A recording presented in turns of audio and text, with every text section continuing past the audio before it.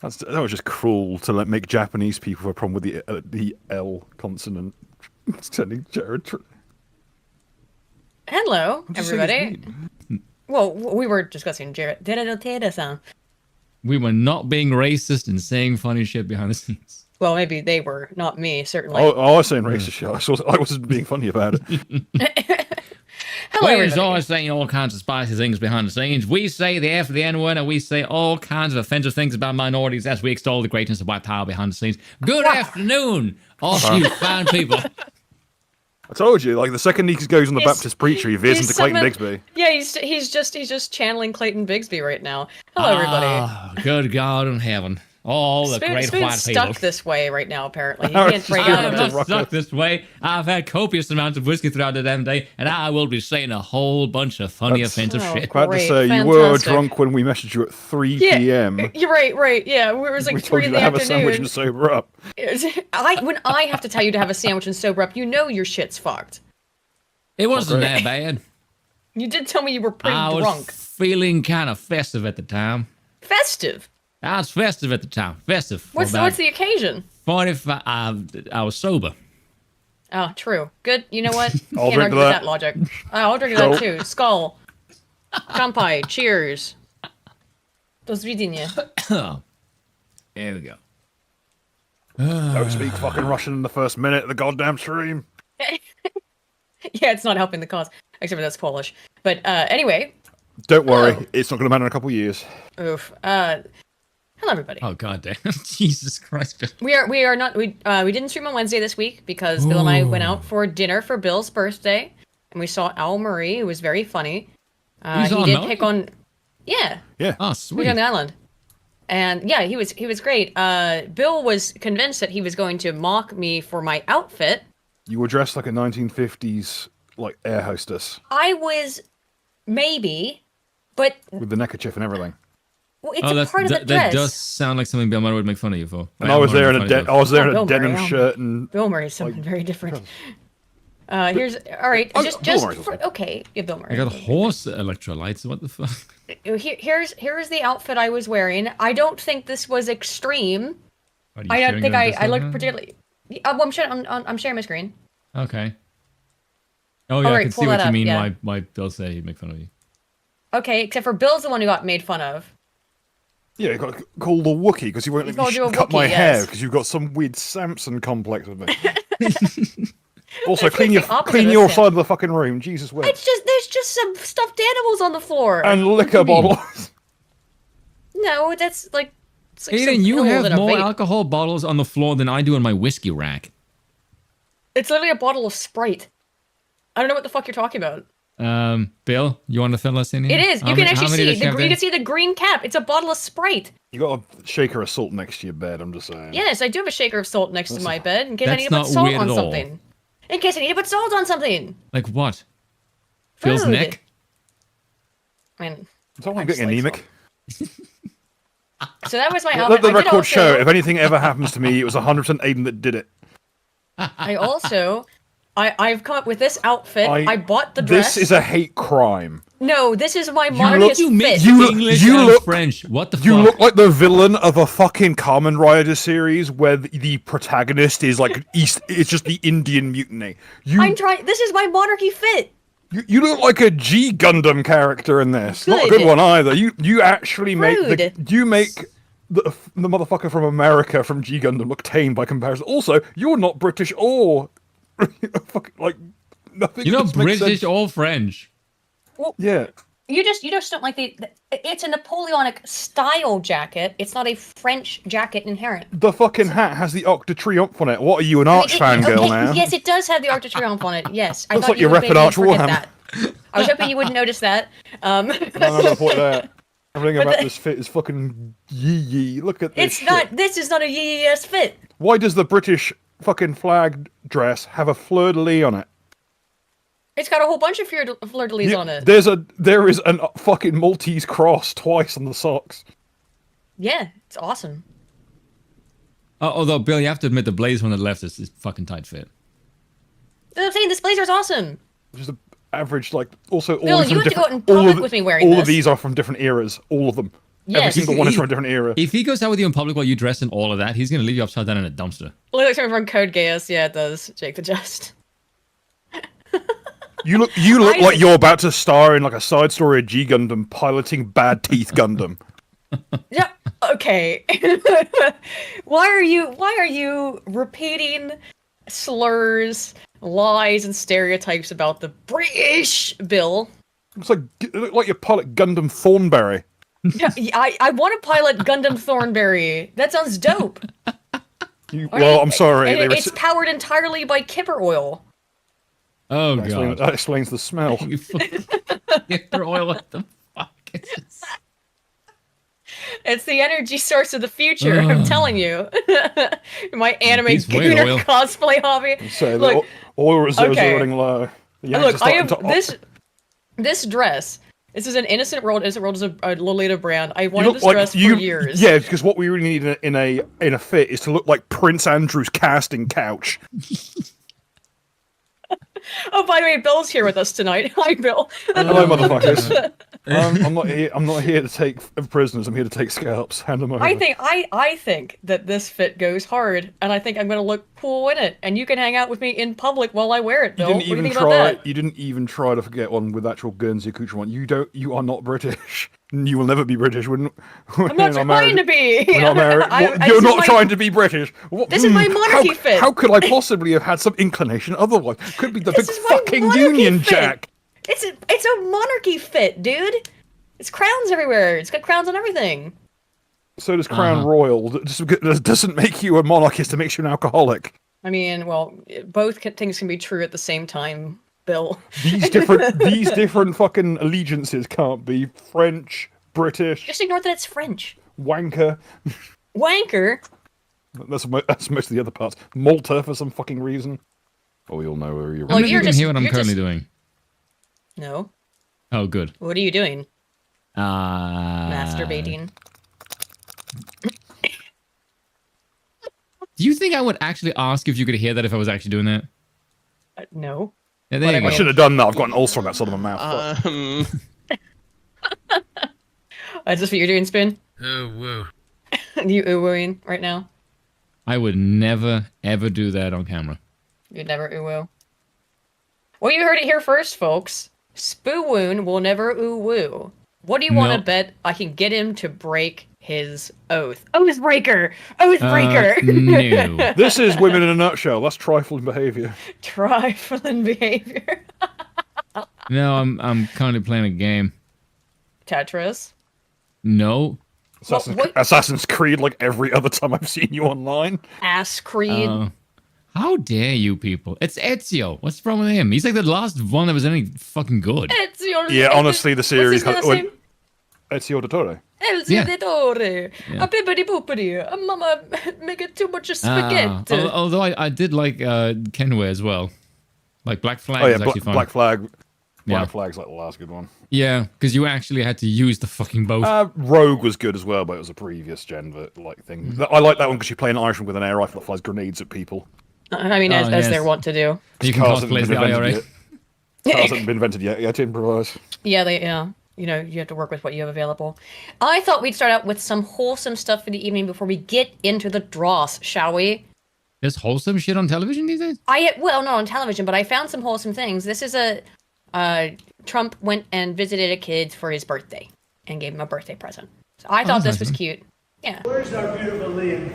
I'm supposed to be on that stage, but that doesn't matter. I love that. I'm supposed to be on that stage and it doesn't matter. Because I got you a birthday present. You'll ever have. It's the best present you'll ever have. It's the best. It's the greatest present. You've never seen a present like it before, Liam. It's the best. Okay? Take care of yourselves, okay? I'm gonna go right after you. Thank you. Take care of yourself, honey, okay?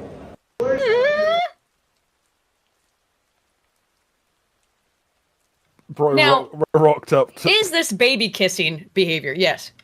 Have Kamala or Biden ever been filmed doing anything like this? Well, no, because all the people got footage of them dumping sewage into Haiti's water supply got shot. True. My point is, though, that is it baby kissing politician behavior? Absolutely. I would rather have baby kissing behavior and I mean that in like the political, non-offensive, non-nonce way. I much prefer stuff like this. We're back on just Prince cute. Philip. Well, it's not Prince. We're back on Prince Andrew. Prince Andrew, yeah. I much prefer something like that. We also had a good clip from Moldbug. This is based more than it is wholesome, but here we go. You sent this to me the other day, Spoon. Very good.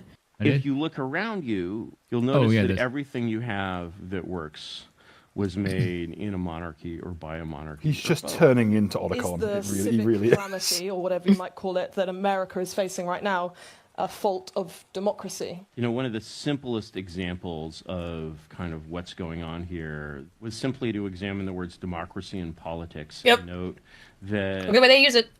they mean the same thing, but they have opposite emotional valences. Oh, do you know how relieving it is to hear someone other than myself use the term valence, particularly emotional valence?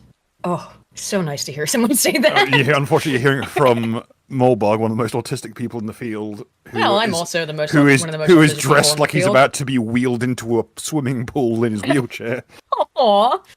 And so Jesus, anything poor Molbog. democratic is good, anything political is bad. If we were to democratize foreign policy, that would be good. But if we were to politicize it, that would be bad. Yep, welcome to the apparently language we game. believe in democracy without politics, which is a rather strange thing to believe in. If you go to the Wikipedia page for Athenian democracy, there's an observation by a modern historian that it's very strange that people have been LARPing the system, as we say, trying to imitate the glories of Athenian democracy. And the funny thing about this, as the historian accurately notes, is that everyone who experienced Athenian democracy, who wrote about it, whose writings we have, thought it was the most terrible system ever. Yep. I mean, Athenian democracy literally executes Socrates, the founder of modern philosophy. If you look around you, you'll notice that everything you Yep. Yeah, right. Trey gets into this. that works was made in a monarchy or by a monarchy or both. So, for example, this iPhone. This iPhone was produced by Apple, which is a monarchy. That is, it's a corporation. What Apple is able to do as an absolute monarchy with a CEO, which is... This is what people, when they spurg at us about monarchy, Spoon. Yeah, The second that you start to put it, well, no, but it's the second you start to put it in the same way that Yarvin does, which is, well, It's a if you have such corporation. issues with monarchies, why do you not have an issue with corporations? Why do you have an issue with CEOs? Because they are monarchs. They are the monarchs of their their nation, company, yeah. which is their They company. are extraterritorial nations. Yep. I So, think it's way more nefarious. I think corporations are far more nefarious than kingdoms. I would remind you, a provisor of something qualifying as fascism is a corporate backing. Yeah. Like Yep. actual proper Mussolini, CCC, fucking... Absolutely. But again, you frame this stuff to these people and try to ask them to think about it. It's like, why are you okay with corporations then? And outside of the actual commies, who cares what they think I think anyway? the reason why they think of corporations is because they, in their mind, is that if there's many corporations vying for power, you sort of have consumer choice, whereas just one holding the monopoly is probably how they would rationalize it. The problem with it is Probably. which is fair enough, but the problem with it is in our society, and I had a bunch of people in the Broken Crown discuss this badly, by the way, and if any of you were there discussing this, you're wrong and you're full of shit, is that when you look at this thing called checks and balances, you're constantly just adding more and more people to the power structure and telling them, you must balance this thing because a piece of paper says so. And that's it. Like, you're constantly just relying on people to do the right thing because reasons. Right. The thing with a monarchy is the same thing with a corporation, though. Outside of some pretty extreme circumstances, the monarch and the CEO are not wont to destroy their property. You are more likely to get a CEO willing to destroy a company because they can always retire. The monarch really can't.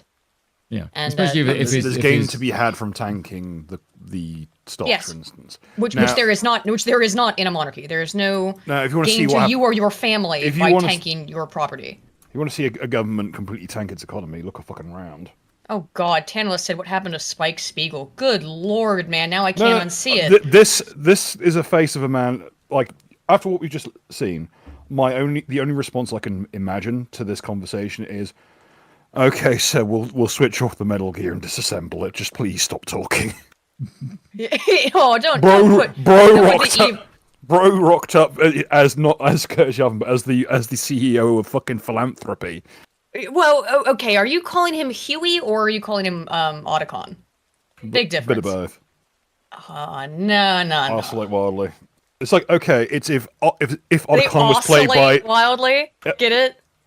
fucking that's Ocelot is different. I know. But It's not vulgar. if Otacon was played by Jeff Goldblum, you'd have Curtis Yarvin. You know what? Fair. Anyway, let's get back to it. It's just a euphemism for king. It produces this incredible device. Imagine if this incredible device had to be produced by the California Department of Cell Phones. We live in this strange position. That's how you ended up with that fucking those beeper bombs. We're the product of 250 years of thought that absolutely excoriates this political system, excoriates it as much as the Soviet Union excoriated capitalism. And yet, we see these incredible things that could never be done. Exactly. You're not going to get a company that works completely democratically that will produce anything of value. So, to guys who mentioned the Spike Spiegel thing, at least this Spike Spiegel's actually Jewish, like he's meant to be. Did we watch the Tim Pool versus Andrew Wilson debate on Afraid to Exist? We were supposed to watch it last week, we didn't get to it. Yeah. We can do that tonight. I don't have a super huge docket, so if we get through the things I do have tonight, we'll check it out, because we were supposed to do that last week, but we ran out of time. But, I thought since we had some things that we did want to talk about involving pop culture as well this week. Not a lot, but a little bit, because I'm just gonna bring this up. Whoops. Why? Because I got in trouble. Well, no, you got into a thing. Oh my god! You got into a Barney with some random on Twitter again. Yeah, no, I don't even know who the fuck the guy was. Oh great! He accused me of cloud chasing. I'm like, yeah, exactly. Like, motherfucker, I don't even know who the fuck you were. Shh. And he blocked me because I said he lies, and then he lies in his video. Hang on, I gotta restart Brave. It just crashed. Does it all the time. Why does your Brave crash? Constantly, man. What? Like, why? I don't know. Just does all the time. Basically, like a big. I don't know. Wait 1 second. Just do what I do. Run Windows 7. That way, Opera GX can't actually update enough to crash. Oh no! It might be my whole computer. Oh shit! I just restarted. It's my whole fucking computer, isn't it? Oh great. By the way, I legit would go back to Windows XP if I could keep DirectX. Because let's face it, to be real, I've stuck with Windows 7 and it's never done me dirty. Yeah, there we go. And yeah, that Birdman. You get into fights with all the weirdest people. I talk active shit about people. Okay, constantly. I'm able to get the browser to come back. There we go. I think it's because you're not very subtle, Bill. Just, I think you need to sort of just rope them in and then just fucking go Muhammad Ali Tyson on their ass. I don't know. I don't like being. When I try and beat around the bush, I feel like I'm being disingenuous. Yeah, fair enough. I talk politics like I play Yu-Gi-Oh. I just put the boot to the neck and I smash their fucking head in. As few words as possible, as few moves as possible. Okay, I've got this up. Sharing my screen again. I'm just at this one video. Which is such a show of physiognomy here. Yeah, Dragon Age Veilguard has been announced, and some first early showings of it. It was very convenient for me because I was working on a video already about avatars, player embodiment, diversity, equity, inclusion, all these things that we hear are so important in video games. And as I was working on it, all this stuff dropped. So it just ended up falling in my lap in a very serendipitous manner. But here is we can talk about it more, but this is the video that kind of went viral about it, which is this. Person of gender, I'm gonna say person of gender, talking about how excited they are. They are neither a person nor a gender. I'm sorry. Who is talking about what they like most? I think they got to play it for like 2 hours, and here's the thing that they're most excited about. But he, him, she, her, and they, them, and then your gender is man, woman, non-binary. Love that. Love the inclusive. Hold on a second, why? Scotch. You can not hear it? No, I can. I'm wondering, why is the browser so fucking big? Well, because I'm playing this through a media player. Hold on a second, I haven't switched back to my... When I switch back to my browser here in a second, it's gonna... I'm sorry, are they calling the character Rook right after fucking Dragon's Dogma 2 comes out with the pawns? I don't know, but the main character's name is Rook, yes. The PC. There we go. Top surgery scars are also included in this for all of our Okay. trans and non-binary roots. I brought this up to Aiden when she brought this up to me. Who's carrying out that surgery, and is it the same person who does what's it called? The tranquilization process. Is it the same people? I mean, that was my question. Yeah, that was a question that Bill and I had about this. You know, Spoon, you're a fan of Dragon Age, yes? Yes. We've had conversations about it. So, who's doing the top surgery in the Dragon Age universe? Who's performing this? The thing that I don't fucking understand is in the fucking fantasy world where you have someone like fucking Morgan who can literally transform into a fucking spider. Well, this is the bit where you go where you have to suspend belief and go like, well. Here's the thing: all shapeshifters are shown to have horrific fucking evil nature powers that blatantly channel demonic shit. So. But it's a good question. This is a universe where people can shape shift with magic. Yep. And you need surgery scars. The reality is that, and we'll go over this in my video, which I have now. You got now, stuff that solves scar tissue now. Right. I have definitively, the script is done. I'm going to record it tomorrow. So we'll get started on that. It is a long one. It's about 19,000 words, which will put it squarely over 2 hours, I think. Yeah, it's a big video because there's I have a lot to say about in there. I'm surprised that you allowed me to put in the script. It's a lot. But this is an area of research that I have expertise in, and I wouldn't say that about most areas of research in the social sciences. But this one, yeah, this is my area of expertise. Video game avatars. That is like my actual very specific niche of research and just, and always has been. So I know a lot about it, both on the front and back ends, in terms of like what happens behind the scenes. I didn't talk a lot about the front and behind the back scenes ends stuff. are the problem here. Well, certainly the back ends are the problems. But here's the thing. First, the problem and is no one goes near their back end. That's why they have fucking top stars. Yeah. You have a fantasy world where you can be anything. You can make your avatar look like anything. Normal and sane. But I'm just saying, if you're a woman who wants to be a man, right, or thinks that you were born in the wrong body, penis envy. Why would you want to play as a character that has surgery scars indicating that they are not a biological male? Why are we talking like this as if the people who want to play this are not completely fucking insane? Well, here's the thing. The thing that I just don't like about this entire worldview is we have to address these people like they fucking matter, when it is in any other civilization they would be killed because they're fucking dysgenic and moronic. The reason they purge eunuchs. Yes. Yeah, exactly. You want Shao Gang. You want Shao Gang. Here's the thing. And there's what I found in the data, right? Very consistently, persistently, I could not find a single piece of evidence. And I searched I'd read this literature before, but I went through and read all the newer stuff that's just come out in the last couple of years. To this day, there's not a single piece of academic literature that in any way evidences that people need to see themselves as a one-to-one recreation of their physical body in a video game. In fact, the opposite is the case. People play video games for escapism. They play video games to be someone that they are not, which means that if you're playing a video game and you are someone who has top surgery scars, you probably don't want to make that a character that looks just like you. Maybe this person should make a game where they're employed. Oh, yeah, true. But, Bill, this is actually a good point. Just, future-proofing. We've talked about this as well, though, Bill, which is that, obviously Wizards of the Coast, which also being a leftoid, insane woke company. Nothing says left-wing like hiring the Pinkertons. Right, yeah, nothing says left-wing like hiring the Pinkertons. It worked for Lincoln. To bully some random YouTuber that you sent the wrong cards to. Let's not call it bullying. Held at gunpoint. True. Yes, excuse me. Until they could rummage through his rubbish and get all the packets. Did you know about the Spoon? That you know who the Pinkertons are? You ever watch Have you seen Deadwood? Western? Deadwood, any kind of. Well, the Pinkertons are a mercenary company that's been around since the 1800s. There is something called the Pinkerton Act, which was literally put in place to say the American government can in no way, shape, or form hire a private army to do their dirty work, especially the fucking Pinkertons. Yeah, they were Abraham Lincoln hired the Pinkertons and told them, anyone tries to vote to secede, smash their teeth in their throat, or kill them, your preference. Yeah, do you think West Virginia went and joined the Union out of the true willingness and desires of the West Virginian people to free the slaves? I believe they were also hired by the United Fruit Company. That's why all those unionists got shot. Yep. So the Pinkertons are a notorious extra. They're in what do you call it? Like outer heaven, They're a NGO paramilitary organization.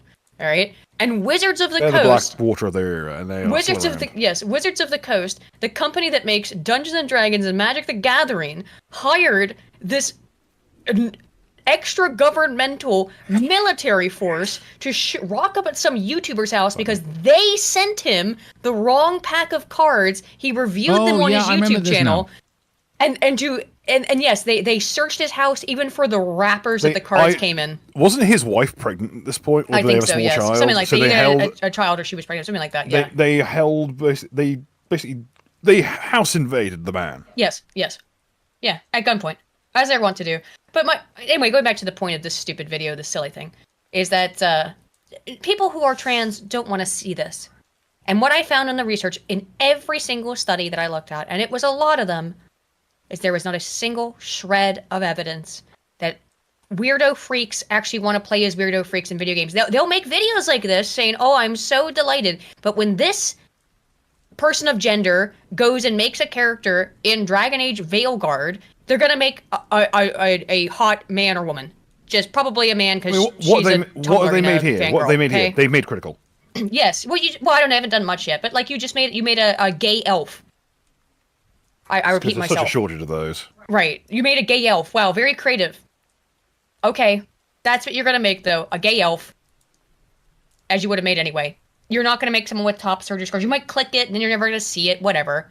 People who actually have top surgery scars, not gonna do folks this. at home, if we can get enough money together, I'll make a parody series of Mass Effect, and the Renegade intro will always be a racial slur.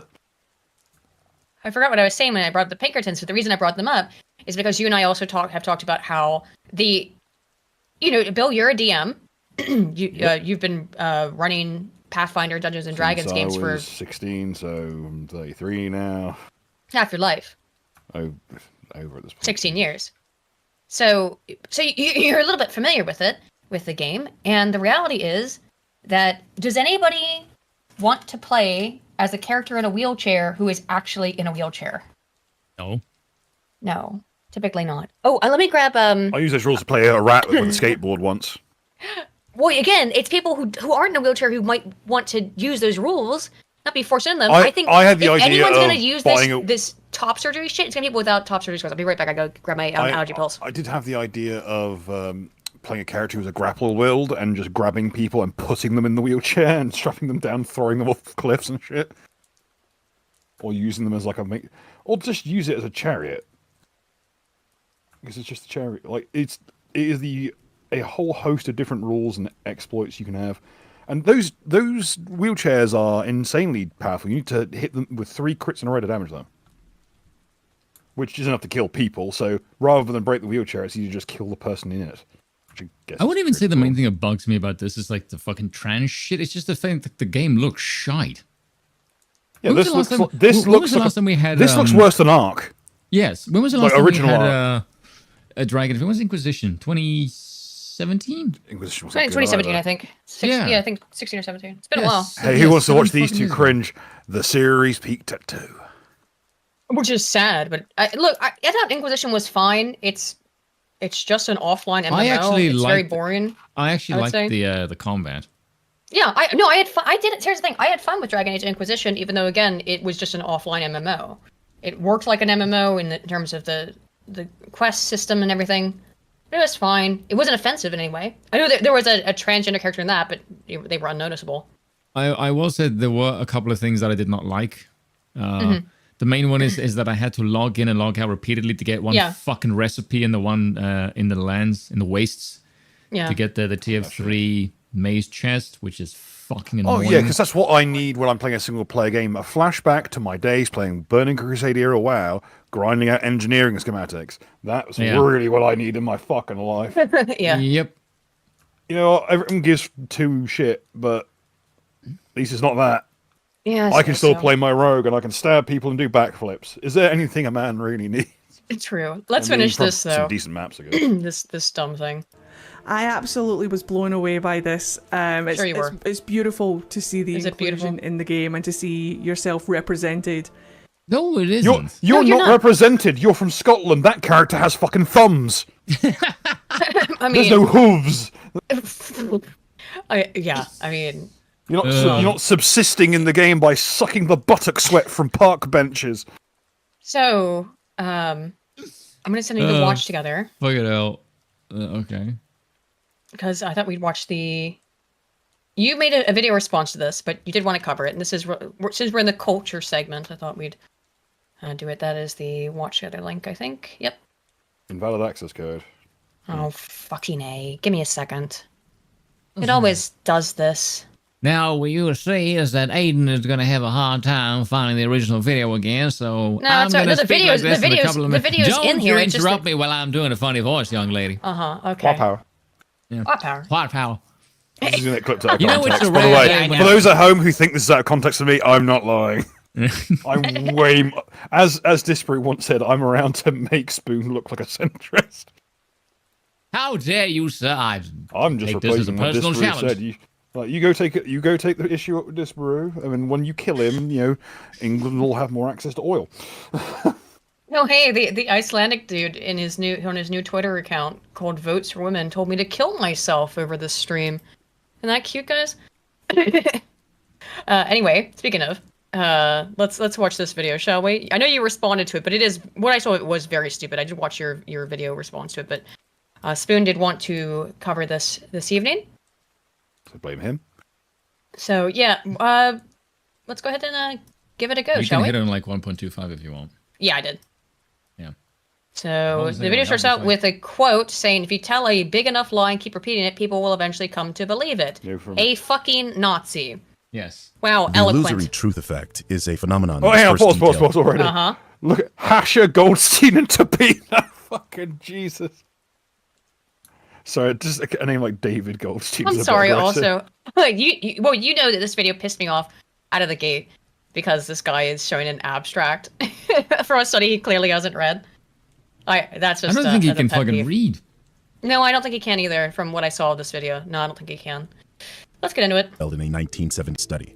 It's the inclination of people to believe false information after being exposed to that false information many times. That's actually you could just call that you could call that the it's an exposure effect. It's also called the recency. It's also called mainstream media. Oh yeah, you one who does this all the time. Hey, let's get into it later. NBC. Hey, was January 6th a fucking insurrection and the United States Is Trump a almost threat to collapsed? democracy? Oh yeah, good questions. Let's hope he Good is, because otherwise we're fucked. But it's almost like if you repeat a lie enough, stupid people believe it. Remember when Michael, oh my goodness. the fucking Austrians asked Michael Malice, like, is Trump a threat to democracy? I wish he was. Yeah, I know, right? Yeah, me too. Like, oh my God, like Trump, when Trump said, like, I want to be a dictator from day one, everyone else in there is like, oh my God, please be for more than day one. Please be for more than just day one.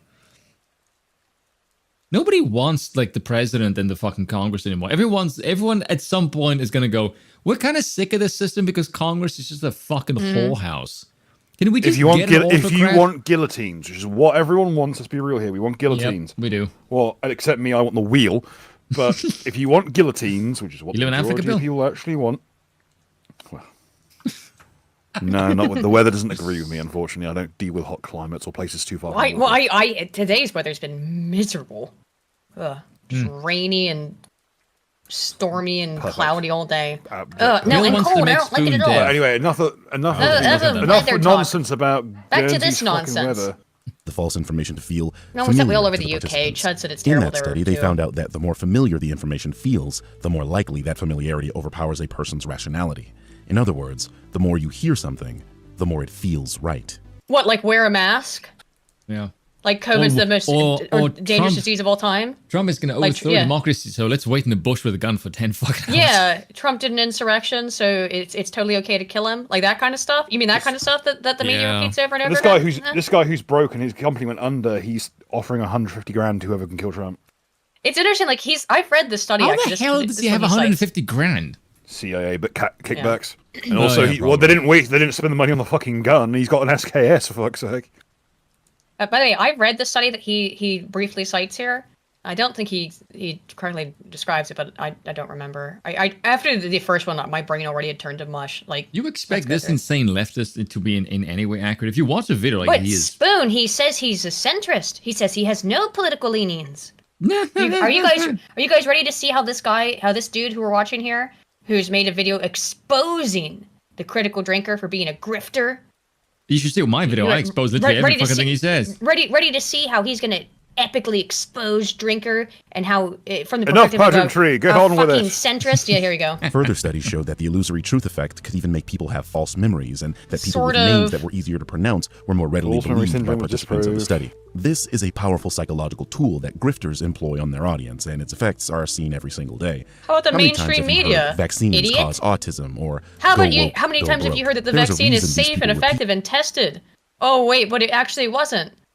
Huh? Weird. Yeah, it These wasn't any mantras of that. over and over, even in the face of conflicting evidence. No, and he's got- that's because here, we got repeating this- false information pause, makes please. it more likely to be believed. Please Here's pause. a network graph of the phrase Okay, How well, can I you guess not not. pause it? Because I think you're clicking it. And No, then I'm not it's, clicking it at all. Well, someone is. That little like pause and unpause right there was me. I went Okay. to click it as Spoon did. Oh, so we have the Quarterine, Critical Drinker, Geeks and Gamers, Nerdrotic, Teal vs Babyface, Clownfish TV. I don't. Oh, World Class Bullshitters and Ryan Kennel. So, So all right wingers. but no, these are just media critics. I mean, sure, the Quarterine is overtly right wing. I think. I don't know if any of the other guys would call themselves explicitly right wing, but it's like Marvel. They're talking about Shang-Chi, and all of these. There's no politics here anywhere on the screen. What he thinks is an own. It's saying that the film was a flop. Well, it was. It was a massive financial disaster. What do you want them to do? Lie? I guess that's what you do. So you expect other people to lie. The point of Shang-Chi was not to do well. It was to get some Chinese representation, to get into Yes. the Chinese market, and most Yes. importantly, to make sure the Marvel character Razor Fist, the villain character, is out there in the media, so that when you Google Razor Fist Disney or Marvel, you don't get Razor Fist reviews rinsing them. I don't know if that's actually why, but that is an interesting Why else would theory. you bring up the character of Razor Fist? I don't know. Which I don't looks know. like a cross between a gay wrestler and a villain from The Suffering.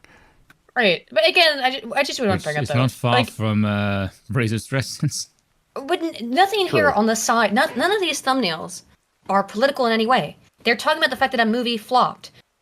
Did the movie demonstrably, empirically fail at the box office? Yes. So how is this political? Of all the things to bring up, I mean, I think he goes into a lot of the stuff with Agatha, after all. Well, and telling the truth is inherently right wing, the don't you show. know? Oh, the Well, yeah, I acolyte. mean, that's the one he talks about. objectively true, though. Yes. Right. Yeah, telling the truth is right wing. The truth is right wing. If you look at Yes. anything leftists actually aspire to, it's completely divorced from reality. Yep. Objective reality is right wing. And that's why they can't do memes, because everything that they do requires an enormous amount of setup to make sure it's explicit and in one unified message, and that means it's clunky as shit, and you can't make jokes and you can't banter about anything. Right. That's why the right does well, because its actual worldview is based on reality and observable fact. Yeah. Also, that's right. Punished SSP Garrett in the chat brings up the Chinese thought Simu Liu, the guy who played Shang-Chi, was ugly. They didn't think he was attractive enough. So that's one of the reasons that it flopped. The Chinese didn't want the Chinese representation. To be believed. Here's a network graph of the phrase "Go woke, go broke" on Twitter from August 2022 like someone to should February mop 2023. that up. The blue represents left-leaning users, while the red represents right-leaning users. The irony that in your of the shape kitchen formed floor, by right-wingers isn't lost on me. I love that he looks at this graph, and the one thing he gets out of it is that His he penis. looks at a graph and that he sees a penis. That's what he's about to say. No, by the it way. looks like a pile of vomit. Like, if Yeah. you see this, but if your spaff looks like this, Yes. you need to see a surgeon or a if your mortician. here's the thing. What's this guy's name again? Birdman. Yeah. If your pee-pee looks like this, You see a surgeon. seek medical attention You immediately. they're Something's the very only wrong. person who has ever described anything about genitalia even approaching this was a guy who had MRSA and had to have like 10 surgeries to fix it. How do you think this? He's saying that this cluster. First of all, what really brilliant critique and criticism to say, like, look at this graph, looks like a dick. Yeah, you're an intelligent person, I can tell. You know what? Do you have any? This guy has no idea what this type of analysis is supposed to do. It's measuring network clustering. Okay? Do you see how? Look at this concentration of blue. You want to talk about network clustering? Look at the blue concentration. It is. They do not interact. So what the lines between the nodes are here, because this guy doesn't know how to read a network map like this. I do. Let me tell you. So this blue clustering over here on the left, where it belongs. Do you see how incredibly dark the coloration is? It's because these people do not talk to anyone but other leftists. They live in an echo chamber. Do you see how spread out the right is, the red? That's because they interact with other people on the website. The Democrats, the leftists, only interact with their own kind, and to the point where they basically have formed their own network within the total system. There's one really weird little blue sliver right at like the... There's a little bit of interaction. Which you can to me see is like, okay, that must be like Arab Twitter. Because they hate the Jews, and that looks like the right neck of the woods for them to have ended up somewhere. Sure, but my point is that this like idiot, Hotep and racist Twitter, yeah, they get along pretty well. This absolute moron has no idea what he's looking at, which is why the only takeaway he can get from this this network analysis map is it looks like a bell end to me. And again, like I said, if your dick looks like this, see a medical professional immediately. A literal dickhead. This brings me to the subject of this video, Will Jordan, aka the Critical Drinker. Tell me, they always love to how many parrot times have you people's heard real him names, say? Isn't that interesting? Isn't that interesting? They always give people's real names. I don't do that. Because it's an implicit threat. It is. It's like, I know your docs. Oh, I know who you are, Will Jordan. Or should I call you Critical Drinker? Like, nobody else does that. It is an implied threat. It's a weak as fuck one, but it is an implied threat when you like, use send all the leftoids up to Scotland. I think he lives in Edinburgh. I don't know. But the thing is, don't worry. After I said that, if he doesn't live in Edinburgh, I'm sure I'll get a lot of angry comments about that comment. So the thing is, Drinker is an author, so his name is out there. Well, yeah, that's what I mean. It doesn't actually matter, but it's like they do that. It is an implied threat. Of like, oh, I was able to find your name. It doesn't matter if you use your real name to publish or whatever. It's always an implied threat. That's what it is. It's one of them. I got you. I've got your power word. Huh. Yeah, I think it's like a fucking true name. But yes. Like, I've got your true. Like they act like they're fairies in every sense of the word. Well, yeah. I've got your true name. Now you have to do what I say.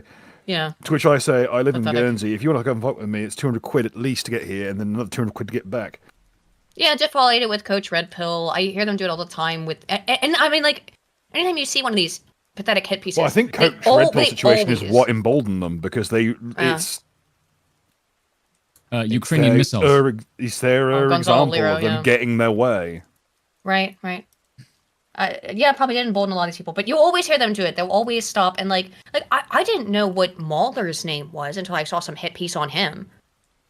And he's got like an extremely Welsh name. I don't remember what it is, but like, you know, like I'd never heard they always do this. I think it was Callum, but I don't remember. I really because I don't care. It's not of interest to me, but it's interesting to me that it's interest to these people. That's what I find actually interesting. Not what the fuck Critical Drinker's real name is. What's up, everyone? It's your friendly neighborhood Birdman here. Today, I'm going to question why people believe this grifter and show you precisely why you shouldn't. Okay, let's show us. Expose the grift for us, sir. Also the Blanca thing. Due to the kinds of people this video is sure to attract, I think I need to put my cards on the table. Firstly, I am not a political type. I rarely, if ever, bring up politics, and when I do... Please stop unpausing or pausing. I don't know what keeps happening. I'm not a... So here we have his opening statement. I am apolitical. I am apolitical. Yes, this is the... I'm so tired of this. What about a grift? I am so tired of this grift. You have politics. We're gonna go see it over the next couple minutes. We're gonna see your politics. You can open this in a browser. Huh? You can open this in a browser. That's one of the things in the video. Do you want to read this? Because I can't pull it up and have this up. I'll watch the other. I can do a dramatic reading. If you don't do the Mr. Spuds, I'll do Old Bird Boy. And see, I was cool with your channel until you smashed Republicans and climate change. Fuck you and your liberal bullshit political views. So you were cool with the channel when I was smashing Democrats. When I did the same thing to your preferred flavor of politics, it's now a problem. Haha, I love hypocrisy, that's why I made the series. And climate change is not a political point, stupid, it's a scientific one. I follow evidence, not political leaders.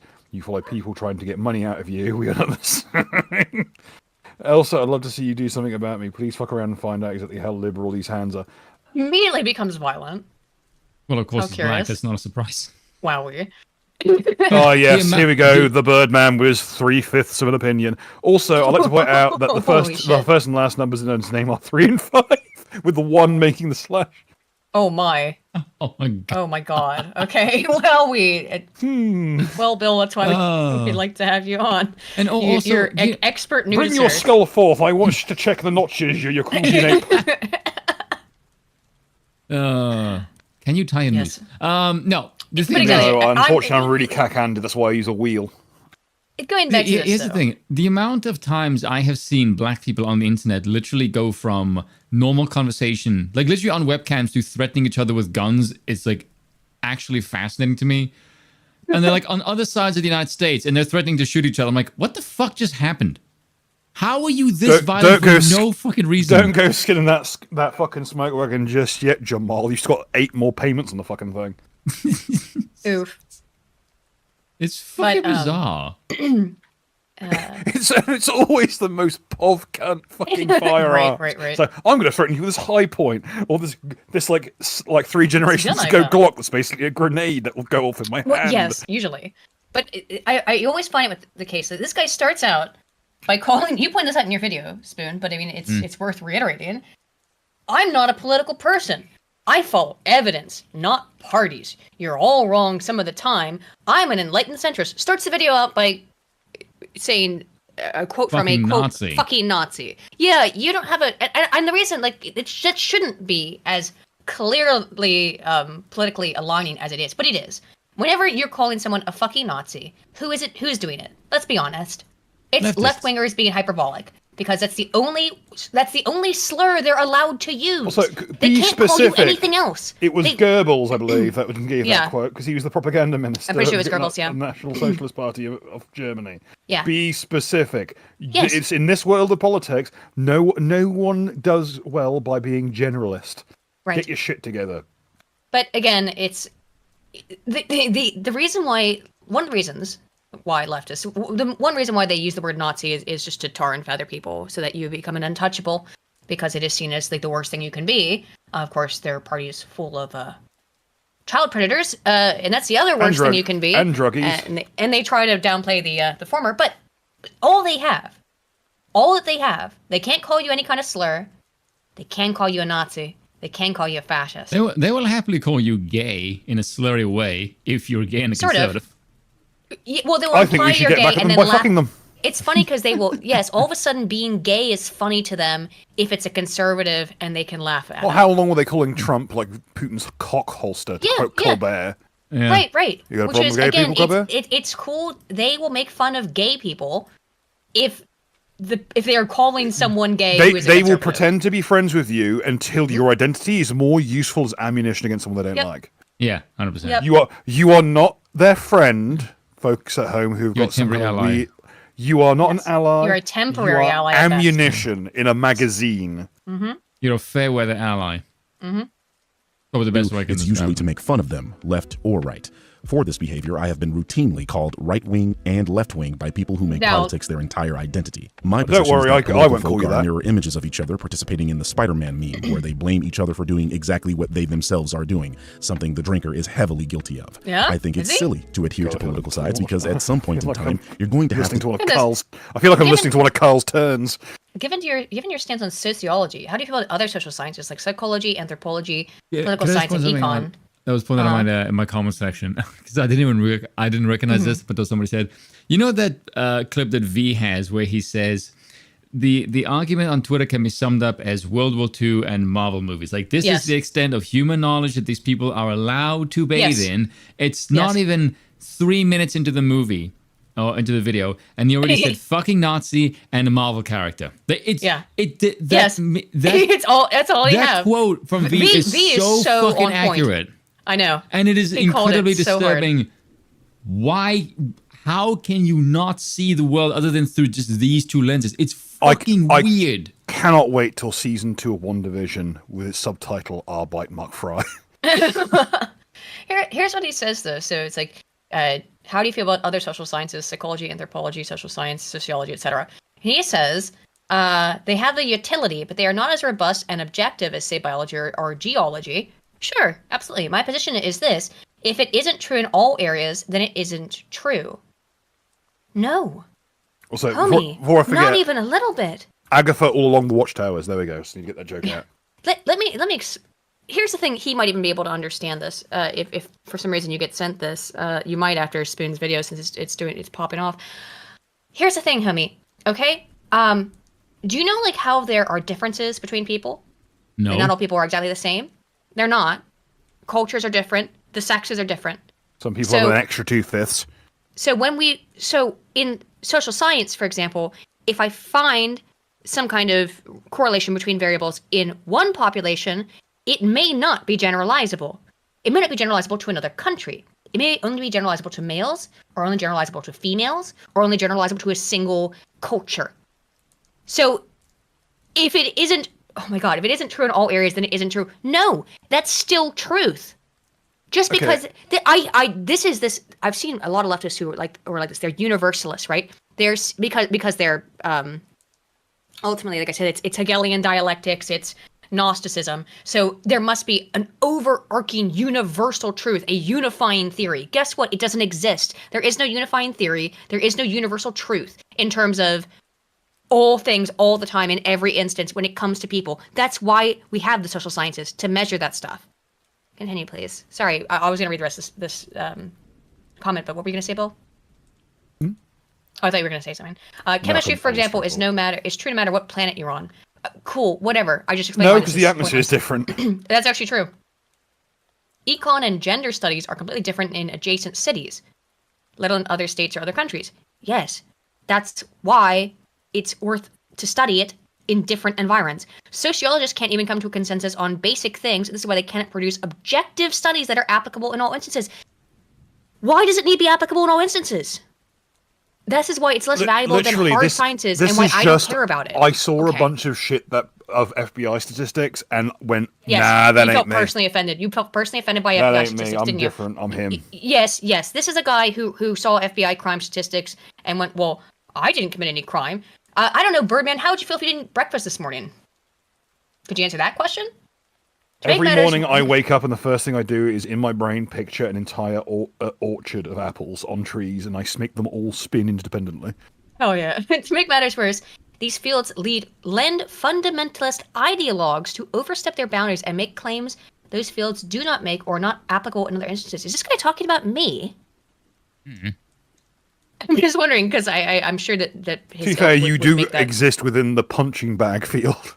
Yeah, but I'm sure that it would be like, oh, I'm using science, I'm using data to make arguments. We're just like all I do is just read papers, you know. Sociology is often at odds with biology. Sociology is applied biology. Yes.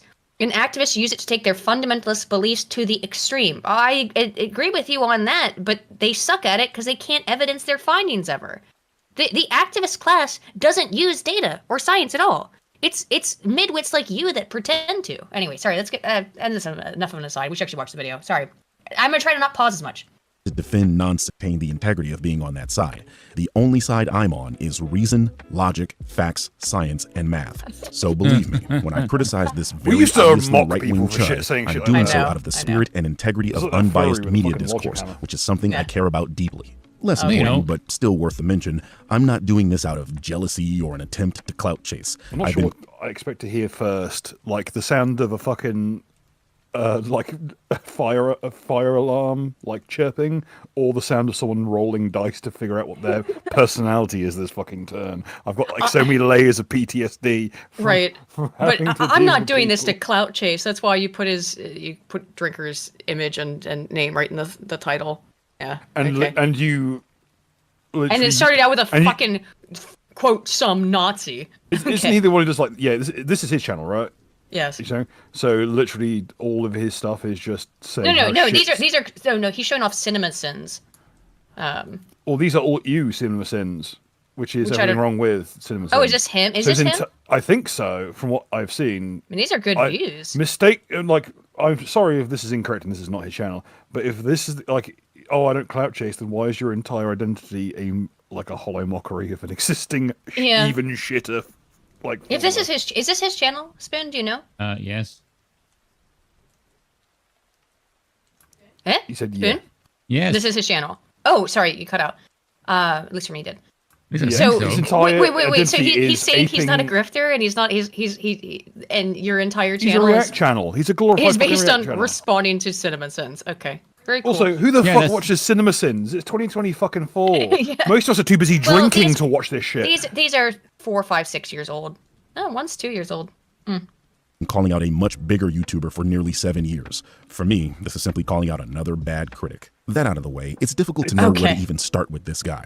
He is absolutely rich with misinformation, outright lies, and baffling takes that don't stand up to even an ounce of scrutiny. In my last video, I played an excerpt from his infamous Across the Spider-Verse video. Also, I can't shake the feeling that the script is doing everything in its power to play down Peter Parker, like it's afraid the audience will somehow start rooting for him over Miles if he's shown to be too capable and confident. The first movie portrayed him as an aging, burned-out loser who only redeems himself at the end, while the second film morphs him into a bumbling, hapless father in a pink bathrobe who for some reason keeps taking his baby along on life-threatening adventures, despite having a perfectly capable mother at home to look after it. Is this some weird attempt to mock and belittle the Spider-Man that most people know and love, who incidentally just happens to be the only straight white man in the entire movie? I don't know, man, it just kind of leaves a sour taste in my mouth, that's all. The first thing you'll notice if It's completely valid criticism. Fuck Spider-Verse. Where the fuck is Tokusatsu Spider-Man? Exactly. Where's Spiders Man? The guy who's But that's a literally completely 10,000 valid spiders. criticism. He didn't even say it as a definitive. He said, "Is that what, are they emasculating Spider-Man being the Peter Parker Spider-Man being the only straight white guy in the movie?"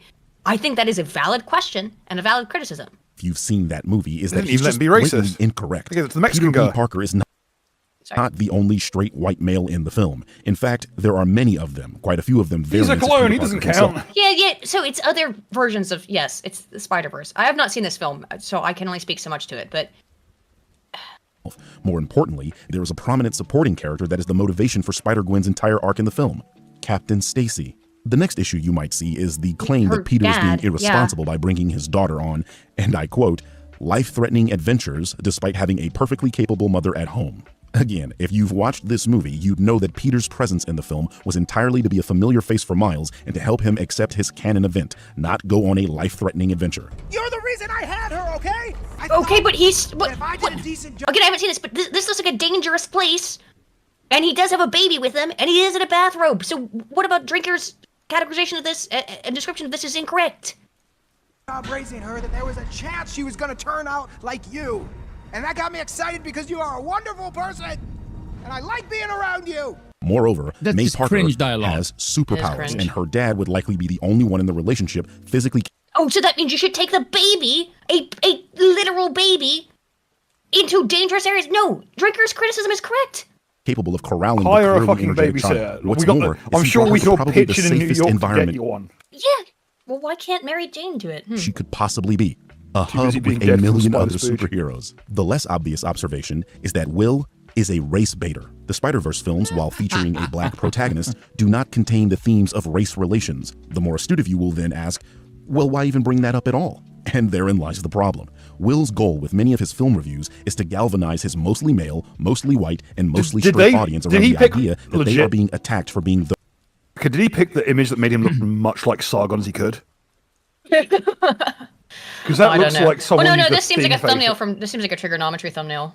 Yeah, it is a trigonometry Oh, yeah, thumbnail. it is, but I feel like that's why I said they originally. Like, is this whole thing just to make him like, just to have like a bit of a association? It is like just. I don't think so. Again, he Seems like a very strange picture of him. Just saying. seems he did. I think he just pulled this from trigonometry. Those You know what I three just find things. funny? You do this often enough. Is that he starts off by saying like, Will is a race beta.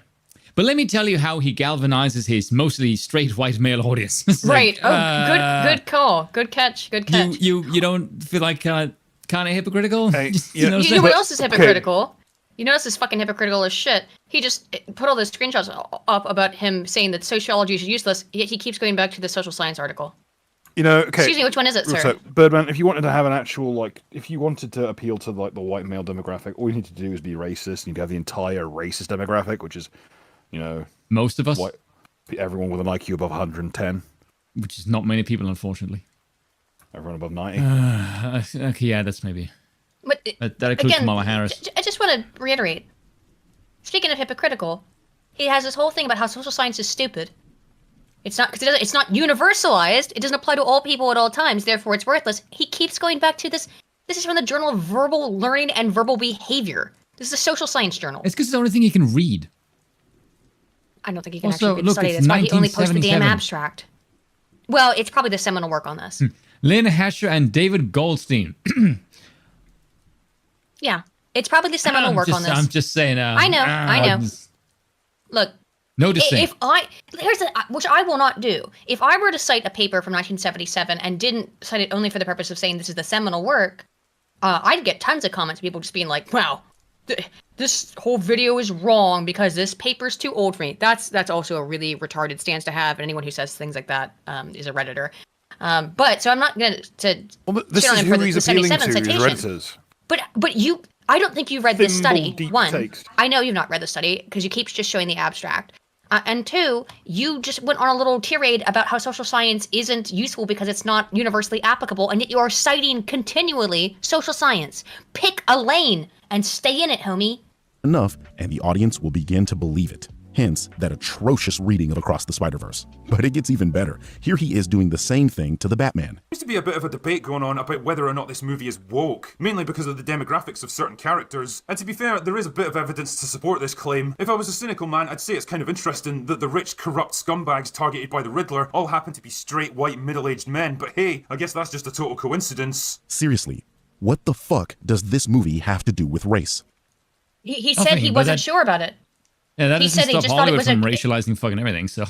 Right. I mean, trust me, what an interesting pick, because it's one of the, least egregious examples. And even in that clip, Drinker says, I don't know, it seems a little weird that all of the people that get in trouble are straight white men. To be fair, a lot of those men are Italians, they're not white. You know what I mean? Also, what's it with black people and Blanca? His name is Blanca. His name is White. I know. I don't know what the Wooly, if you're out is. there, and I hope you're really not, because I say a bunch of nefarious. I shit on hope this Wooly show. is watching. We love you, Wooly. I will say this: Wooly says some shit during the FF10 Oh my playthrough. God, he that does. proves Wooly to says me some that's like, shit. I know you've been on a Stormfront because you made that reference specifically. What did he do? Oh, have you never seen Grand Wizard Waka? Waka? Wait, I okay, don't where know. are we at? 6 Blitzball. minutes and hang on. Okay, wait, But Spoon needs to also be edified. apartheid. But also, okay, Spoon needs to be edified here. We're at 6 minutes and 37 seconds on this video. Yeah. 637. Okay. I'll write it down. I'm writing on my arm. All right, write that shit down so that I can. All right, I got this. Let me. In the watch together, I'm going to play this Spoon. It's going to be a Grand Wizard Waka. Just jump to a random point. It'll prove the point. No, it's I'll play the FM. I can't believe Spoon. You'll enjoy this. Don't worry. Well, he's not watched Two Best Friends. No, he'll still enjoy it. Tell Waka about you. It's like break to watch a machinima, essentially. Don't tell Waka about Yuna's lineage. Okay, that's what it was. Remember I said that Albeds are kind of looked down upon? Yeah. Have you played Final Fantasy X, Spoon? The Sphere as a whole. Okay, Spoon, I don't think you played Final Fantasy X. To basically describe the Albed to you is that they are gypsies. Okay. It's a race of people within the They game. are They're desert-dwelling, technologically scavengers. Scavengers, jippos. Yes. All right. They're technological gypsies. And okay. So if you do not notice Waka's voice actor, don't recognize him, he's the same voice actor who voices Bender. Ah, okay. And he, in this game, He hates Waka Albed, is... man. He hates the Albed. He's got a Jamaican accent, and he's very racist against the Albed, and it's He's a ginger amazing. with a Jamaican accent who Yes. hates the only racial minority in the gypsies, entire yes. setting. Waka! I gotta tell Waka! But don't tell. I gotta tell Waka! I'm sorry for the aside, guys. I can't help myself. Wow! Can't wait to tell Waka! Full of secrets. Because Yuna's half Must Albed. tell. Waka that's mildly racist. The main female character. I love the profiles. It's so good. What's that Eliza Schaefer in the middle? Waka, you realize that all that dank ass Dank push you enjoy, push they enjoy. comes from the It's from the Albed Albed people, people, right? Oh no! Let him cook. Say it ain't so! Say it ain't so, brother. That can't be it. It's Albed potions are really, really good in the game. Poison, silence, petrification, and gives 1,000 HP to everybody. You got something to say about that, Waka? How to spot an Albed. No, man. From Yevon Weekly.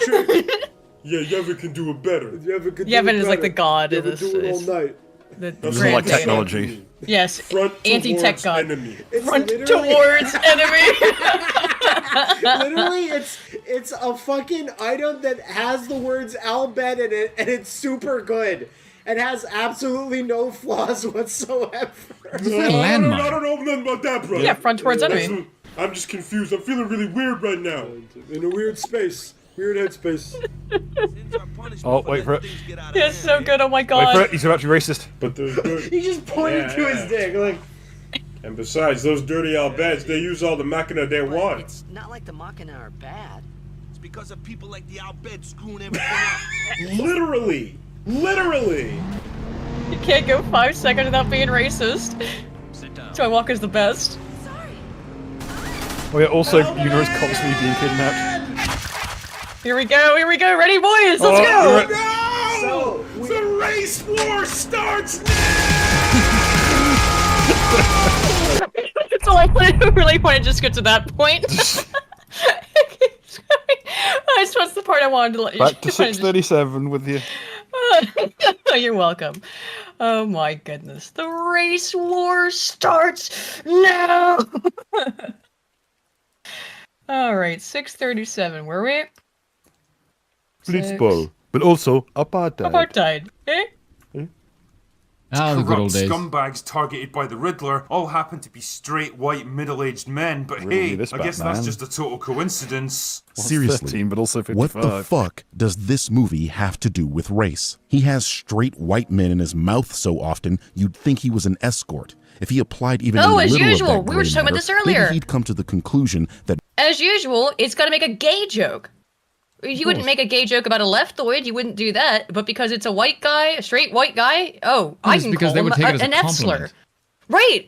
They would take. It's so funny. It's just like, what was that thing where? Did you see that a couple of months ago where they walked around and asked women, being like, or they said things to them like, "I think you're as beautiful as Lizzo," and they got offended. Yeah, because Lizzo is a fat bitch. Is a giant hippo woman, and it's like, but that say all those women who got offended go on Twitter every day and talk about how beautiful and brave Lizzo is. So it's just it's so illustrative of how of the performative nature of everything that they believe. This guy will accuse Critical Drinker of being a homosexual, even though I'm sure that he flies his little pride flag on Twitter or whatever. You know? people in our society tend it's a to slur be when white you want it to men. be. The Riddler was going after police officers and politicians, and again, in our society, they tend to be white. What Drinker is asking for here is diversity, but only amongst the villains of the film. Diversity of character? That's not what he said, though. It's not. No. What he was just saying he just noticed that none of the bring those politicians back up. I'll give you. Right. Let me check the notches. Let me check the notches on those motherfuckers. Exactly, Spoon. Exactly as Spoon said, though. All Drinker did was notice that all the villains in the movie are straight white men. He's just saying that was a weird choice. Yes. I think he probably is asking for diversity, in that when you make all of the bad people white, you are sending a message with that. Would this guy be happy if all Batman's villains were black? I don't think so. Moreover, conveniently leaving out is Riddler also attempted to assassinate the mayor-elect, a black woman. If all of this wasn't baffling enough, he himself states this film isn't about race. And to be fair, Kravitz and Jeffrey Wright both do a great job with the roles they're given, and apart from one poorly judged line from Catwoman right at the end, race never really comes into the picture. Yeah, because he's... So in other words, he's not a race baiter. And he was entertaining the concept that people were bringing up in order to say, I don't personally see it. It's almost like he's not race baiting. This is just his opinion on the film, and he's being actually quite even-handed. It's almost like you can't differentiate between a hypothetical and someone's opinion. I want to know how Bergman would feel if he didn't eat breakfast this morning. Here is that while the movie takes a few little stabs at modern-day social issues, it really never dominates the narrative. Does he even hear himself? No, I don't think you do. I don't think you hear yourself. Like, here's what happens when you go into making a video with a preconceived conclusion.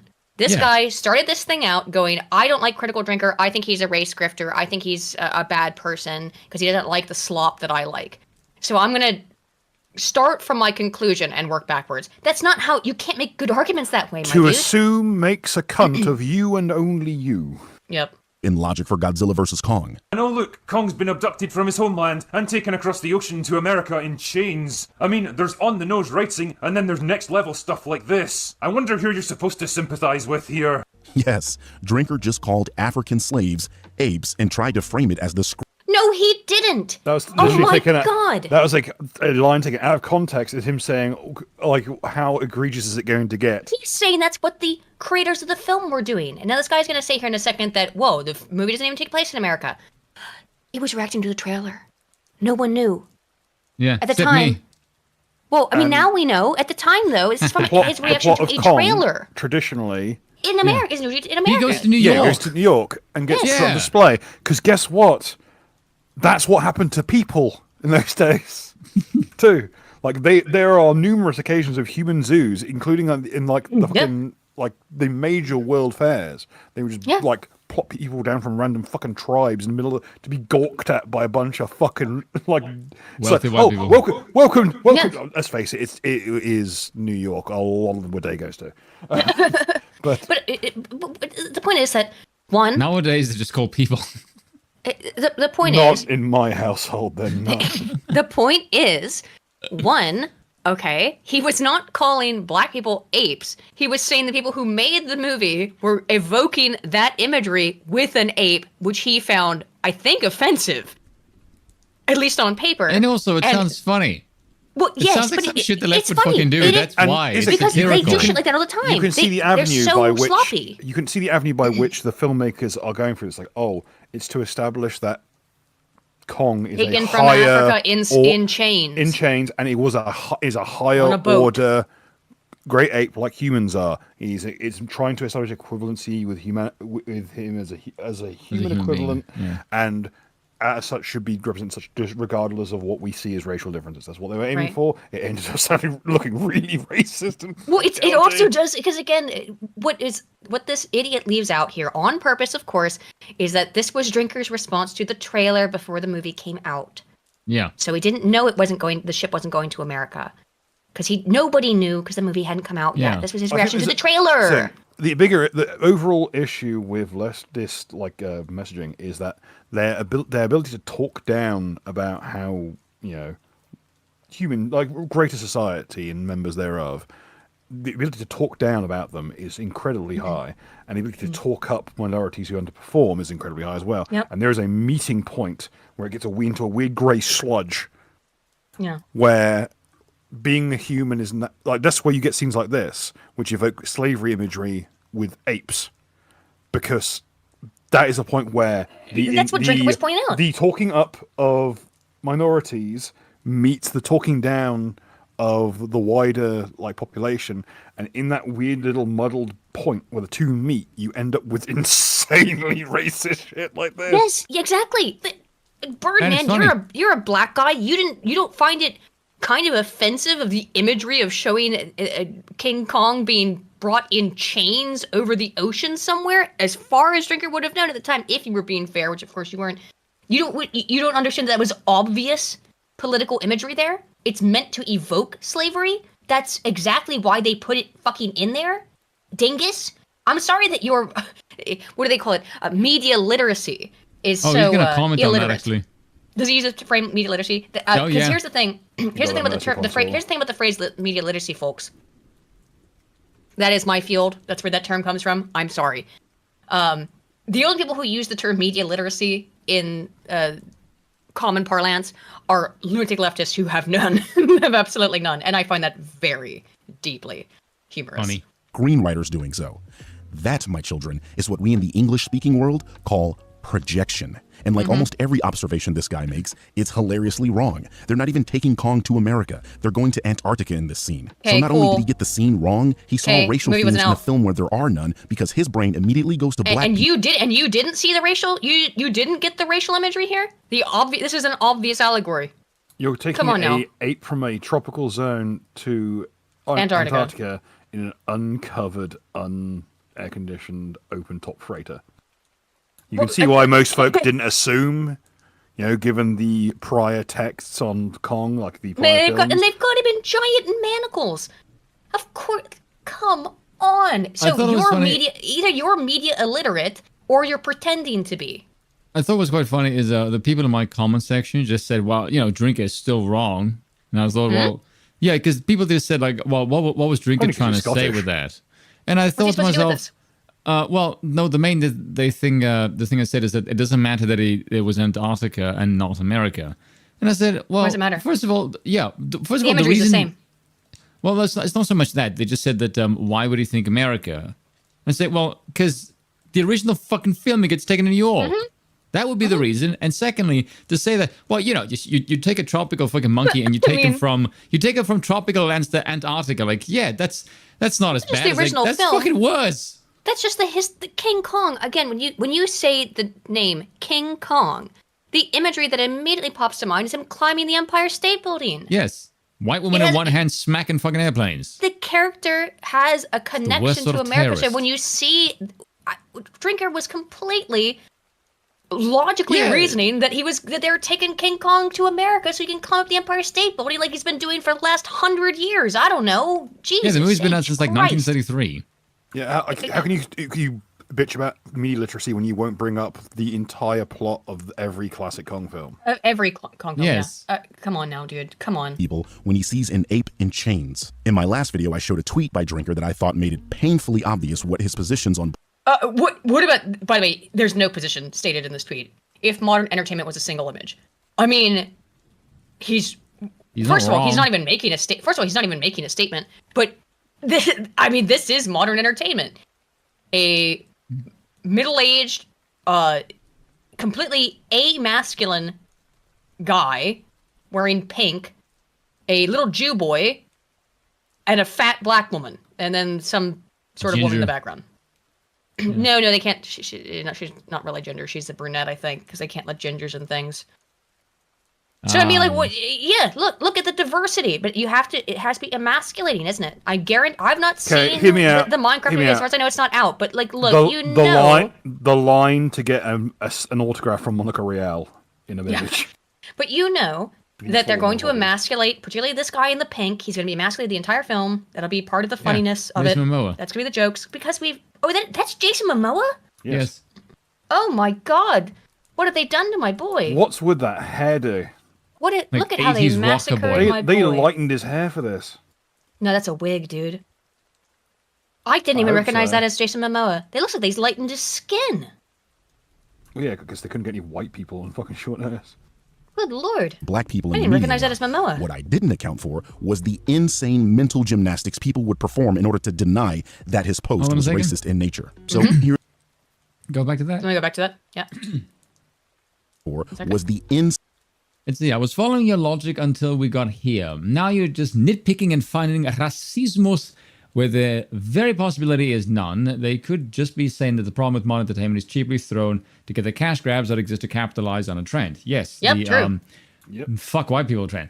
Plus, there's only one black person in that image. Yeah, but like she's in the foreground, but barely. The absolute goal of you to complain about racism while making such a huge leap based on such a vague, just to make it entirely about race.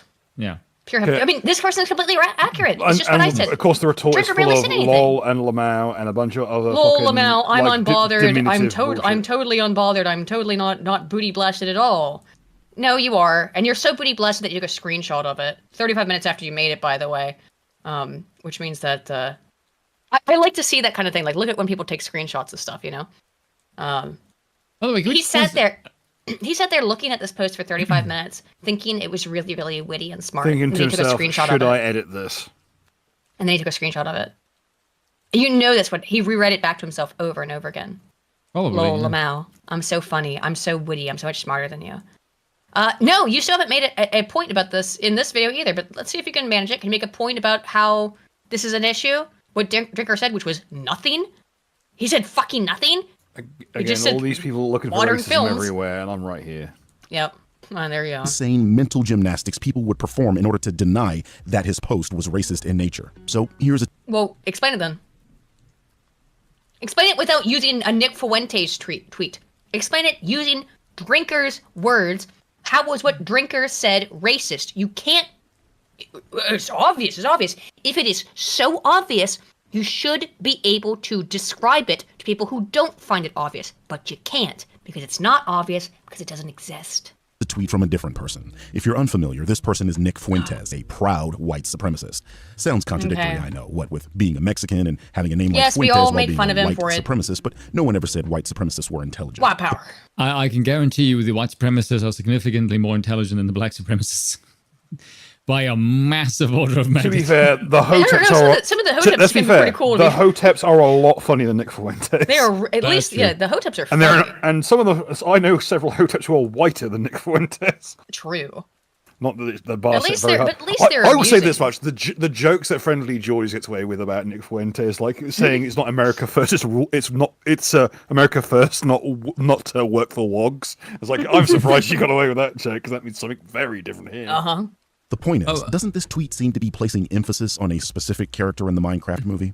I mean, now that I've told you this person is a... Did Drinker put an emphasis on this woman? No, he didn't. Okay, let's see how they frame the black woman question. Put her directly in front of the completely jet black obsidian gate. Well, yeah, but here's the thing. Nick Fuentes posted a picture of the black woman. Did Drinker? No. He posted a picture of the whole cast. Also, who the fuck wears a purple shell suit with brocade? You look like Jimmy. You look like Jimmy Savile's persona. Such a hideous. Yeah, she does look like, holy shit. She's like Jimmy Savile's persona. Holy fuck. What's Jimmy Savile's persona's name? Bill. Don't stand so close to me. Don't stand so close to me. Little girls.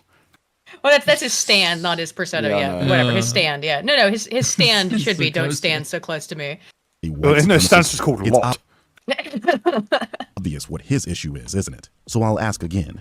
What do you honestly think Will's problem with this image was? I don't know. I don't know what his problem with the. Well, I know what the problem with the image is.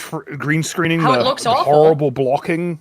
How this cast just looks totally. I do not want to watch a movie starring this cast of characters. How about that?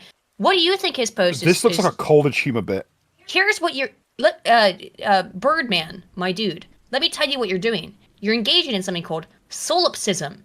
It's when you make up things in your head and you imagine that you had a conversation essentially with another person, and that's what you think that they believe.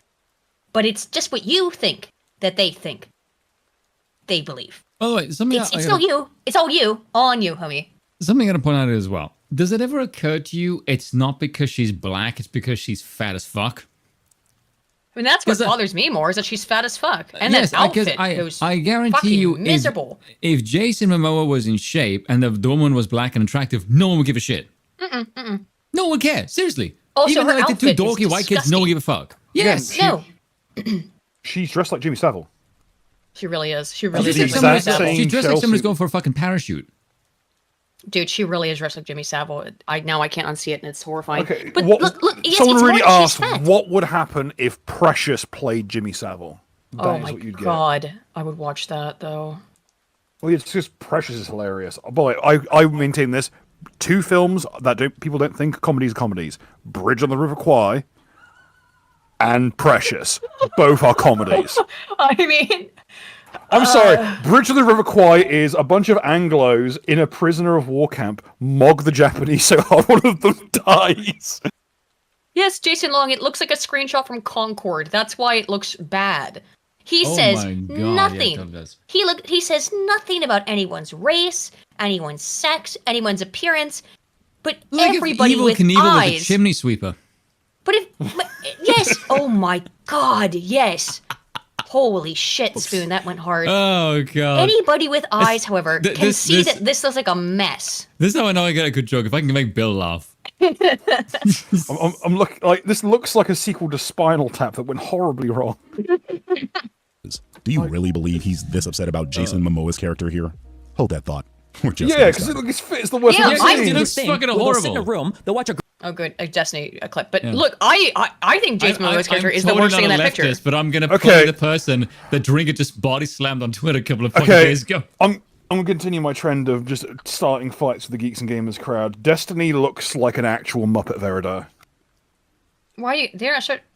beef with geeks and gamers. Destiny is on his.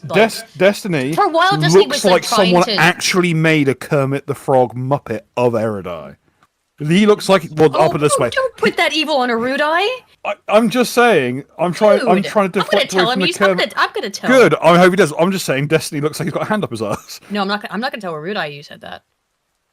You know who I'm gonna tell. Go ahead. You can tell. You know what? No. We'll see. Sevi will just find that funny. So I'm gonna tell Sevi you said that. She just find it funny though. Yeah, she's gonna find it funny because. Sevi would actually find that very funny.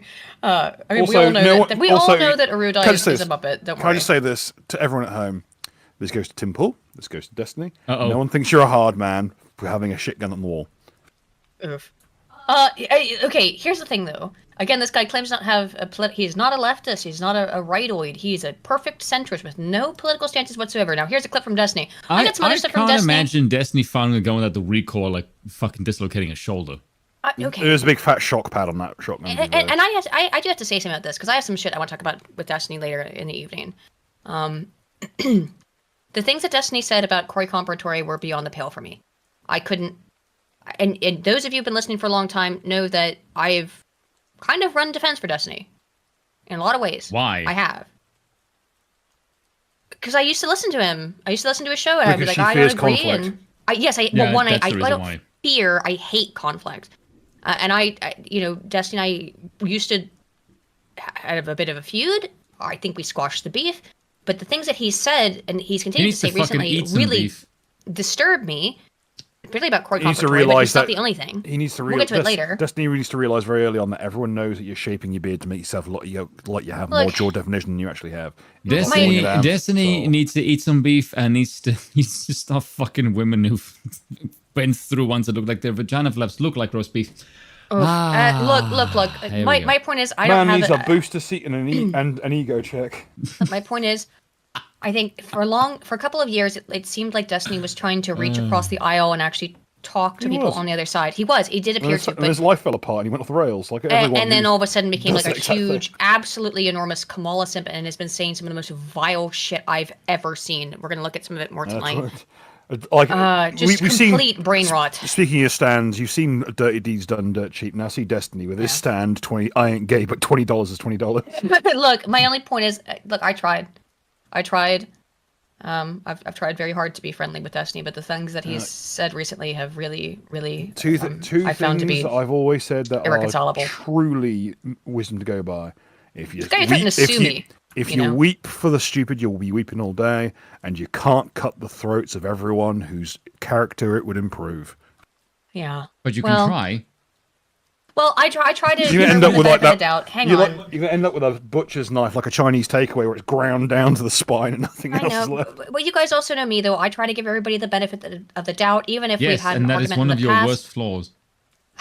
Okay. Anyway, what did Steven have to say here? And they'll hear her screaming for 30 minutes and then come back out like bloodied and bruised, and you'll be like, bro, did that guy just beat the shit out of her? And the conservatives will look you in the eye, dead in the eye, into the ovals of your soul. They will look into you and they will say, I didn't actually see it happen, did you? How can you improve that? Like, why would you assume that? Do you even fucking know? Like, they're the most shame.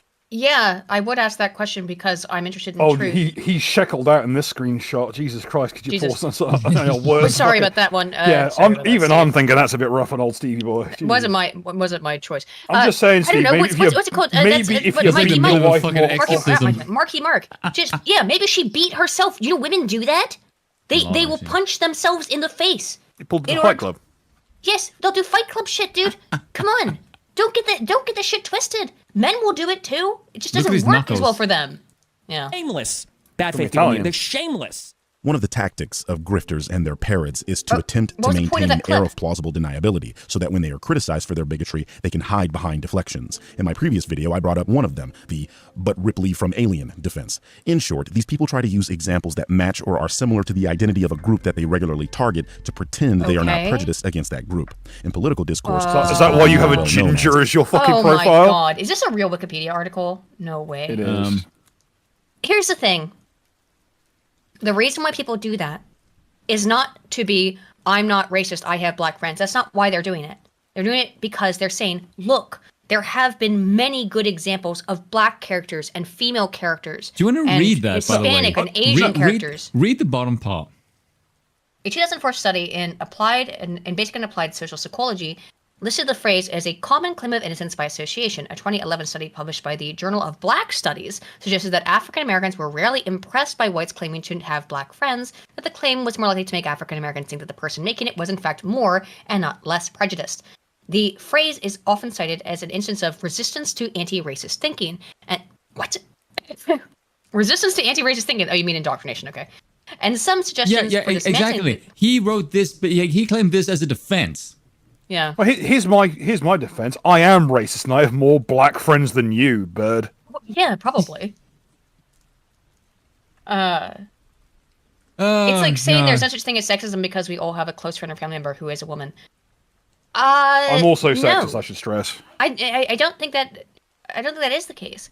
But the reason why, as I said, the reason why people like Drinker, Mauler, Disbrew, whoever, bring up good characters is because they're good characters to illustrate that the race or sex of a character does not inherently make them good or bad. Yes. Your argument comes from a place, Birdman, your argument comes from a place of, yes, their immutable characteristics of a character makes them good or bad. Clearly. I know you're not saying that you think that, but you clearly do. So... known as, but I have black friends. We know that doesn't actually work as a defense because we have actual history of slave owners falling in love with their slaves and that male sexists still love their female family members. But when you have sustained and consistent campaigns against certain groups of people, but that's not going to bring up butt breaking this time. You have a dislike for those groups. Anyone can pause. Just that's. I disagree with this because that does mean you're not racist. Like if you are racist, it means you dislike an entire race of people. And you wish to not indiscriminately. Yes, and so you if you discriminate indiscriminately, yeah. Yes, but if you have one or two black friends, the first question would be, if you're so racist, why are you friends with them? Why are they the exception to the rule? The only line of logic that could possibly apply is I am racist, but I believe that allowing but so are they. Well, first of all, yeah, they are too. That's how we bond, and also the idea of I will not allow my racism to cloud my judgment of other people based on statistical information because that is X race behavior. But again, I think that by being able to make friends with somebody who is of another race, even if you're a self-professed racist, have them be racist too. Yeah, they'll be racist too. Trust me, everyone is racist. The literature and the academic research on this is very consistent. It's not just white people. The thing is that they've redefined what the term racism means so that it is something that only white people can be. Guess what? Everybody's racist. It's an evolutionary function of in-group versus out-group. Guess what? I don't believe in keeping racism just for the white race. I think everyone should be able to exercise it. My point is everybody I does. think every single race is capable of racism. I'm an egalitarian that way. Every race is. Every group of people on the planet have an in-group preference, except for white women. Except white women. White women are the only group on planet Earth who have an out-group preference. They are the only group on the planet. I have a reason for that. Dogs?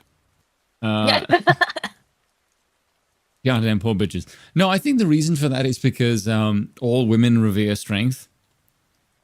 Yes. And if your group is literally seen as cocking to fucking everyone, they're not going to respect you for that. Yeah, like women don't go white for it. women want white men to be more racist because you would look more stronger for that. Why do you think so many white women go for black men now? Because they're masculine. Or comparatively. And what's the easiest way to attract a brown or black woman? Be racist. Just be racist. Yeah. Oh yeah, Spoon knows too. Spoon enjoys some of the women of the melanated persuasion. I look like someone gave polonium poisoning to Hagrid, and even though I was getting side-eyed by black bitches on the fucking tube station. Anyway, let's get back to this. One of those groups is women. Let's examine one of the most egregious cases of Will's attempts at plausible deniability. Let's see the egregious On January 5th, case. 2020, Drinker uploaded a video about The Mandalorian. Oh, yeah. In it, he had this to say about Gina Carano. But for the life of me, I'll never understand why they cast Gina Carano. I mean, she's big and burly, and she obviously knows what she's doing when it comes to the fight scenes, but she's a fucking cage fighter, not an actor. Watching her trying to emote is almost as painful as watching Brie Larson trying to be funny. Oh well. Okay, so he just praised her.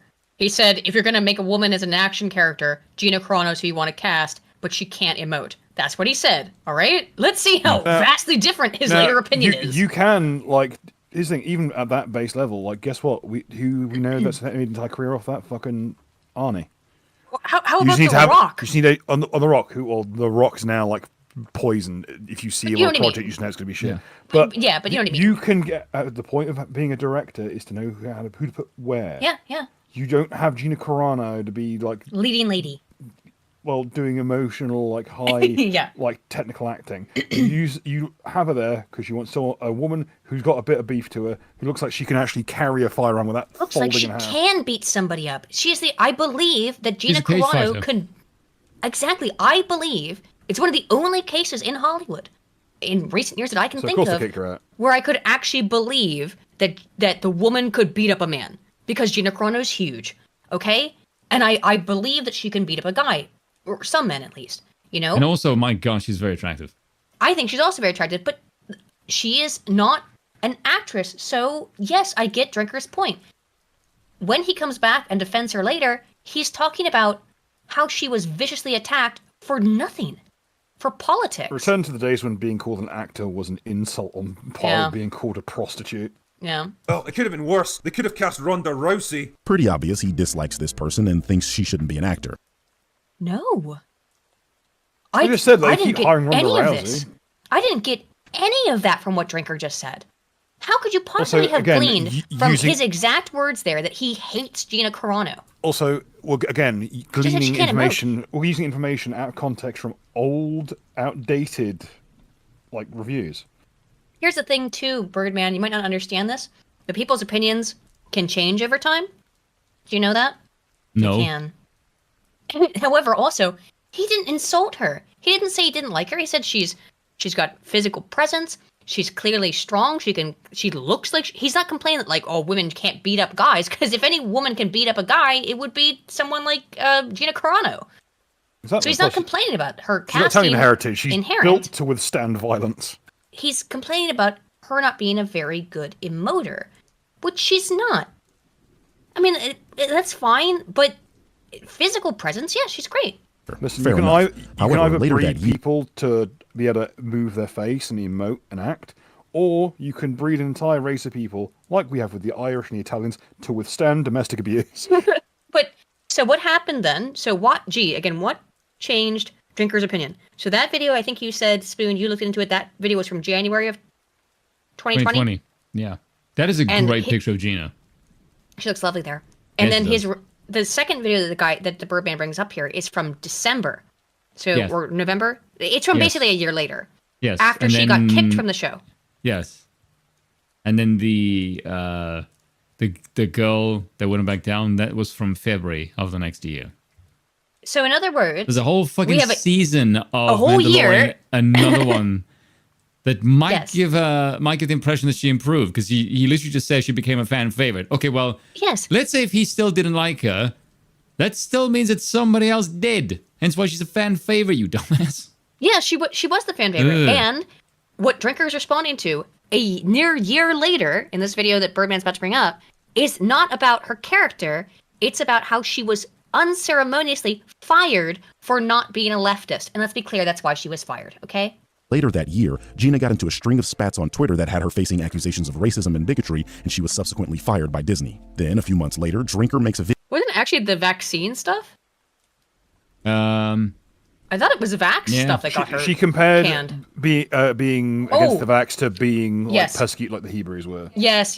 Okay, that was it. Right. So interesting. He didn't mention what it was, but thank you, Bill. I'm glad you remembered. Video about Gina so embarrassing, you just have to hear it to believe. How embarrassing Gather is it? round, dear viewer, as I tell Let's see you how a embarrassing tale. it is. It's the tale of a woman who stood tall in the face of jealousy, cowardice, hatred, and vengeance, and dared to utter a single word.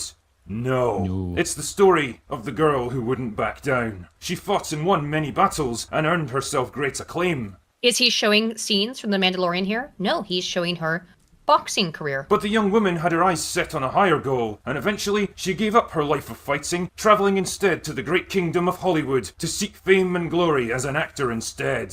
And as it turns out, her long years of training and fighting served her well, and soon she was chosen for many roles on the silver screen. Her triumph was cemented when the King and Queen chose her to play a soldier, fighting amongst the stars themselves. Her fame was growing fast, but sadly, so was her list of enemies. This is a... Not a single thing there in any way contradicts anything that Drinker said before.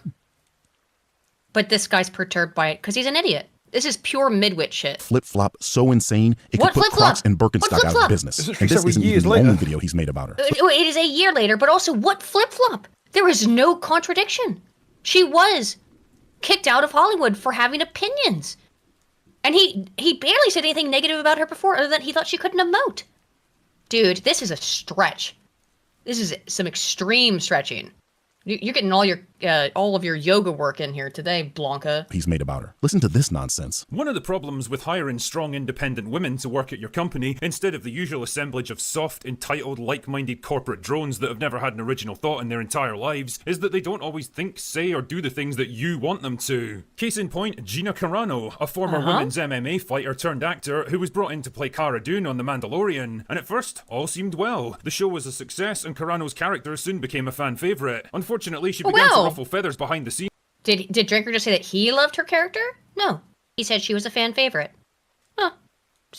No inconsistencies detected. At Disney Lucasfilm by refusing to spout the same. Can you imagine spending time? Because this guy had to have spent hours putting this video together. Can you imagine spending hours and hours putting something like this together? And listening to yourself be like, here is how connection A, or here is how point A connects to point B, and they literally don't connect. I don't understand how you can do this. How can you be this brain dead? In politically acceptable talking points as everyone else at the company, and even dared to express some conservative political views at times. He spoke about this person like she was a dog, outright saying she can't even act. What? But as soon as she spouts nonsense... What? Where? Because guys, we just watched his clips that he provided us with the clips where we're supposed to see Critical Drinker talking about Gina Carano like a dog. Did you guys see it? No. Because I didn't see it. Because he didn't do it. That's why. He said he thought she couldn't emote very well, which she can't, because she's not a classically trained actress. She's a boxer. Okay.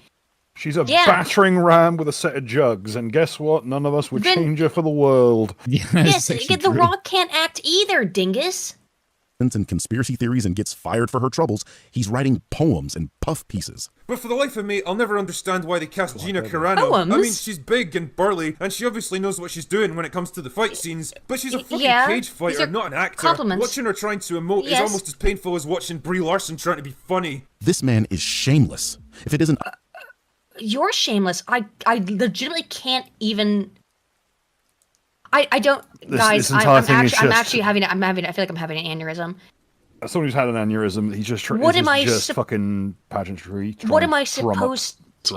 What? What is this? What? Just what? Just what? This guy's got like nearly 200,000 subs, by the way. Yeah, so we're punching up. Is it like 250? Yeah, because he's got a fucking Blanca profile picture. Everyone just assumed he was woolly. I guess so. So yeah, this guy's like 250,000 subs, so we're not like punching down on some nobody. I hope he tries to punch me. I really want him to. Oh, it'd be very funny. Oh my goodness. Before he knew she shared political opinions that aligned with his grift, she was a girl boss, only here to promote Kathleen Kennedy's woke agenda, and shouldn't have... If he... Stop! We're pushing the button, stop. Yes, it's fine. Here's the thing. If I look at his profile versus mine, I have about 40-something thousand subs, and he's got like, what, over like 200 and something? Yeah, 250, something like that. Yes, not many people know who I am, but most of the people in my audience probably know who he is. And the thing of it is, no one... I've never heard of him.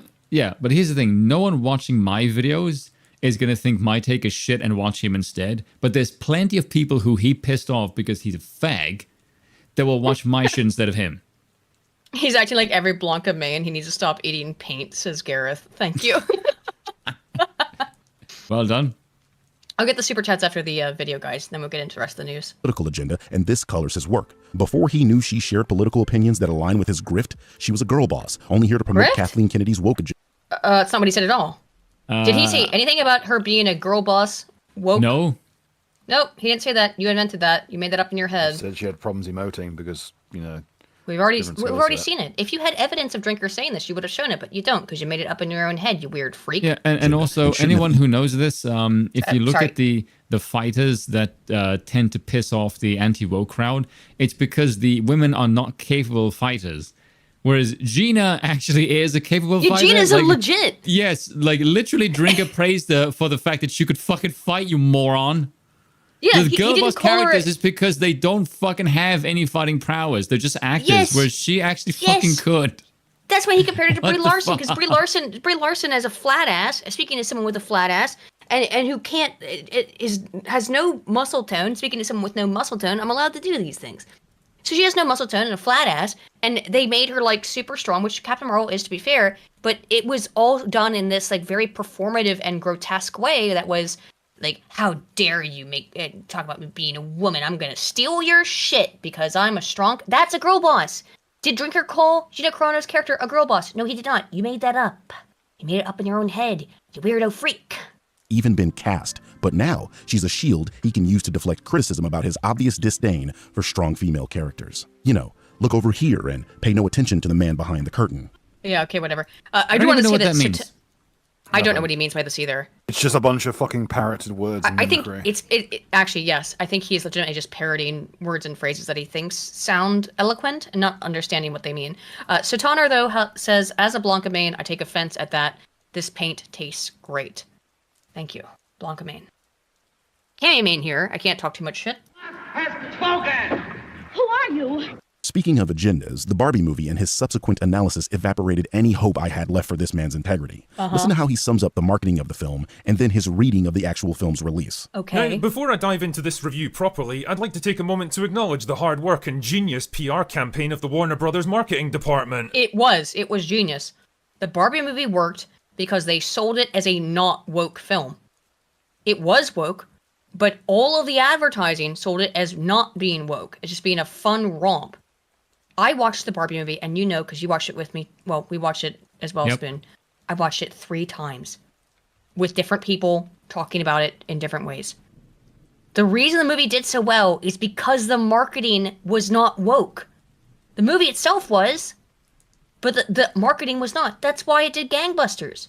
You guys really pulled off a miracle with this one, successfully duping all of us, including me, into believing that Barbie was going to be just another colourful, light-hearted, easygoing family comedy with some cheeky self-aware humour, ironic meta-gags, and probably capped off with a blandly inoffensive female empowerment message about girls learning the value of their own potential. What none of us expected was 114 minutes of spiteful, bitter, mean-spirited, borderline unhinged hatred of men and everything even vaguely associated with them. Barbie is like the deformed, mutated rage child of Captain Marvel, Ghostbusters 2016, and She-Hulk. It is pure brain cancer in movie form, and I was genuinely shocked by the sheer, undisguised contempt this film has towards 50% of the human population. Besides the fact that this is one of the most hyperbolic, nonsensical summations. No, it's a quite accurate description of the Barbie movie, having seen it 3 fucking times. Yep, same here. That is a very accurate description of the Barbie film. If the Barbie movie was as self-aware and kind of off the wall as everyone thought it was, the Kens would have just escaped to Kentucky. Yeah, again, people... To this day, pisses me off that wasn't the ending. That's a really fucking good... Because it would have been what they would do. If they found out there's a place called Kentucky, we need to go there now. I want a clip of... Ken Exodus. I want the main of Ryan Gosling's Ken, parting the fucking Red Sea. Well, with the period blood. But it's a bit grim. Yeah, it is a bit grim. Look, I wanted to like the Barbie movie because I like Barbie. That's a thing. I like Barbies. I had Barbies as a kid. We talked about it when the movie came out, however many years ago it's been now. We talked about it. I said I liked the movie. I did feel hit in the face with a frying pan over the fucking messaging that they put in it. But which was very anti-family, anti-male. Who won that fight in the end? Well, it's because they're incompetent. Only one person. Exactly. God made our enemies ridiculous. Also, the Weird Al song that this image is from, Lumina Foil, is not. By the way, I cracked the code. Like the whole point is that he's kind of actually like brushing a figured out these shadow organizations. Man, and the man does not miss. Knows. No musical interludes. Yeah. Oh, check out my conspiracy theory video that did terrible on YouTube because of course it did because YouTube suppressed it. But I paid for it someone on Fiverr to remix Weird Al's conspiracy song. It was really good. Did I say thong? Whoops. Of this movie, how could he have possibly come to that conclusion for the film's marketing? It was plainly obvious that Margot's Barbie was the main character and that she would face an existential crisis. You guys ever think about dying? Yeah, it was supposed. On top of that, they show Barbie's feet going flat, suggesting that the film would be clearly feminist in nature, as feminist. What? By the way, I want to know how many people actually thought this. Who the fuck thought her feet going flat in the trailer is a feminist narrative? Yeah, I don't know anyone who thinks this. Do you know who buys high heels? Literally every female. Women. Do you know why women buy high heels? Makes their legs look better. And their ass. That's why women wear high heels, guys. It's not. Why they co-opted it from the butchery industry, because originally it was Why do women wear a very uncomfortable piece of clothing to make their legs and ass look better? Yes, thank you. Women want to be gawked at. They want to be complimented. And it's not like it's not like women invented high heels themselves. They took Deputy it from the Doombringer. butchery industry. It was it was designed to keep your blood off the abattoir. Keep your feet off the blood from the abattoir floor. But Deputy Doombringer brings up a good point. She says, as a woman, I didn't get that. I thought it was about her becoming human. That's what I got from it as well. I think it's what a normal person would get, but this guy's politically brain-rotted, despite saying, I'm a centrist. I have no politics whatsoever. Anyone who calls himself a leftoid. centrist is usually an arsehole. Yeah, anyone who calls himself a fucking centrist is a leftoid. Let's just be clear. Yeah, or maybe he has a foot fetish. That was my initial reaction. Those heels look awful, and the feet in them. Oh my, that looks very. That's like Chinese foot binding type shit right Look, there. Jesus Christ. I can't wear high heels because I'm leg retarded. I'm allowed to say that. I'm also allowed to call myself a cripple. Deal with it, YouTube. Because I am. What are you gonna do about it? Oh, get all mad. But look, I can't wear even cute shoes anymore. I have to wear orthopedics all the time. I wouldn't wear those shoes. First of all, those shoes are hideous, and secondly, yeah, they look very uncomfortable. But that's not what most high heels look like. These are like extreme heels. Have been arguing against heels for decades. The marketing material also then shows stop Barbie entering buying the them, real world bitches. and experiencing sexual. How about this? Ladies, if you don't want to wear high heels, don't bloody wear high heels. Not that complicated, is it? Huh. Oh, what's what you want? Your butt and legs to look nice. That's why you wear high heels. Dumb bitch. And I can only not the conclude women, that Drinker's actually, in this media case, literacy you, is questionable at best. Birdman. To belabor this There you point, go. he's been caught changing Oh, the titles of his videos after he used the term media literacy. Okay, now I have something to say about this. So, Drinkers Chasers, why nobody cares about House of the Dragon, which was changed to Drinkers Chasers, House of the Dragon trailer breakdown. Do you want to know why he changed this, homie? Friendo. Want to know why he would have changed the name? To get more Do you people want to know? wanted. Guess what? The video probably wasn't doing very well. Yeah. Do you know what we do that's the as reason YouTubers? Why you When change the people name. weren't clicking on the video, it's not doing well. You change the name. You change the thumbnail. Yeah. Yeah. Everyone fucking knows this. Everyone does this. Everyone knows. Which goes all the way back to classical like media news. They would.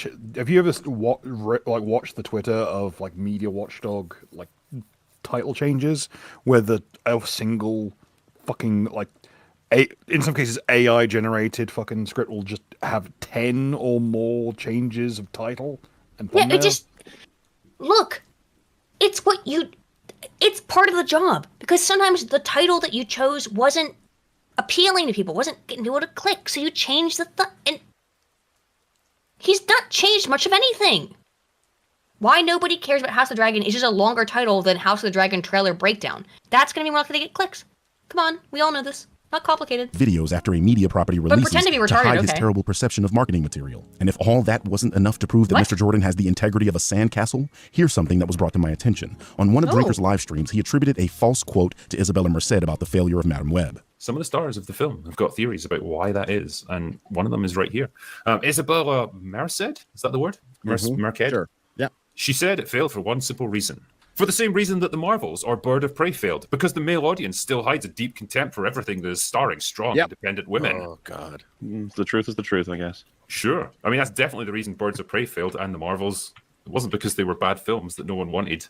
For sure. Isabella was, of course, inundated with hate from parrots that took these quotes at face value because why would grifters lie to them? She then had to come out and deny these clearly false allegations. Okay, so this was fake. She didn't say that. This is true, yes? Apparently. Does it sound like something that would be unbelievable? The reason why everyone went, yeah, is because it just like, of course she did. Now, I admit, obviously, that if this was a false quote that was falsely attributed to her, then there should have been some sort of retraction. But at the same time, there's a reason why everyone just went, yup. Everyone on that panel just went, yup. Because we see this every day. You want to talk about what's her face from The Acolyte? Don't fuck with your discourse. Don't fuck with your discourse. Right? You know? We expect them to be this way because they are all the time. I'm sorry this woman apparently had things falsely attributed to her. But you're surprised that Drinker thought it was real when the people in Hollywood say this kind of shit constantly?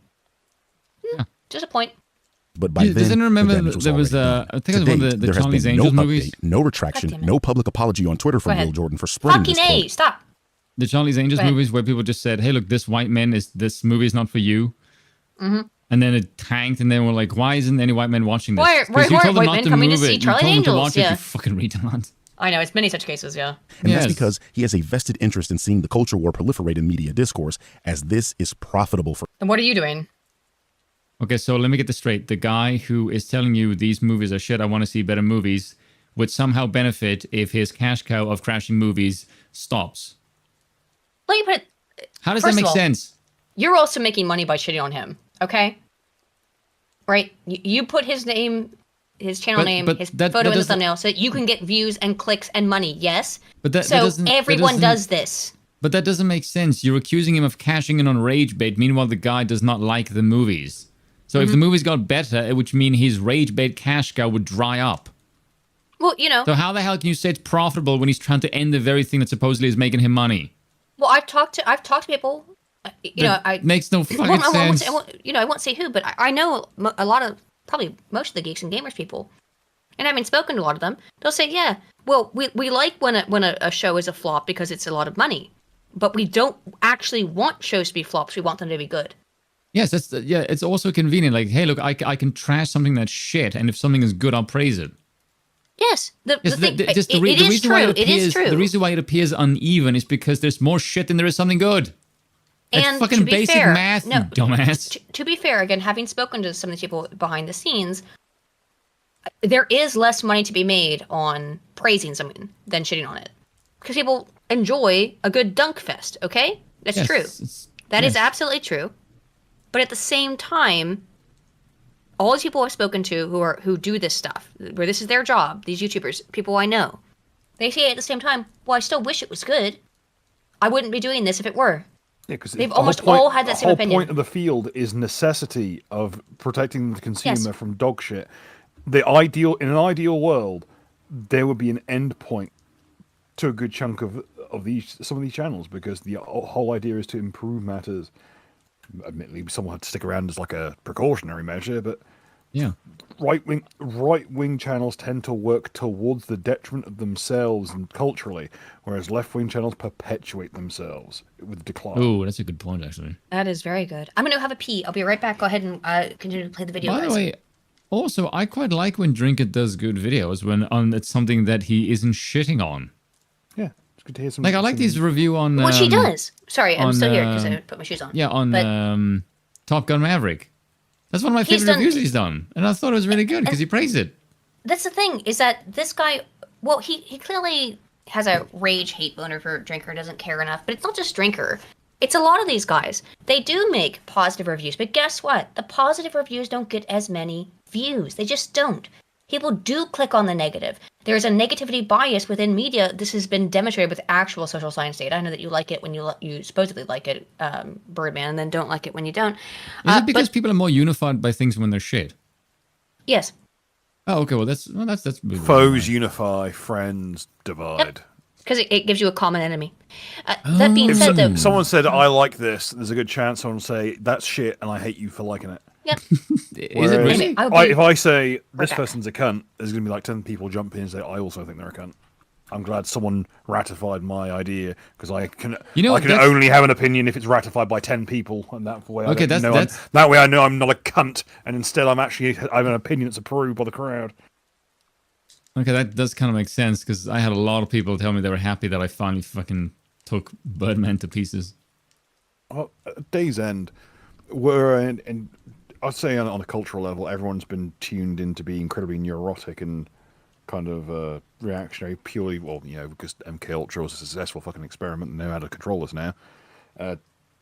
But as a result of that, we seek validation from those around us, and that's why we look to the crowd. That's why these channels appeal to people, because they help ratify our views. We are no longer convinced that we're crazy because someone else backs us up.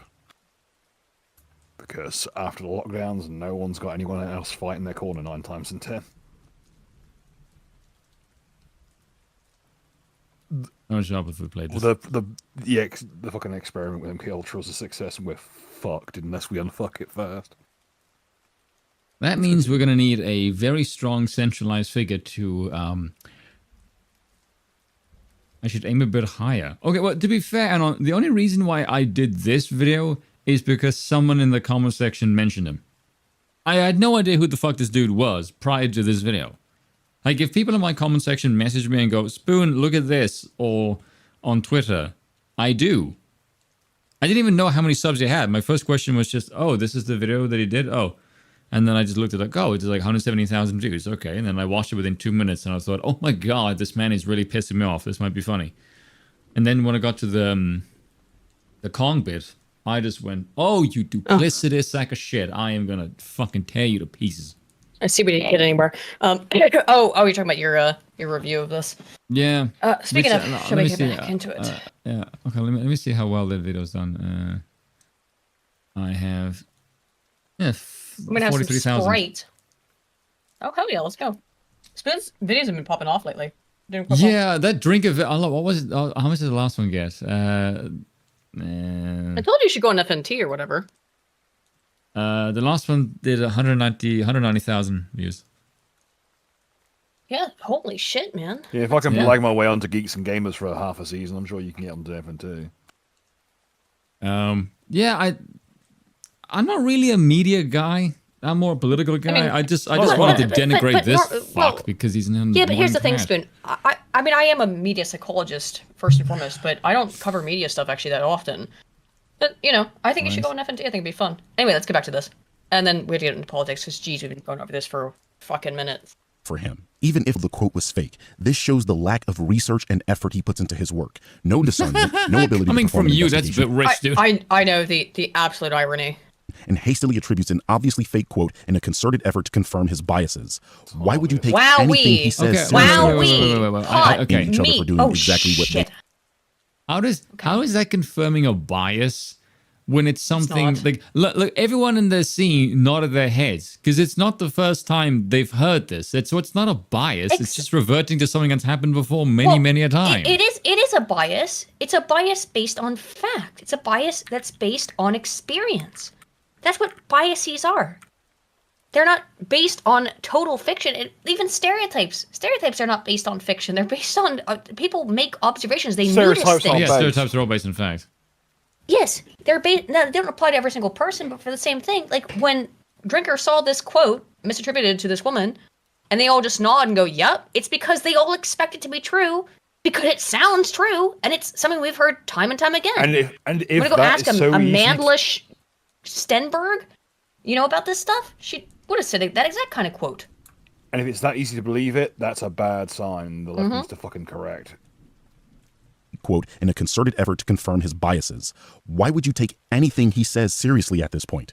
How can you trust he's done the homework? This is not the first time he's been caught manipulating. Most of the time he's just giving his review of film. How about that? Yeah. And you can fucking trust his opinion about his opinion on a film.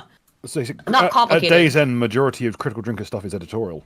Yes. Yeah. Being a narrative. It's opinion. The YouTuber Pillar of Garbage exposed Drinker for lying about scenes in Glass Onion because Drinker has a political gripe with Rian Johnson, the director of Glass Onion and The Last Jedi, Rian a Johnson, film who single-handed, one of the three people responsible for the complete destruction of a Star Wars. beloved 1970s sci-fi IP. Yeah, I mean, Rian Johnson set out to do things to Star Wars. Oh, why don't you like Rian Johnson? Next to me saying you don't like Roman Polanski. Oh, yeah, God forbid, I suppose, right? Well, I'm sure I have a slight gripe with him. I wonder why. Wait, what's your gripe with Polanski, I wonder? Oh, man. And his ill cat pilloried for the past sure 7 years because of perceived wokeness. Pilloried for last 6 years because of perceived wokeness? I bypassed the compressor. Yeah, that's wokeness. The response should be that the main character is a Mary Sue by definition. You shouldn't have done that. I feel like bypassing a compressor sounds like a fucking awful idea. Mm-hmm. Don't you need that? Dude. Isn't compression what keeps the interior of the ship inside? Here's the thing. Rey is a quintessential Mary Sue. Everyone recognized it. So she's the also pillarine... very boring for it. Yeah, Mary Sue. The pillarine of The Last Jedi and its subsequent films was because people didn't like the Mary Sue. And I gotta be honest, when that movie came out, I saw it in theaters. And I had an emotional... I felt myself... It's the second time it's ever happened to me where I saw that opening screen come up. You hear the Star Wars fanfare and the opening scroll. I'm like, let's go. And I was so excited. I was so happy to see a Star Wars movie in theaters as an adult because the prequels came out when I was a kid. And I didn't like them. I was never a big Star Wars fan. I was always a Trekkie. But I was sitting there watching this and and I had this great emotional swelling in my heart. I've been like, oh, I can't wait to see the new Star Wars movie. This is great. I love the fanfare and the music, How does it feel to watch Star Trek become Star Wars and Star Wars to become Star Trek Enterprise? It's terrible. It feels great. But as I was sitting there watching that happen and then watching the whole movie, I had this emotional swell at the beginning and it died. And I spoke to some people in the Geeks and Gamers EFAP community. I remember where I was talking about it, and I said I didn't hate that movie, The Last Jedi. I didn't hate it at first, but the more I thought about it after the fact, the more I realized I really did hate it, and that the emotions that I felt when I went into that cinema was because I was wanting to feel them. It wasn't anything about the movie. Actually, didn't do anything for me. It was because it's not a good movie. It was playing on my nostalgia, even for stuff that I didn't really love, and it was the exact same thing that happened with Zack Snyder's Superman movie, which I hate. I despise. Because I remember going in there and I'm seeing the Superman logo comes up and he's got that fanfare music and I'm going, oh my God, because I love Superman, right? I'm a Jerry Seinfeld-esque bitch. I love Superman. And when that movie just kept going, I was like, oh my God, this is horrific. There is a stage when the skin suit is stretched too thin, like butter on too large a piece of bread. Yeah. And you can see the horrible, bulbous, hulk of cadaverous meat that is pushed inside that fucking skin suit. Yep. And you can see it rot in real time. That's when you know you're dealing with some fucking horseshit psyop bullshit. Yep. Here's a clip. The example Drinky gives for Rian Johnson's blatant rewriting is the scene where Blanc, and as we later see Helen, spot Duke's voyeurism. Batista's watching his girlfriend supposedly having an affair with Miles only to be observed by Blanc. Now look at the later version of this exact same scene. Notice how Helen's been added in here when she totally should have been visible before. Except no, that isn't true. There's a reason the Drinker plays these clips on mute. Let me put the sound back on for you.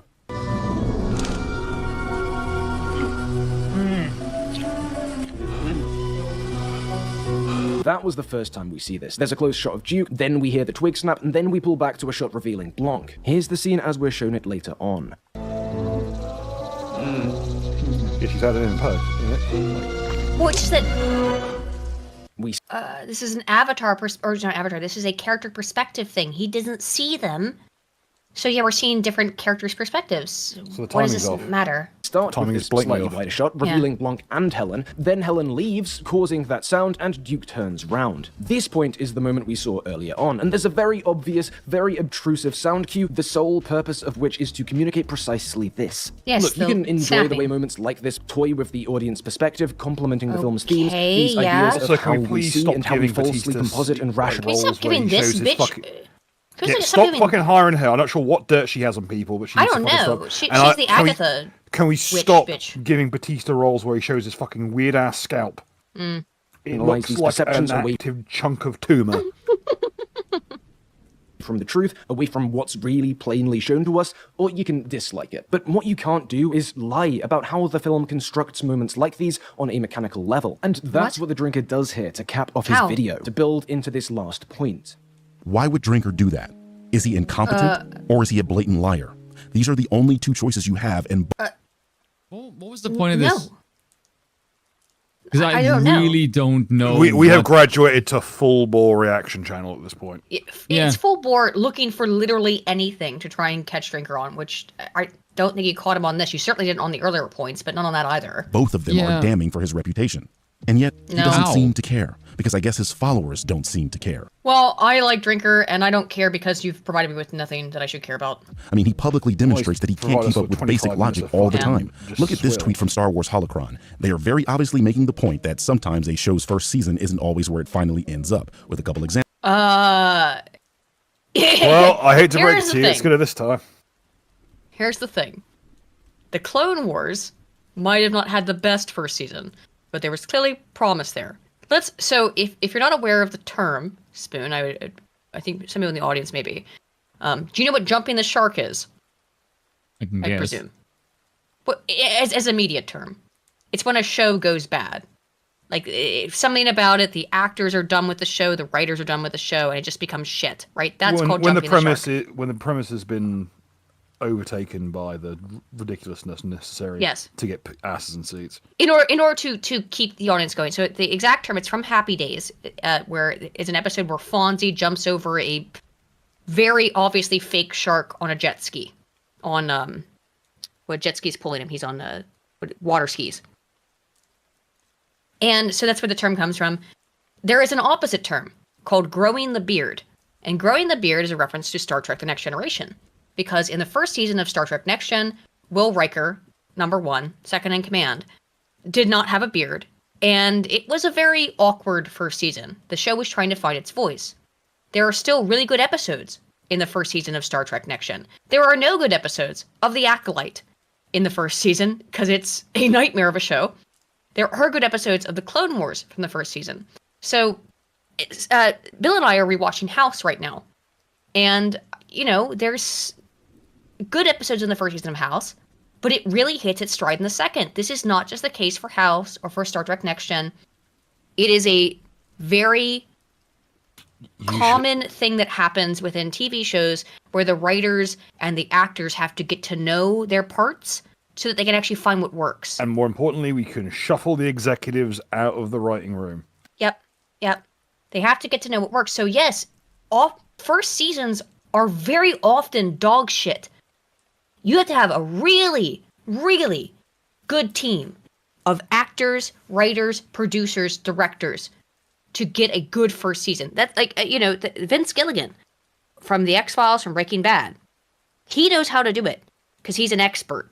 But he's got so many years in the field. That's why Breaking Bad is good from start to finish. It's why Better Call Saul is good from start to finish. It's why The X-Files is good from start to finish. It's because Vince Gilligan is good at it.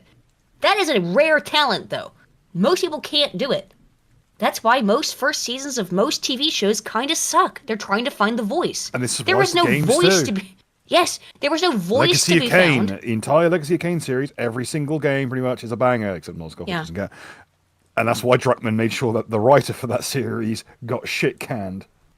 There was no voice in The Acolyte besides the power of one, the power of two, the power of many. Cringe. Literally can't count to 3.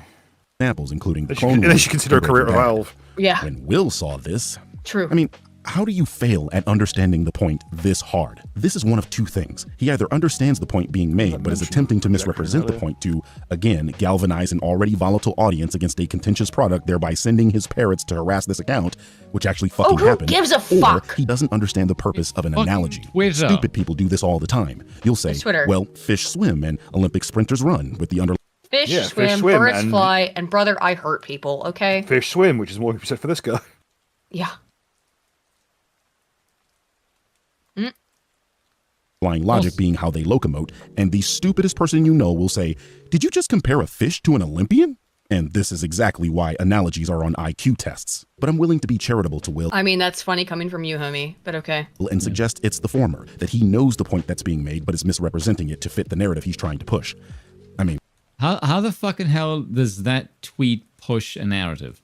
No, it doesn't. You just said he doesn't know what the fuck it means, and now he's pushing a narrative. How the fuck does he not know what it means, but he's also pushing a narrative by retweeting it? Dude, just like with the other drinker tweet, just like with the other drinker tweet he put up, it says nothing. It's the most benign shit imaginable. And this guy has to catastrophize it because he's a lunatic. The alternative is to suggest he's low IQ. Oh. And I would never do that. His Twitter alone is an embarrassment of... We want to bring up IQ? Okay. Like this next bit, because this next bit is really fun. I'll just leave it there. Narrative pushes, from platform boosting known anti-black racists like Kang Min Lee to even shit-talking PETA, because he perceives them to... Now, hold on a second there, if we look back at this. So, first of all, Kang Min Lee follows me, which is fantastic. Very cool. Yes, and also, this was his example of anti-blackness. All Ubisoft had to do was have a Japanese main character for a game that takes place in feudal Japan. But they couldn't help but shoehorn in a DEI black guy and repeatedly market him as a real-life samurai based on zero historical evidence. Now a whole nation is pissed off. LOL. What about this is race baiting? This is just true. So let me get this. So let me get this straight, Birdman. A Korean guy said this, by the way. Yes, your example of anti-blackness is complaining that a Asian man is upset that a game set in feudal fucking Japan doesn't feature someone from the region. Do you realize how difficult it is to get the Koreans and Japanese to back each other up? I know, they hate each other. Here's a Korean man backing up a Japanese dev, a Japanese game about Japan from a Western dev. The enemy is my friend. Koreans are South Koreans literally cannot get the majority of Japanese media because it's banned in their country. That's why we have that weird version of Jinro. Hate the Japanese, and if you look at what happened in World War II, and beforehand, you'd understand why. I think they're having some sectarian problems out there. It's not sectarian when they made them into sex slaves. But yeah, Tell that to the Irish. Koreans aren't real keen on the Japanese, if you don't know this. So, but this guy is saying nothing about race, really. He's saying that, so this, what's the character's, the historical character's name, figure? Yasuke? Oh, Yasuke, yeah. And guess what? A lot of that fucking research is coming up as bullshit. Well, Japanese historians have come out and said publicly, this is bullshit. Bullshit. This guy was not a samurai. There's one guy who's basically done all the research on this guy. Yeah. And guess what? That guy is a Westerner, I believe. Yes, he is. And I think they're trying to strip his college accreditations for it. Yes, I heard about that. Which is really, really funny. Telling you. What? It's not funny. Does anyone remember the time when colonialism went along and spreading like badass culture where we make places better? And now it's like, no. You were black, says this fucking white dude who isn't even fucking Japanese. Like, dude, God. Well, we couldn't explore the actual racial history of Japan because that had to bring up the Ainu, and that gets you lynched in Japan. Oh, for sure. Do you know about the Ainu, Finn? I do not. Go on. Okay, so there is this is very curious. There is a racial subgroup of people who live in Japan, have lived there since before. So the Japanese come from Han Chinese. That's their genealogical background. They're Han Chinese. Same as Native Americans. Well, yes, actually. They're more Mongolians. But the Han Chinese and Mongolians, different areas of China, that what is now China, but different haplogroups. Mainland Asia or something. Different haplogroups. The haplogroup that is the Japanese is basically identical to Han Chinese, or very similar to it. There was a group, however, of people that lived in Japan before what we call the Japanese, and they're called the Ainu. They're the native people of Japan. And do you want to know what haplogroup they belong to, Spoon? Go on. They're white. Oh. Legitimately, I have been told that if I went to Japan, there's a very real chance I'd be mistaken for an Ainu. Because because the Ainu... They're very hairy, and they're tall. And they have almost like one-to-one And they look like physiognomy. Western Europeans. No, they specifically look like old gene pool Guernsey folk. Mm-hmm. Where they've got kind of the high cheekbones, and I've showed a picture of an old blood Guernseyman to a very high level fellow racist, and his exact words were, "That's a white Aborigine." And So, I look at the Ainu, it's like, I've got there that has streak been of white in my beard, just like him. He's just like me, for real, for real. There has been centuries-long discrimination by the Japanese who are Han Chinese again in origin And that's why I'm shadow banned. the native population, which are the Ainu, who are white. I'm not saying that white people invented Japan. I'm saying that the first people who landed and settled on the I'm going with the trend white. of Bill's theory of a greater Guernesian theory, which is the idea that no matter where you go, one of my retarded fucking relatives will be there. Just something to keep in mind. So we went all the way to the Americas. There couldn't possibly be Guernseymen. Oh, fuck, there's a lot of them. Yeah, anyway, let's go back to this. We gotta get through this. I got the news, man. Alone is an embarrassment of narrative pushes, from platform boosting known anti-black racists like Kang Min Lee to even shit-talking PETA because he perceives... Even shit-talking PETA.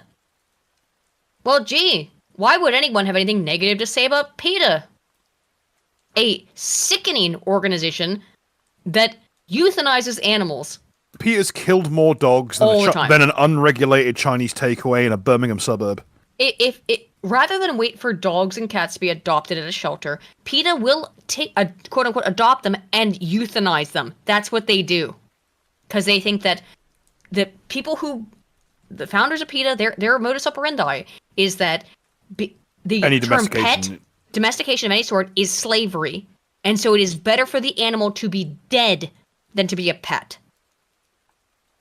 Okay, just even PETA, wowee. Use them to be left-wing, I guess? I don't know, that last one was just amusing for me. So I bring you back to this tweet. What do you honestly think he's saying here? So far, we've demonstrated he will lie or manipulate a narrative, use a member of a group that he regularly targets as a form of plausible deniability, that he clearly has issues with minority groups, and that he perceives women being in these roles to be a political push. Which of the humans in this image fits all that criteria? Dude, you are pure solipsist. He didn't say it. You just invented all of this shit in your dumb head. Well, yeah, this person he's trusting you to not actually go watch looks the for videos. ways he can jimmy in alt-right political talking points under the... Please stop. Okay, I hate this. This is why I hate fucking Watch Together. Dude, you've made this all up in your own head.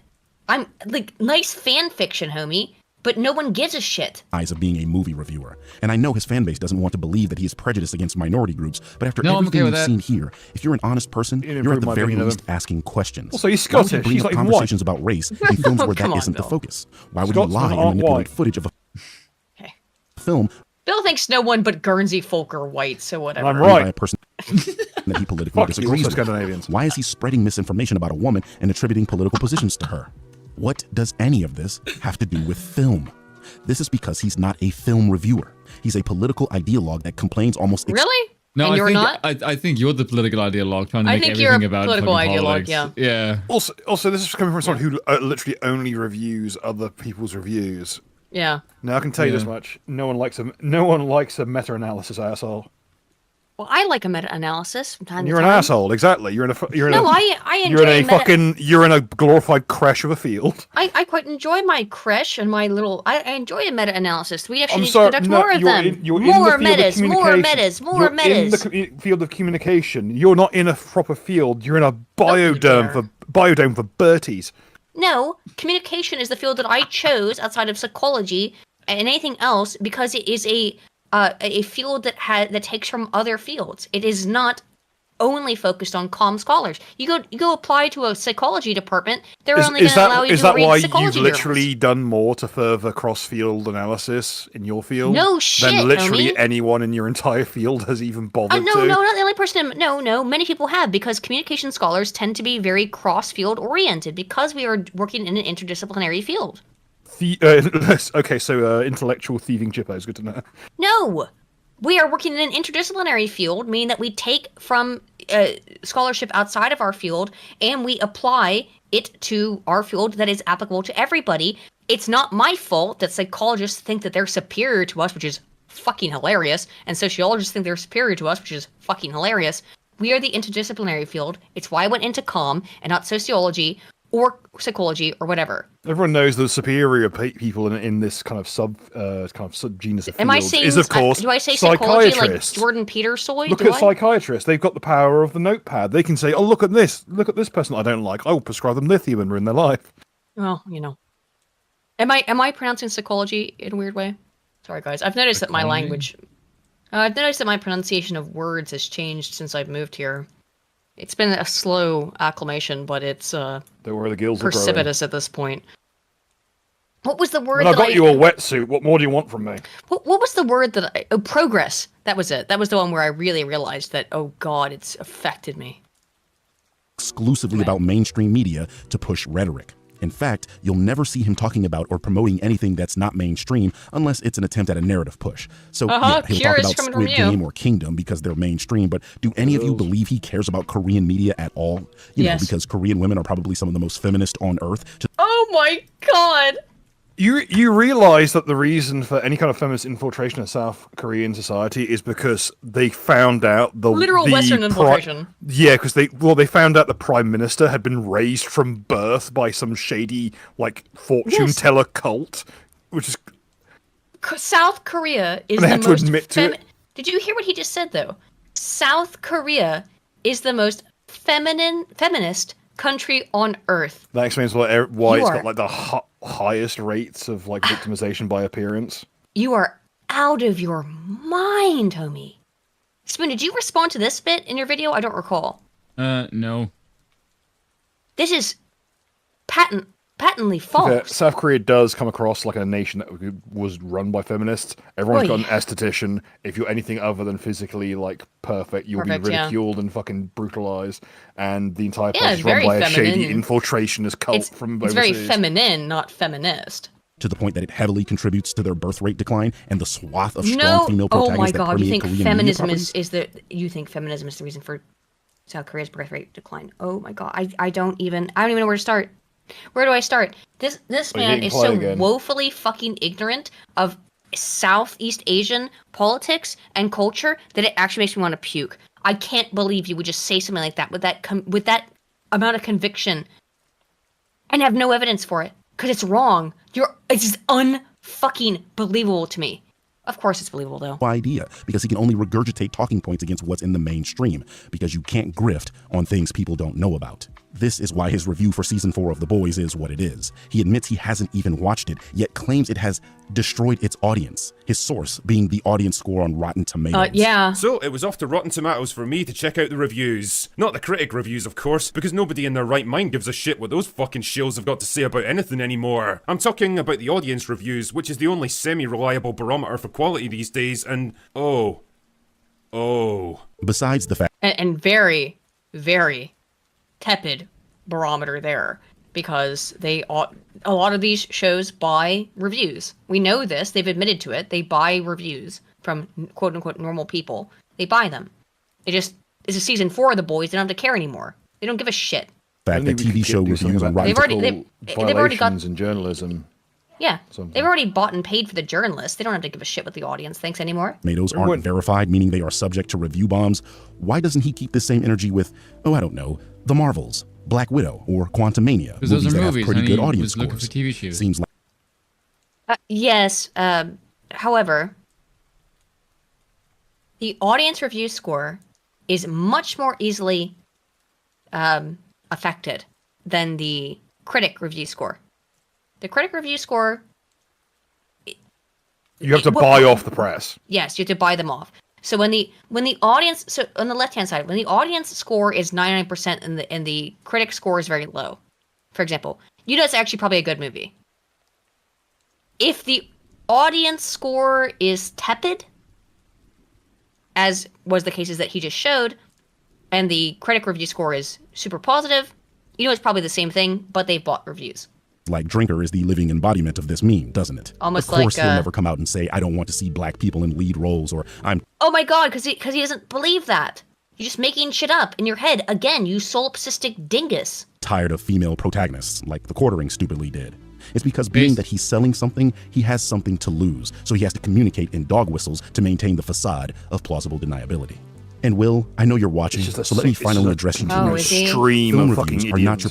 I don't think he's watching, homie. I don't. I am, though. I don't know why we're watching. True. personal soapbox to air out your grievances with minority groups and those I that know, it's very advocate for dumb. them. It's irresponsible Let's to binge this, we your, watched it. my, and every other audience that It is consumes funny. film and teaches them nothing about the art form. You create a Well, hostile South Africa environment did for something that brought neutral... me What are misery. you What a surprise. What are you teaching about the art form here, Blanca? Nothing. You're just complaining like he is. You've done nothing either. You're complaining. He's complaining. What's the damn difference? Oh, there is none. Wowee. people that may stumble across your slop, where they may assume that film Slop. criticism is full of people like you.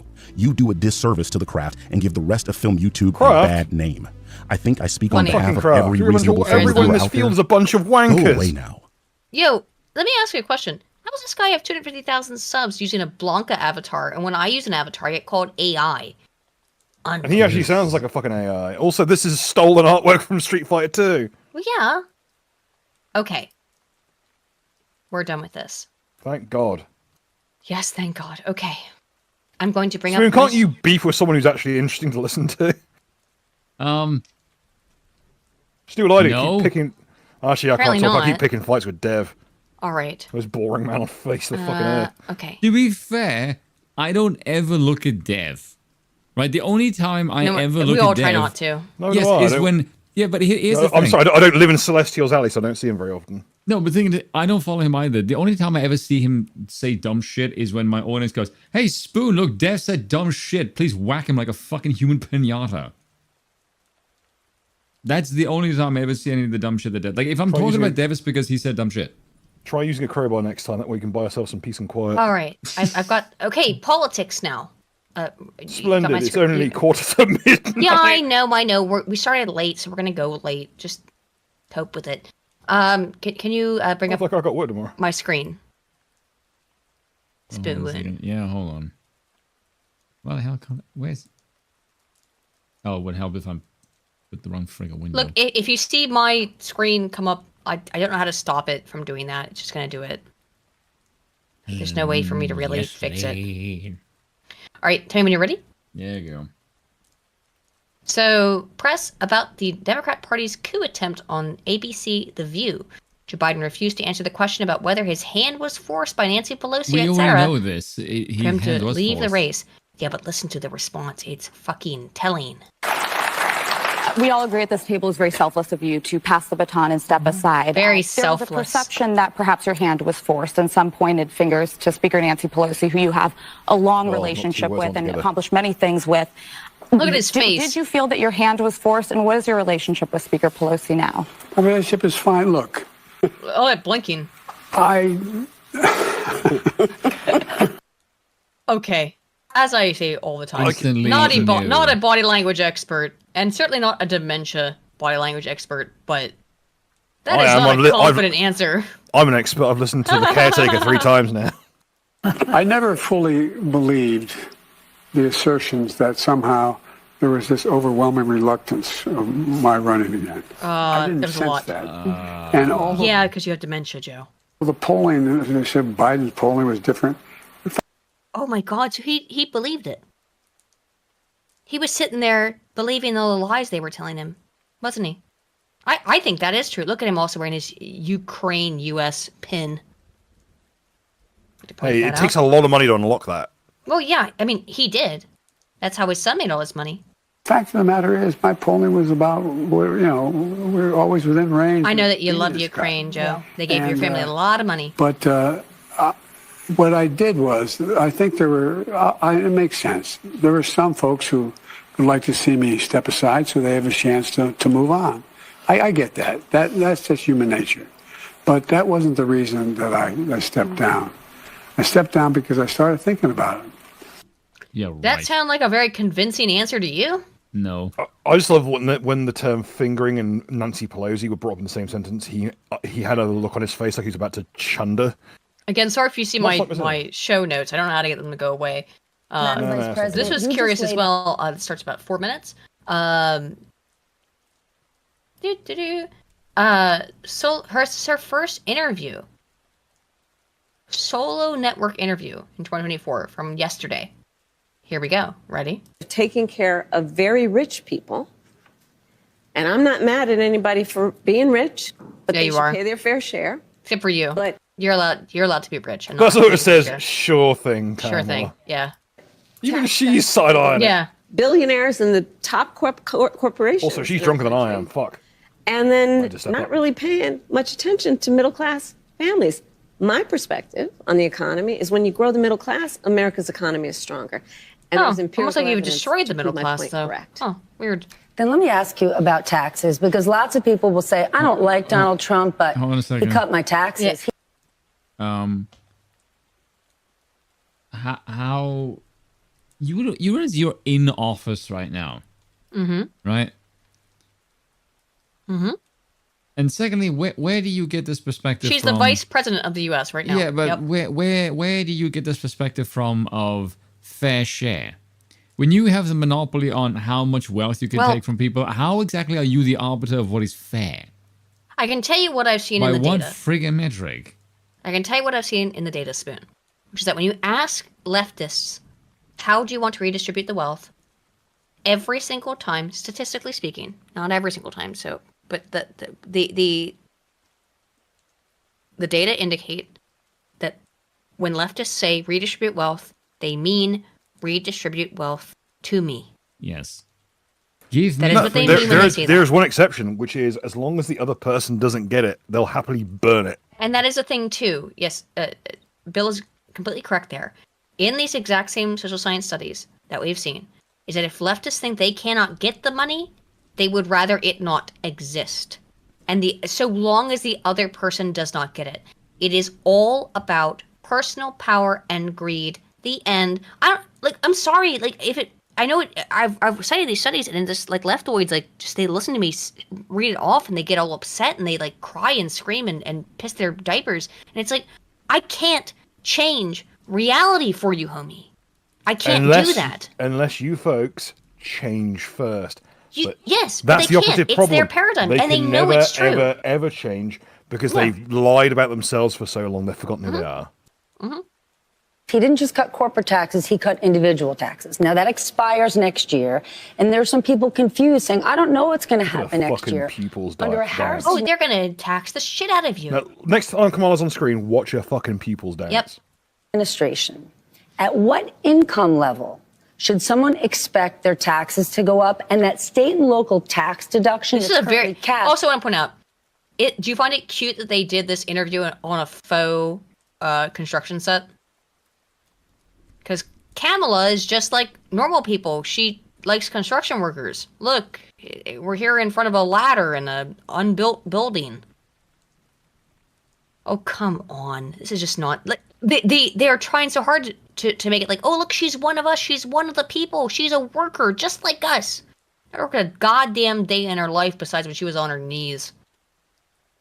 And matters to a lot of people in blue states. Are you going to lift that cap?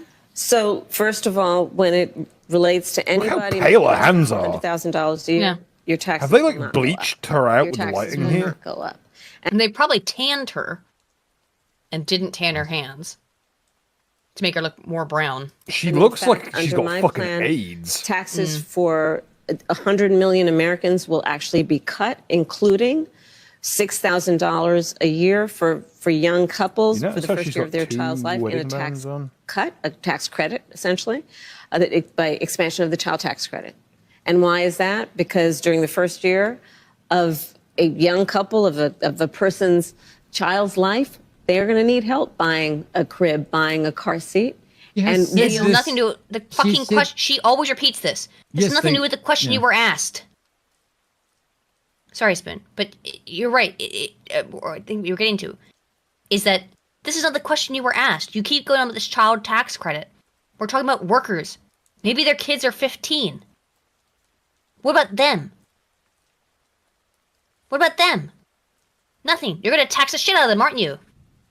all benefit under when construction they're actually set able to do what they naturally want to do to take care of their child. And expanding that child tax credit, or you What if their mentioned kid's housing before, giving that extra money for a first home. You do that You shit, can't or you raise get corporate single mothers who taxes, just or spew if out kids GOP from takes like, Weird, 10 different dads.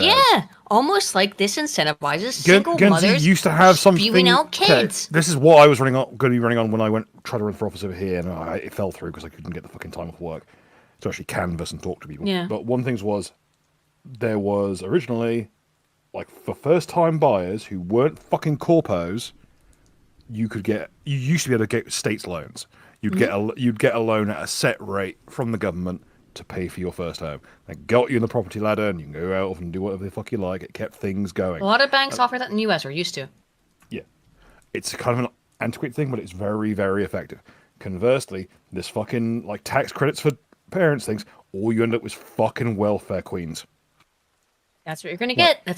But that's Kamala Harris's base. Welfare queens. And cat moms. Control of the Senate. Wine bitches. Where do you get the money to do that? Do you still go forward with those plans and borrow?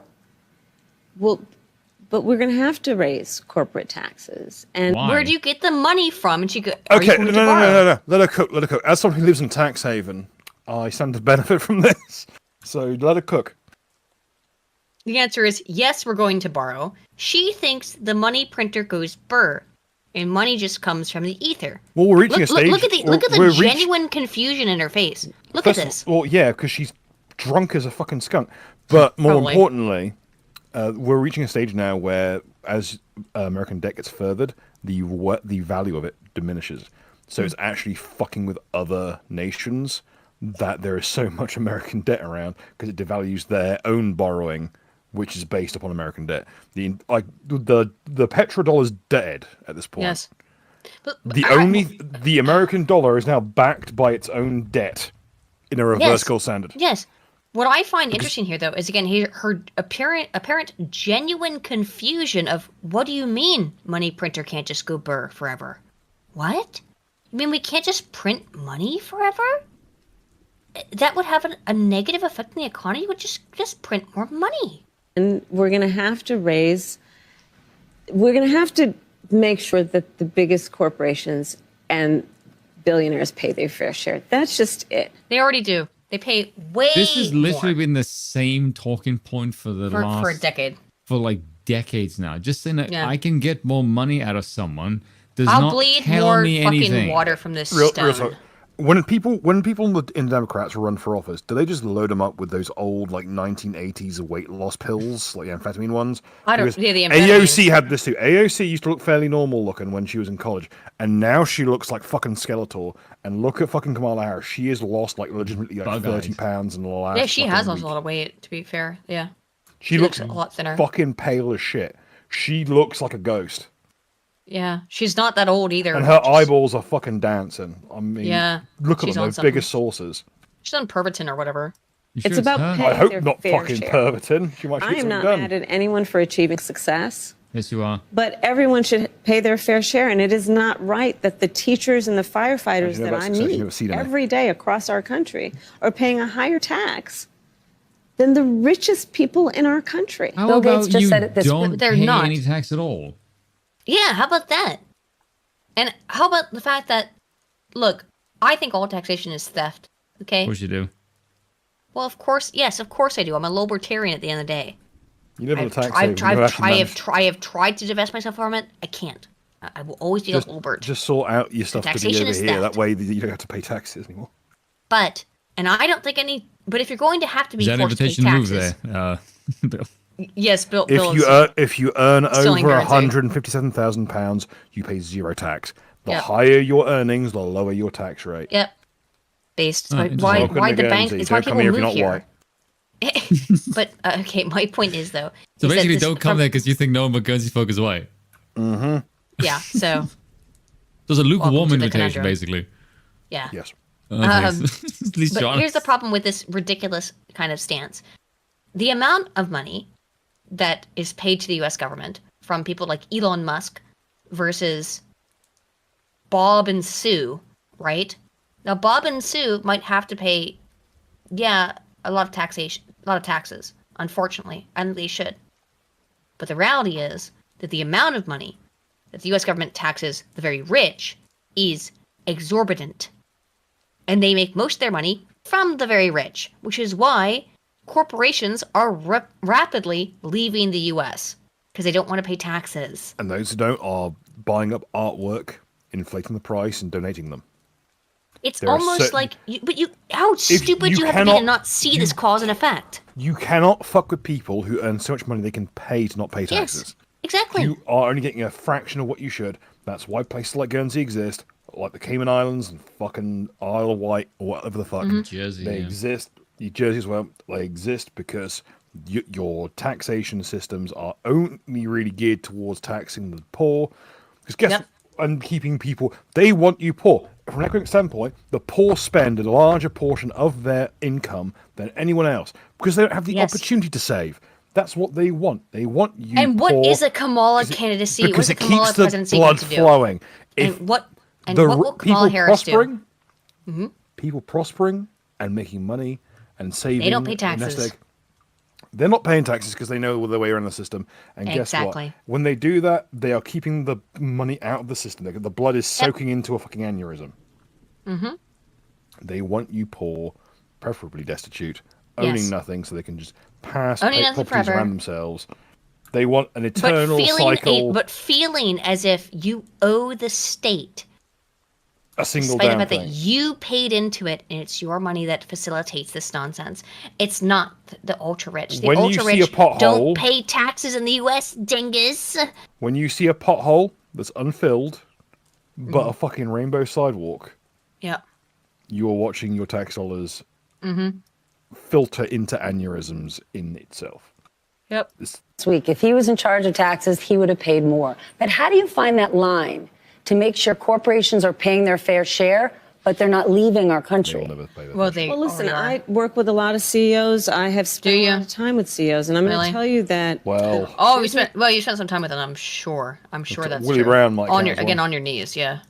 Leaders who are actually part of the engine of America's economy agree that people should pay their fair share. They also agree. Oh, weird that corporate CEOs want the taxpayers to shoulder the burden of the things that the Democrat Party that they back is pressing them on. Meanwhile, they put all of their actual finances in offshore accounts, so they don't have to pay a single fucking cent. How curious. Agree that when we look at a plan such as mine that is about investing in the middle class, investing in new industries, explain it, how investing in bringing down costs. You've seen the plan is just a invest in flip-flop, entrepreneurs like no, she has no plan. She literally has no plan. Yeah, because the whole idea is you cannot fight what has no form. There is no form or function or fulcrum for this entire system that she is set up. Nope. She is a complete simulacrum of political position. That's why the episode is called fucking Kamala Chameleon, because racially, politically, anything else, like, she has no form. Ergo, she cannot be assailed because you try and criticize me on this point. I've got this other point that I said that's contradictory. Well, I've said the opposite thing, and I've said that's the idea. 10 other things this that is what referred to as attitude, no attitude. It is a formless state so that you cannot be assailed. This is why she's called Kamala Chameleon. Yes. She will just say whatever the hell she thinks she's supposed to say in instance, and we'll see this here in a minute with her position on the Second Amendment. Okay, again, like, we've glossed over 2 assassination attempts on Trump. 2. Yeah. And we got bored of it. Apparently that's just normative now. Keep that in mind. Interesting. It's like the British government saying, the British military isn't really functional anymore, and the citizenry has to be ready to fight. Okay. It is curious. Yeah, again, it's curious though, and interesting to me that the media has continually downplayed. They want to talk about they have to cover the Trump assassination attempts, of which there have been 2 in the last couple of months. They want to downplay them. They want to accuse Trump supporters of being the perpetrators, which is hilarious. But they know it's a losing narrative. So instead they put out shit like this. Non-answers from Kamala Harris, because she can't answer because she doesn't understand anything or know anything. She's a complete and utter moron. The overall economy is stronger and everyone benefits. And she's Part drunk. of my plan for the economy is investing in new industries. She looks like fucking Rackets. Active partnership. She's got that same like sallow, like oh my god, no buccal fat, high cheekbone, fucking scrawny ass. She does look like Ricada. Looking like the ghost of the monkey that started AIDS. She does look like Ricada when he was on his coke binge. Holy shit. I've worked with the private sector my entire career. Even as vice president. You've been working with private your whole career. Yeah, what have you done? What have you done to show for it? Also, what's this fit on the left? I don't know. To increase by billions big of dollars, ass high heels. Money going into community banks. Yeah, to increase with a fucking access to capital for small businesses. Why do those biggest corporations and CEOs do that? Because they know those kinds of investments, like in our small businesses, in startups and entrepreneurs, actually strengthens America's economy. Her version of the flag doesn't have the Ukrainian one; it's just American. Mm-hmm. And this bitch, I'm not sure why you're rocking the Wednesday Addams by way of a 1930s Amish school teacher like look, but it ain't winning anyone over. It's just so fucking weird. And everyone benefits. So this is not about bilking anybody, but it is certainly about Biden had the Ukraine flag. She has just the U.S. flag. She's got that fucking chunky ass chain. Opportunities for everyone to grow. To be fair, if I knew her, I'd Don't lock you into know a that she says that she knew Tupac? Tupac, I believe is how she referred to him. In the biblical sense, perhaps. Well, no, I think she called him Tupac also. Not Tupac. That looks like the kind of chain. That looks like the kind of chain that should be fastening something to a bike shed. Yeah. Believe that perhaps fitting it is considering not her history. sufficient, and it should not be our goal to just make sure everyone is. Remember, remember that Kamala is black or Indian or whatever, depending on whatever she needs to be in the moment. She's paler than I am That right should now. be a given. And let's create an economy where people have the ability to buy a home, to start a business, to take a nice vacation from time to time, right? For people who want to buy a home, it's almost like you can't just create imaginary fucking fictional worlds where everything is good for people. When by people she means BlackRock employees on behalf of their employer. Yes. She means people on behalf of their employer.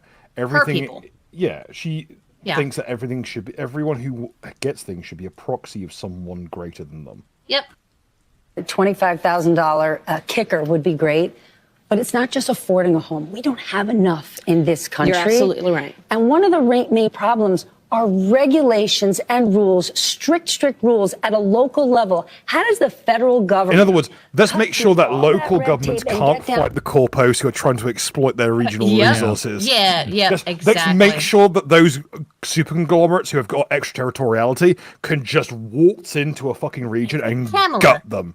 Come on, Kamala, how are you going to step in here and make sure that BlackRock can buy everybody's house?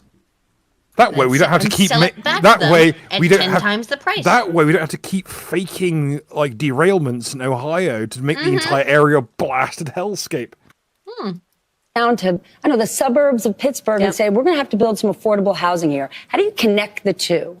So you're absolutely right. So across our country, people rightly are concerned about the cost of housing. So it's home ownership to your point.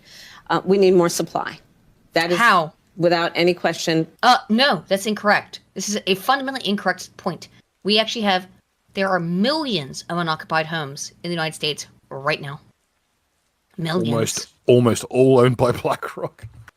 There are millions of unoccupied homes in the United States right the fuck now. It is not about supply. It's about your demands. That's what the issue is. You're requiring people and the NGOs that you facilitate, BlackRock and Vanguard, to charge people hand over fist for nothing. Charge them, $100,000 for a place that just 10 years ago would have cost $50. Not even joking. There are places in Saskatchewan, just north of the border. 1,000% increases on some of these housing prices. Just north of the American-Canadian border into Saskatchewan. The place is experiencing massive, like Zimbabwe tier superinflation, where you can still buy a house for 10 grand. Yep. Doesn't have amenities installed yet, but you can get hooked up soon enough. Here's the thing. You used to be able to do that in West Virginia. And the reason why this has hit me particularly hard is because, or why I've been particularly noticing of it, is because the DC politicos have chosen to all move to West Virginia. because it's relatively close to DC. They can get there pretty quickly. And they have forgotten the mountain people. They have forgotten the mountain people. Now, folks at Harper's Ferry, which is the closest town in West Virginia to DC, it's always been kind of a DC suburb. But that being said, they're buying up all the land around there, and I mean really buying it up, in order to cut out local people. Part of the solution. Creating more supply under my plan includes creating tax incentives like to what? work with the private sector and home builders. Part of my goal and the plan would be to create 3 million new housing units for rent and for ownership. Hey, I just said. Think of how many people we can fit in the nation if we grind them all to a fine powder This is what she's and saying. keep them in silos. We have tons of available housing. She's instead, as you just said, Bill, she's advocating for importing a shit ton of people and putting them into a human silo. Yeah. Ownership by the end of my first term. It includes also what we must do to cut red tape. You're absolutely right. It takes far too long and there's too much bureaucracy associated with home building. And I say that as a You were devout never public getting rid of middle servant. management. I know you that are we powered have by to it. She's gonna make it so much reduce worse. the red tape and speed up what we need to do around building. How? Explain how. How are you going to reduce the red tape? No You're more just giving me rhetoricals. Let's just let her cook. And Let bury that is herself. going to require working from the federal level with state and local governments. And it's going to be different in different I places. know you're playing depending ball. on the needs of that community, the needs of that local government, that municipality, but working in consultation and Where was the Fed coordination with and also Ohio? around incentives that we can create. For example, some of the work is going to be through what we do in terms of giving benefits and assistance to state and local governments around transit dollars. Those heels are aggressive. And looking It's just holistically massive federal at the amounts. Yeah. connection between that and housing. And looking holistically at the incentives we in the federal government can create for local and state governments to actually engage in planning in a holistic manner. Remember when that Stop bridge- using the word Why is holistic. holistic? Yeah, thank you. What, Stop remember, using the word okay, holistic. another semantic bullshit. What, remember when It's semantics, when yes. some fucking Pajit-owned boat rammed itself into the Baltimore Bridge? Yes. And fucking destroyed it Destroy completely? the key bridge, yes. And then the Fed said, "Oh no, we'll pay for it, regardless of the existence of fucking insurance." Now, as a Baltimorean, I like to point out that since my inception as a human being, the thing that we always would say, if you're going to cross the Key Bridge, you got $1 for the bridge. And then even, there was still a term that was used, or phraseology that was used by Baltimoreans. Even once the cost to go over the bridge reached $5, $6, $7, $8, $9, $10 to go over the damn bridge. They knocked the bridge over. Then the U.S. government says they're going to rebuild it. Do you want to think? Now, it's not been rebuilt yet, as far as I know. I know they're working on it to rebuild the Key Bridge. Do you think that's going to be a free bridge when it comes out? Nope. Or you think you're going to still have to pay $10 to go over it? Because I bet you still do. Prioritizing affordable housing for working people. Then let me ask That's in one direction, by the way. business that matters a lot to this town. Yeah. U.S. Steel. Yes. Right? When you think Pennsylvania, when you think Pittsburgh, you got the Liberty Bell in Philly, and you got U.S. Steel in Pittsburgh. Tell me about A steel. Japanese company wants to buy them. You are opposed to this idea. Many people are. But if the deal doesn't go through, they have said people could lose jobs, they could close mills, they could leave the state of Pennsylvania. I mean, This is insane that they're even talking about this. Because guess what? Japanese companies bought almost all of the mills in Pennsylvania 30 years ago, you dumb fucking bince talking about shit that doesn't fucking matter because the Japanese already bought the damn mills. Have mercy upon the headphone users, for fuck's sake. I'm sorry, I'm getting so fucking irritated. How can you even, why are you even having this conversation? Back down. Why are you even having this You're an adult. conversation? I know. Please pretend to be. The Japanese companies that wanted to buy American mills bought them 30 to 40 years ago. They already own them. The fact that you don't know this is shameful. Every mill, every fucking mill in Pittsburgh and its facilitating areas is owned by the Japanese. Well, none of those mills have been owned by Americans since the fucking 40s. Or the Chinese, yeah. Or no, no one not owns them. The No 18 American fucking owns them. 40s. No American owns any of those fucking mills. They're Carpetbaggers got owned more. by East Asians. Acting like this is new is incomprehensible to me. But this is because Kamala knows that she really needs to win Ohio and Pennsylvania.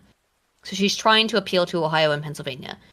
Maybe not a question you should say for Ohioans and Pennsylvanians who know that this is a bunch of fucking nonsense that you just said. But go ahead and lie. It's like moving the Liberty Bell to Newark. So which is more important? It's most important that we maintain What about green America's energy? ability to have American manufacturing of steel by American workers. Oh. The Democrat Party has systematically destroyed that over the last 100 years. Weird. You're going to turn around now? For a number of reasons. Oh, are you? Which includes, again, back to the point of growing our economy and how I think about the economy overall, investing in new industries. There is not a new industry that I can imagine that is not going to require steel. Do you understand what you just said? Federal I want to invest government. in new industries, not in steel. We're going to require steel, which we are going to import from where? Japan. China. China. As a manufacturing of steel as a fundamental part of what it accomplishes. And having American workers in an American company manufacturing that steel for those new industries is going to be critically important, not only in terms of... Okay, but all of your green bullshit makes it so that these companies can't work in the United States. They literally cannot operate. They cannot make a profit because of all your green bullshit initiatives. If you think you're getting one over on the fucking companies, they have moved it elsewhere already. That's why they moved elsewhere, because they could not make a profit in the United States. Because of all of your bullshit. It's all leftist bullshit. You will legit steel industry to come back. This is not how. You'll legit get more money just taxing their employees. Economy, but also in the context of national security. Most people now realize if we didn't before the pandemic, what and the strain on supply chains and an over-reliance on foreign manufacturing, that we have to be intentional about U.S.-based manufacturing. And of the... Oh, but you actually don't want U.S.-based manufacturing. You don't. You want it to be imported from China. The products that we have to prioritize, steel is one of them. And that's always going to be my priority. Steel workers. Wow, you've never said that up until now, that you care about steel workers until you're campaigning in fucking Pittsburgh. How curious. Matter in this country. Yeah. Unions matter. Yes. In 2016, Donald Trump Unions matter? connected I'm going to tell you with something about unions. that in a minute. He saw them. There was an emotional connection. But what he didn't do... I'll just tell you the truth here. The Teamsters union has dropped their support of Kamala Harris. Teamsters, which are people who do everything from running errands, grabbing coffee, but they do the grunt work, if you want to call it that supports many American industries. The Teamsters union has said they will not support Kamala Harris. Which is damning. Just saying. Yes. Because that's like an ultra blue faction. Yes, one of the most blue factions has said they will not support Kamala Harris. In the last That's 4 years, motherfuckers with a forklift in the on country the for docks. unions, but not. Yes, the forklift operators have said that we will not support Kamala Teamsters Harris. union is massive. It's like the big one of the enormous. biggest. It's literally Yes. do you have a qualification to use a forklift? Look, you're in the nothing Teamsters else, union. nothing works without Teamsters. Okay, you need Teamsters to do everything else. If only for To the facilitate sandwiches. Pretty much every other work. That's what they get acute. That's what they get boiled down to, is sandwich gatherers. That's not true. Teamsters do all kinds of work. Hey, I respect the hustle of we will get sandwiches from this one deli and not tell people so we can keep our fucking shit clear. Respect the hustle. That's what I do at work. I just make cups of tea. Nice 30 Rock reference, but no, Teamsters do a lot of very difficult work. I work with Teamsters. They're all wankers. I want to understand, when the Teamsters decided not to endorse you. Yeah, here we go. What was their reasoning? What are they looking for? Well, let me go back to our previous conversation. I'm very proud to have the endorsement of the steelworkers and almost every other major Okay, very cute, very cute. But the Teamsters won't endorse you. union in America because I stand by workers, and I stand by the importance of being able to join a union. Never worked again, you and to understand the benefit and the value of unions.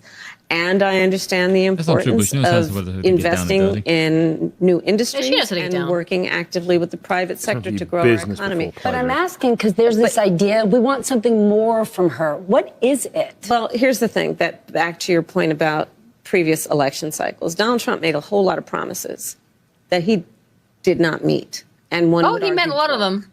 Look at Lordstown. Hold on a second. If he didn't do that, why do so many of them endorse him over you? Very curious, right? He said he was going to sell your homes. Yeah, don't sell your homes. And what happened? Well, that would have been a really bad idea for them to sell their homes at the absolute worst period of time in the real estate in modernity. The worst period of real estate, wherein your houses became worth nothing. Yeah. No, sell them that way we can kill all these fucking politicians. Well, I mean, that's what they want, obviously. But yeah, Trump gave them good advice. Don't sell your home right now. That look on her face, that is what so many voters think when they look at her. Like, that's his face says, oh, fuck. God, I'm getting fired next week. God damn it. Shut down outsourcing under Donald Trump. His policies that are about putting, I'm waiting for the shot tens to hundreds of % tariffs. John Deere. Yes. Yes. Yes. So guess what? I paid for a John Deere fucking lawnmower. In this busy week, you fucked up. Busy week of diplomacy, world leaders did fuck up. You did. What the hell accent was that? I don't know. What the hell did you just do? I don't know.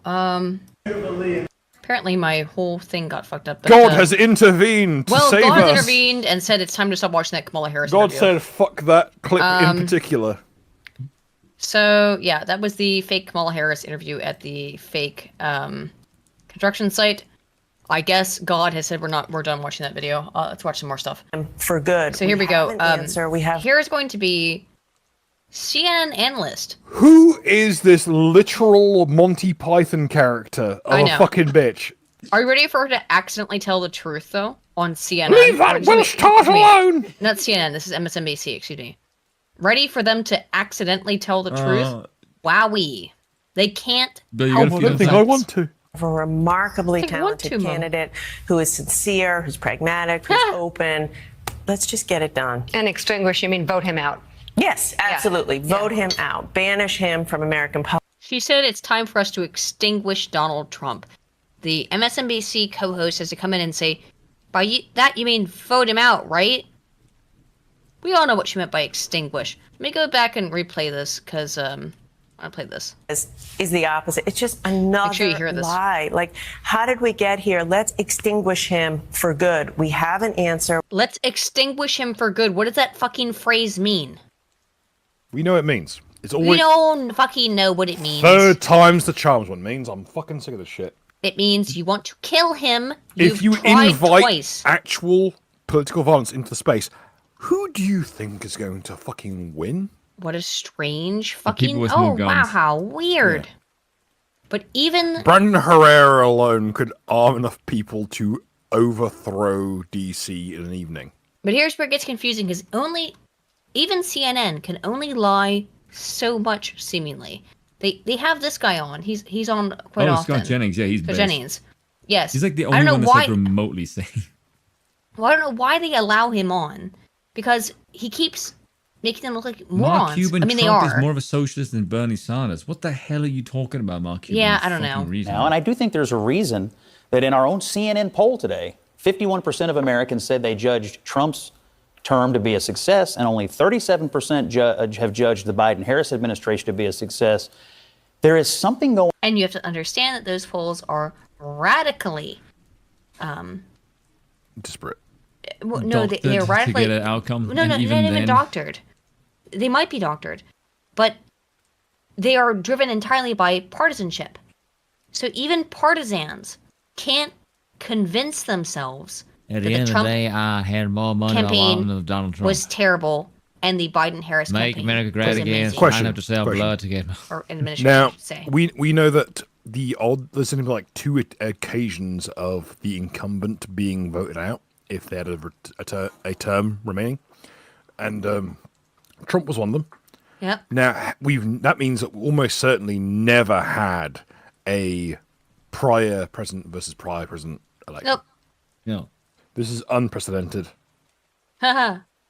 Going on where It's people different are spelling, you fuck. I know. How he did it, and they're comparing Die. to what's happening right now. So you can cherry pick these individual statements or policies, but if you look at the comparative and you look at our own polling, you realize he's hit upon an economic vein that is working for him in this election. Yeah, he beats Harris on it, and he is viewed as a better president than Biden and Harris. 50% say that Trump is better to handle the economy.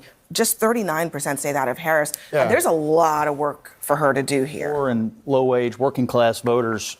Also, I mean, the issue you're conveniently. It's a face that says, "Oh man, we're fucked." Been crushed by inflation for the last 3.5 years, and I don't think it's as simple as what you laid out, Keith, about race. I think they're looking at their overall situation and saying, of course, CNN made it about race. Scrubs online support for black Nazi scandal. Jesus. Oh, we covered that a couple weeks ago? Did we? Some guy from Georgia. Yeah, they said he was a black Nazi. I don't remember that. Get him on the fucking podcast. I can do a laugh. Whatever. I felt like I was at least had a fighting chance, and today I associate with Anglos all the time. At the fucking blacksmith. Be careful. And I do think they're looking. But I do think they're looking for someone to blame, or to at least say, why did these policies get enacted upon me? I'm the one who's feeling it the most. They're all getting a bit nervous now. Yeah, look at the nervousness of the CNN staff. They're like, oh God, please don't tell the truth. How the hell please don't he's tell the truth. there. I mean, I don't know how he's. Fucking Here he is Q-tip. next to Q-tip. By the way, I've had a go. I've had a spat with this guy. Everyone's had a go at Q-tip. He's a fucking lunatic. By the way, Player 2 Colors DLC Don You've never King. seen Q-tip before? I have. Every time I see him, I forget him. Here's the thing. This dude, he is exactly the same on Twitter as he is here. Because I had to go at him. Campaign. I mean, she repeats it herself. Trump will be a dictator on day one. I mean, this is the thing that Trump said. He said, I will be a dictator for one day.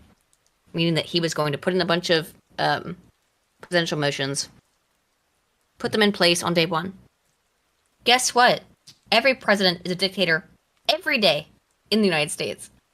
Hey, wowee. Did you not know that? Oh my. It's almost like you're politically illiterate. But let's go. This country fights all points. Not you guys in the chat. You guys are based, but you know what I mean. People who think this. Don't blow smoke up their ass. They're stupid too. We're all stupid here. That's why we're cool. No, I'm the dumbest. Fuck you. We're cool because we're all a bunch of dumbasses. Anyway, let's go. Didn't he say that? He'll be a dictator. Those were his words. There'll be a bloodbath. There'll be a bloodbath. He say that there would be a bloodbath? He wants. He was talking about. By the way, what was? Excuse me, Spoon. Could you tell me what was Trump talking about when he spoke about the bloodbath? Oh, the automotive industry that I go to fuck. Oh yes, it was the automobile industry. He said nothing about in the streets. He was talking about the automobile industry. There's nothing racial involved in that unless you count like secondhand. I don't think she said She didn't say that there would be the first thing she said, which was true, and the second thing it is said by every Democrat working for or around her campaign every day on this network and every other one. The bloodbath thing is stated every single day. Okay, let me but just. my just point to clear, is, just dictator, to clear this up. bloodbath, eliminate. Yeah, be clear about it. What do you Let's think that just does to clear to this up. You're referring to Trump's use of the word bloodbath when he was talking. And what was he talking about? He was. I'm going to explain it to people because I think there's. Yeah, go ahead and try. Use of the word bloodbath when he was talking about, vehicle manufacturing jobs in the United States. Vice President Harris improperly and unfairly mischaracterized that as him saying there would be a bloodbath if he were elected. However, she did not say that if Trump were elected, there would be a bloodbath. She did not say that. What's the functional goddamn difference? There is none, and you know that. Yeah, but CNN, despite this stuff, goes full propaganda. Yeah, you have to understand. This is something that most Americans, or frankly most Westerners, don't quite understand about how the opposition works. The right wants to hear policies because they're focused on what will affect me. Yes, whereas the left wants to hear what shiny thing will you will you dangle in front of my face that would make me feel better if I jangle it. Yeah, that's basically it. If you talk to the left, it's not like you're talking to a human being. It's like you're talking to a drone that gets animated by certain speech. Who would like to read some of this? Because this is then CNN, despite those two clips we just watched, being from CNN. What the hell is that thing? Failing to secure the vote. This is their attempt at securing the Hispanic vote. Who would like to read this? The sounds of blasting and bulldozing in the hills overlooking Las Vegas are proof that change is a constant here, with a new 5 million homes evidence of the vibrant upscale demand. Or of the people that we're constantly fucking bringing in with the fact that there is no border. Very vibrant. It is progress. Also, look at this. Comma, period. Nice job. Is that bad? This is grammatically incorrect. Should just be the comma, no period. I mean, this is an Oxford. This is an Oxford comma, but still. Oh. Okay. The period should not be there. Go ahead. No, it is there's progress. There's no period there in it. Yeah, okay. It is progress. Long-time Las Vegas real estate agent. A name I'm not even bother trying to pronounce. Diverse female characters. Sanchez. You can do that. Call her Sanchez. They're below me. She points out new construction from the patio of her own home in suburban Henderson. But it is also a reminder of a major economic and political issue here. Rents are on the rise. Geez, I wonder why. The starter homes are scarce because you keep funneling in fucking illegals.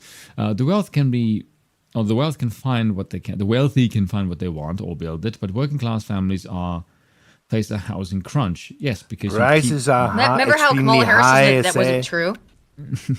Remember how Kamala Harris said this was a lie? This is a CNN article that is going to praise her, and they still have to say this because it's the truth. Yes, the prices are extremely high, the highest they've ever been, Sanchez said in an interview. And with interest rates being really high, the affordability is not here for a lot of people. Sanchez says a Federal Reserve interest rate cut would help, and she is counting on the soon, not only to help and not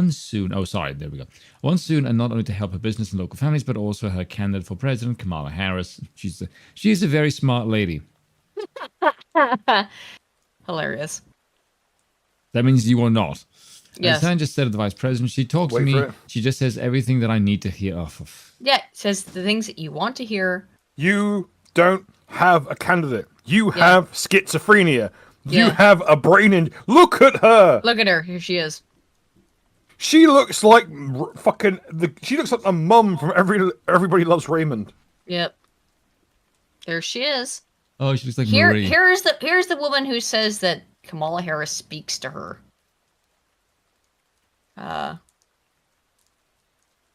That's coming from a self-described Reagan Republican who hopes to one day vote GOP president again, but not Donald Trump atop the ticket. I've never liked anything about him.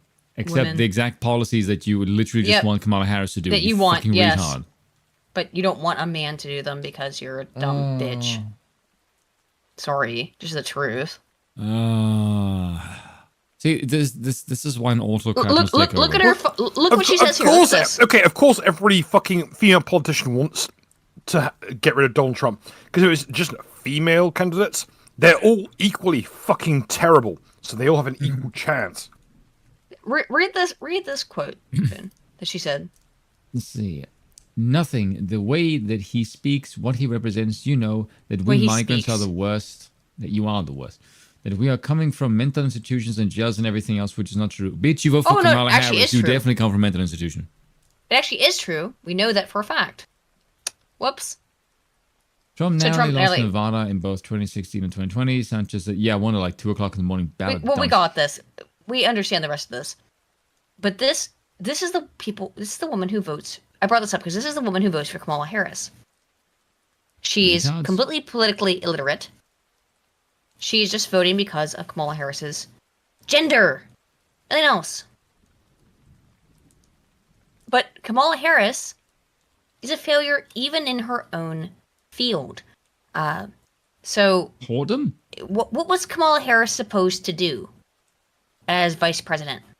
Close the southern border. Be the border czar, yes? Yes. How'd that go? I said when Because, by the way, Kamala Harris has been denying being the border czar. She has said she never was, and it's all fake news. If you don't know this. Kamala Harris assigned to tackle immigration's causes, not border security, PolitiFact's headline declared. Not a border czar. Republicans call Harris a failed border czar. The facts tell a different story, Reuters said.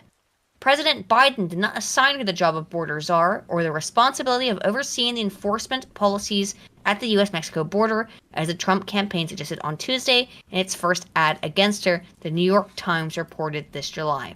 Well, again, shall we? Came a team and got elected that the vice president's going to be the last person in the room. Oh, weird. She didn't realize that's that odd. She gets every assignment. But the vice president and I and all of us here have been working very hard. We know what the outcome to pass the legislation that the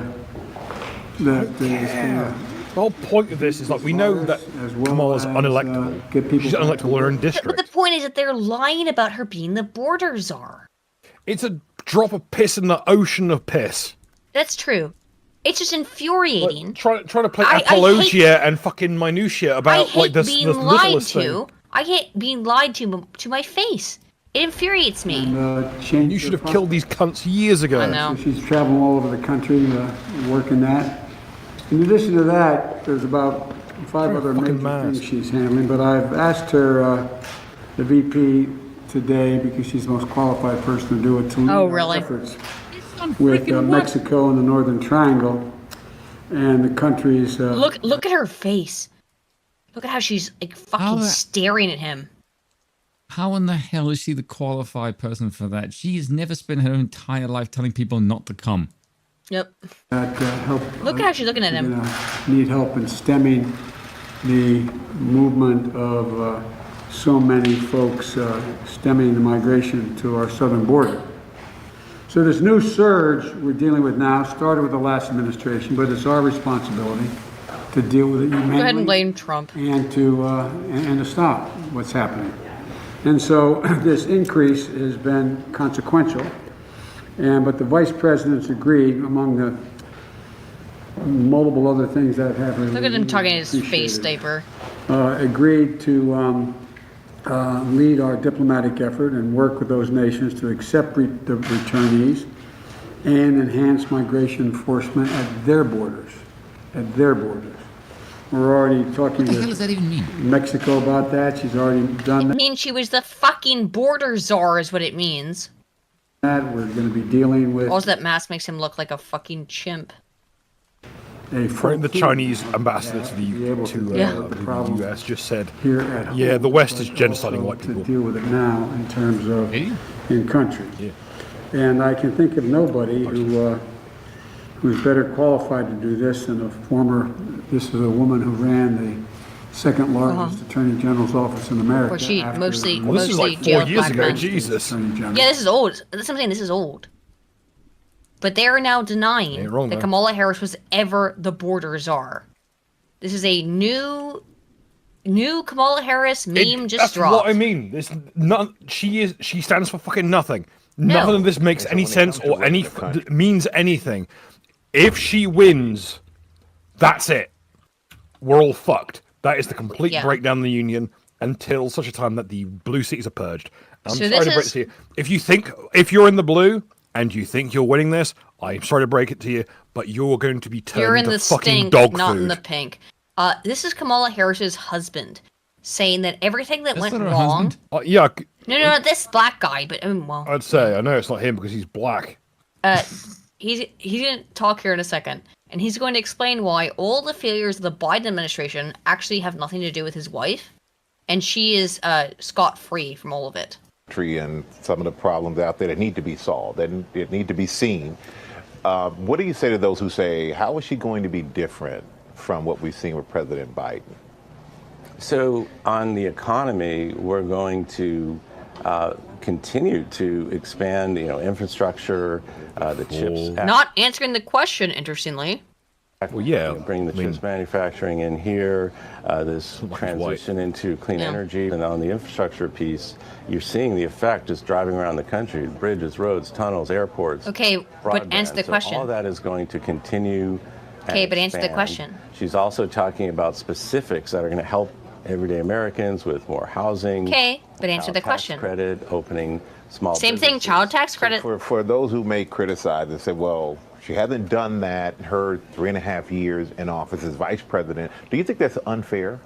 Yeah, she's the vice president, not the president. So, the vice president is there as part of the administration, not leading the administration. So, as president, she's going to be able to put forward her policies and plans and effectuate those. Oh, so you just have to give her unlimited power, and then she'll do the things that she says she's going to do.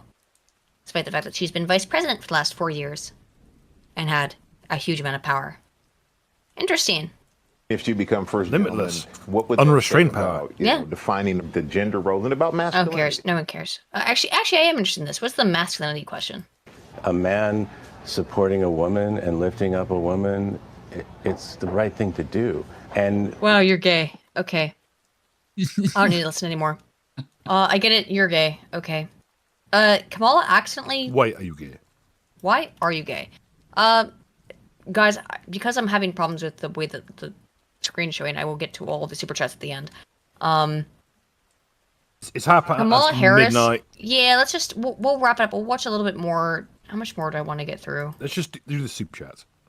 Yeah. Okay. Everyone's sleepy. Let's do this Kamala Harris thing where she says she's now in favor of guns. I'm a gun owner. Tim Walz is a gun. I did not know that. On Oprah. Let's do the Oprah stuff. In my house, they're getting shot. Yes. I hear that. I hear that. Probably should not have said that. Yeah, you probably should not have said that because it's a 2A statement and you are anti-2A. So that does make you look like a fucking hypocrite because you are. Guns to get for more you. People to vote for, actually, that's the fun Guns for me, but not for thee. Thank you, Kamala. There's some more, and really, this was also on Oprah. Oh my god, just. I'm sorry, guys. Physiognomy is free to learn about people. I beg of you, learn about physiognomy. I'm just these people. I'm What gonna the hell play is just that this thing on the clip. right? That is her husband. The girl's But not bad if she looking. has if she has children, we know for a fact he is not the father. We are, like many, many young Americans, just experiencing a very high cost of living. We ended up giving up our apartment, moving. She says she wants to have children, I think, in this clip, but I think she already probably does, and he is not the dad. I don't Just saying. believe that they're a couple. I don't believe it either. She is way too attractive for him. Yeah. Something weird's going on. Put some ice in your cock, for God's sake. over a year so that we could save money and ultimately buy a home. She's just got good hair. Dream was to get married and She's- buy a home and have a She has baby. hairdo, but- Now here we are, and our Yeah, mortgage not my cup is of tea. incredibly higher. Good question, than though. Hang what on. I thought it would be, and my sister and So she's just talking about like normal American problems. We feel like we cannot have a family because the mortgage is so high, because the cost of living is so high. So we feel like we cannot have children. Listen to Kamala Harris's insane drunken response. our brother-in-law are living with us right now so that they can hopefully one day do the same. And while it's beneficial for us because they help us pay off some of our mortgage, it's also beneficial for them because they can save on cheaper rent. But we really would love to know what your plan is to help lower the cost of living. Yeah, first of all, horrified immediately. Yeah. Immediately takes on the aspect of a Michael Jackson animatronic. Wait, just listen to her response though. It's unfathomable in its stupidity. This is a story I hear around the country as I travel. And in terms of both rightly having the right to have aspirations and dreams and ambitions for your family and working hard and finding that the American dream is, for this generation and so many recently, far more elusive than it's been. And we need to deal with that. And there are a number of ways. One is bringing down the cost of everyday necessities, including groceries. How will you do that? So that's why I'm taking platitudes. How are you going to do that? On, for example, price gouging. which is when, Hey, Kamala, do you know that when the economy sucks and the dollar's not worth anything, prices go up? Do you know that? Wow, yeah, because it's trying to combat the lack that the dollar has less value. Yeah, weird. And corporations are good, but for those bad ones, they take advantage of people, especially during a pandemic or extreme weather. They don't. And they end up jacking up prices, and there needs to be accountability and consequence for that. So Okay. So, extreme weather and industrial accidents, they jack up prices. I think that probably is true. Because they have to. Because Bill and I live on an island, we know how much more shit costs to ship here. Oh yeah, shit's fucked. Than it does on the mainland, okay? But this is not her saying like, oh, the reason you can't afford to have a baby is because of natural disasters? Come on now, bitch. I'm going to be taking on price gouging. But it's also about dealing with what we need to do around home ownership, right? So as someone mentioned during this film, look, I grew up a child... Every fucking time it has to be. Let me tell you about how I grew up middle class, which is demonstrably false. You grew up upper class, you dumb bitch. We all know this. Like, just keep lying to these fucking simps and see if they believe you. A mother who worked very hard. She raised me and my sister. So insufferable. And she saved up, and by the time I was a teenager, Your mother was our middle class. And we grew up actually for a long time in an apartment on top of a child care center that was. What the hell does this have to do with the question? It's just it's only about her. Oh, she can only talk about herself. Right. Look at the woman's face. Like, what the fuck is women this are so retard infuriating. talking about? Holy shit. When we called our second mother because she helped my mother. Nobody cares. She just goes on about her own life. She always does this. Every fucking time. What tribe? This is a different question in the Oprah interview. When you become president, what would be your specific steps? Yeah, of course. What would be specific steps to strengthening the border? So remember, Kamala Harris is the border czar. She is now Close trying the border, enforce it more, and shoot. You notice how he's wearing the same thing Yep. that fake fucking, like, not National Front. Yeah. It's the British one. He's wearing Yeah. khaki pants and a blue shirt. He's just like a normal dude. The reality is that this guy is just like a normal dude, because he's a normal dude, asking her a normal-ass question, and as the border czar who has spent the last nearly 5 years supposedly dealing with immigration on the U.S. southern border, let's hear what Kamala's answer is to this guy who asked her, this black man who asked her, what are you going to do about the southern border? It's not some whitey, not some racist whitey. You can't put that shit on him. That piss up in a brewery. You can't put that shit on him. You can't call him a racist whiteoid. I know they really want to, but they can't. So what are they going to do? What's Kamala going to do? And she already is fucking struggling. You can tell from her face. She's like, oh God, a black man asked this question. What am I supposed to do? I can't just say whitey did it. Maybe an ABV below 2%. Important question. Yeah. You know my background was as a prosecutor. I don't know, Kamala, talk about it more. It's all you do is talk about how you talk about your fucking family or something again. It's all you usually do. Your background of imprisoning innocent black men? Is that what you're talking about? That's your background? Because I know that's your background. Cool. And I was also totalitarian. The elected attorney general for 2 terms of a border state. Yeah. And what'd you do? This is not a theoretical issue for me. Is it? So you put away black men who committed minor crimes for decades. That's what you did as Attorney General of California. Just letting people know. That's what she did. Your DEI hire, Kamala Harris, spent her entire career as an attorney mostly prosecuting black men in California. Now, I think she's right for doing it, to be fair. But they don't want to hear that shit, do they? This is something I've actually worked on. Okay. I have prosecuted transnational criminal organizations. Oh, have you? For the trafficking of guns, drugs, and human beings. Yeah. I take very seriously the importance answer the damn question, of then. A secure border and ensuring the safety of the American Answer his damn question, then.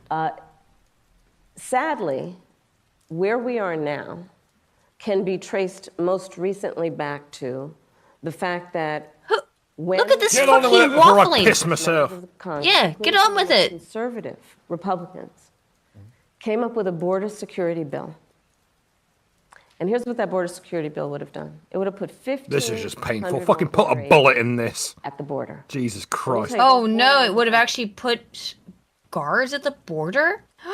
How terrible. This guy just asked you how are you going to protect his job by preventing immigrants from getting his fucking job? I'm taking MacArthur's stance, put 37 nukes on a line across Mexico. Damn. Working around the clock. It would have just been about giving them some support and relief, which is probably why she started doing the voice again. This is a hard working, from what I can tell, this is a hard working, earnest black man being like, I don't want a bunch of Mexicans to come and take my fucking job. And she's like, waffle. Yeah, but they were being racist against them at the border, so he must let them in. Yeah, do you think this guy's gonna buy that dreck? You think so? This black guy being like, my job's being taken by Mexicans. This is just, we're just reading the same grind at this point. She's a fucking shyster. Just fucking cull it. Just gonna get through it. Agents actually endorsed the bill. It would have allowed us to stem the flow of fentanyl. And I'm looking at people from that's happened, has it? Here. So I don't need to tell the folks who are watching. Fentanyl is still pouring through the border. Fentanyl has done to families, to okay, but you're not answering this guy's fucking question. Fentanyl is still pouring through the fucking border. What are you gonna do about it? Open it. That's your actual answer, is to open the border and make it so fentanyl is way easier to pour over it. That's your answer. What? Can't you fucking respond to what this dude said? She said, like, hey, I'm a fucking black guy. I work a hard job, and I want to know that my job is not going to be fucking taken by a bunch of immigrants. She's nothing. Yeah. She's an empty mirror. Yep. Kids in our country, and the need to take seriously stemming the flow coming into our country and addressing that extraordinary and tragic issue in terms of its effect. How the bill would have allowed us to have... The fucking audacity of this woman to say this to this guy's face is palpable. More resources to prosecute transnational criminal organizations. And it would have been part of the solution. Oh, would it? And Donald Trump... I've got a solution. A final one? Called up those folks and said, don't put that bill on the floor for a vote. He blocked the bill, and you know why? Because he I know why. Problem instead of fixing a problem. Because Donald Trump didn't want endless numbers of fucking immigrants to come over and take that black man's job. That's why. Dingus. And then, look, they had to be told to clap. And they literally had to be told to clap. Put his personal political security before border security. Bitch, the reason the border was broken is because dude, this guy, look at this man's face. He knows that she's lying to him. He doesn't buy a single second of this. He put his personal safety first. That's why we reduced his security detail every single turn. This dude does not believe a single thing she's saying, and good. If you're getting judged by someone who's got that fucking weave-ass haircut, then you're in trouble. Well, he's got a bit of a ass haircut, but he's got that fucking. That being said, let's ignore the man's ass haircut. He's wearing a polo shirt. He's there asking a serious question, and she just lied to his fucking face. Even in the intervening months, what that bill would have done to give support to folks who care about this issue. And you go fuck about this issue. To the point about what does leadership really look like, and is it about you or is it about the people? Do you hear that? Is it about you or is it about the people? What is the people, Spoon? What does she mean when she says the people? Foreigners. More specifically in the American context. Democracy. Illegal immigrants or that? Hebrews. My political oligarchy. My political oligarchy. She understands this man is not going to vote for her, so he is no longer human to her. So therefore, you just heard her, what she says. She made him outside of her political class. So it's you and the voters. And the voters are the people who vote for me because they are part of my political hegemony. I'm gonna show you behind the curtain a little bit right here. Which is the bit of me thinking that only Guernsey folk are white. Mm-hmm. Okay. The inspiration for that meme is people like this who's like, oh, you're against me, then you're not a person. That's what I also believe it unironically, but that's unrelated. I know she doesn't really probably realize that that's what she said. But that was her message. You are on the outside of what I consider to be a person. So you don't count. Right. Is it about... You're already coming from this fucking coke elemental. Fixing problems? Yep. My work and my career has always been about saying, let's fix problems. You're working your career of mostly imprisoning, in fact, what appears to be, in many cases, innocent black men for minor crimes. Including on death row. Yep, putting them on death row for crimes that you could not actually convict on normally, that you fucked with the system over. Now, I don't know if this is correct or not, in terms of, like, I don't know if those guys were guilty or innocent. But this woman running for president right now is someone who has run her political legal career on the back of... She went... Yes, she on her was, back, yes. She was in fucking California. And managed to find black people who were innocent of crimes. I know, unbelievable. She found black men men innocent of crimes and got them prosecuted. Can you fucking believe that nonsense? Incomprehensible. That's not just threading the needle, that's threading the needle with the fucking needle. Yes. With your bell end. The needs, because we know it's within our capacity to do that. So to answer Justin's question... Again, piss up some breweries, a story of You love how Oprah had to come back in here and be like, I know that you just said a bunch of shit for like 2 minutes that made no sense. You know shit's bad when fucking You didn't answer the guy's question at all. When Weinstein's fucking madam has to chime in, you know shit's bad. But you didn't answer the guy's question because you could never answer a question because you don't listen to the things that people fucking say and you just spout off platitudes. Bill has gone and hasn't passed. Will you reintroduce that? Absolutely. And when I am elected president of the United States, you won't be. I will make sure that bill gets to my desk and I will sign it into law. You'll never take me alive. You think I look like he believes it? No.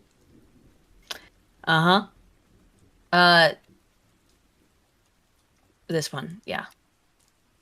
Here's the thing. I don't know if I want to end on this.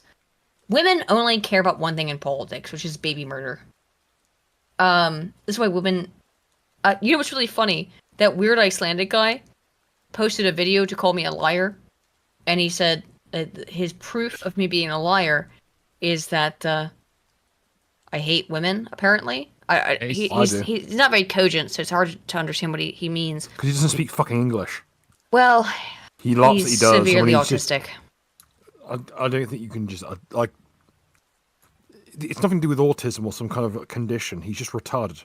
He is, but so all those years drinking paint have finally caught up with me. He's eating all those delicious paint chips.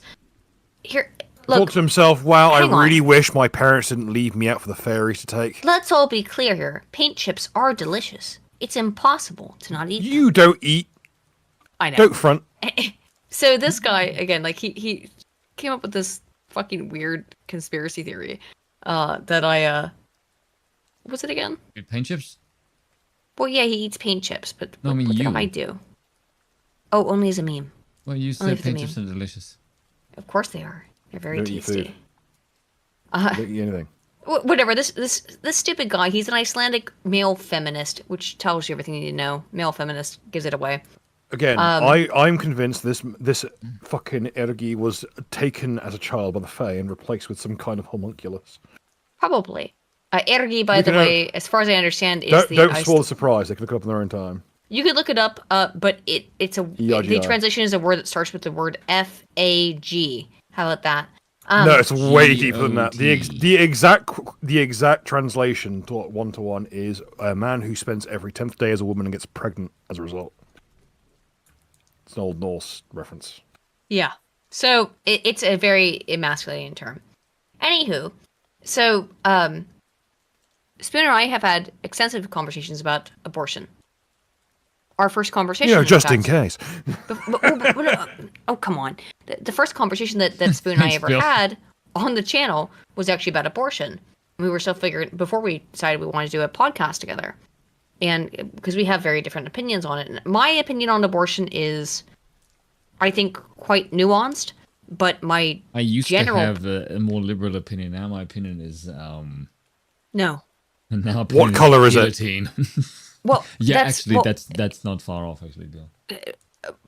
Look, and it's very curious, Spoon, because when you and I first talked about this, I'd like to have maybe we should redo the conversation about abortion at some point, because I think after 3 years, if we don't it's want been to 3 see years. if we don't want to see it in the news, we don't see one on the fucking podcast either. No, ain't nobody got time for that shit. My point is that when I talked to you about this 3 years ago, I'm not saying this in a disparaging way, you were defending abortion, I think, largely on a racial basis. Yes? No. Was it more on rape? No, it was more on the government is cringing gay basis. Okay. And then it was more Right, a case of, holy shit, people are going completely insane. No, women must be beaten over the head and dragged back into the cave. I think you might want to re-listen to that Okay, stream. enough of this bullshit. I'll cut right to the heart of the matter. Just as the requirement of monarchy is a populace willing to rebel, the inclusion of abortion in any fashion is requisite. The requisite is a population with morality to speak of.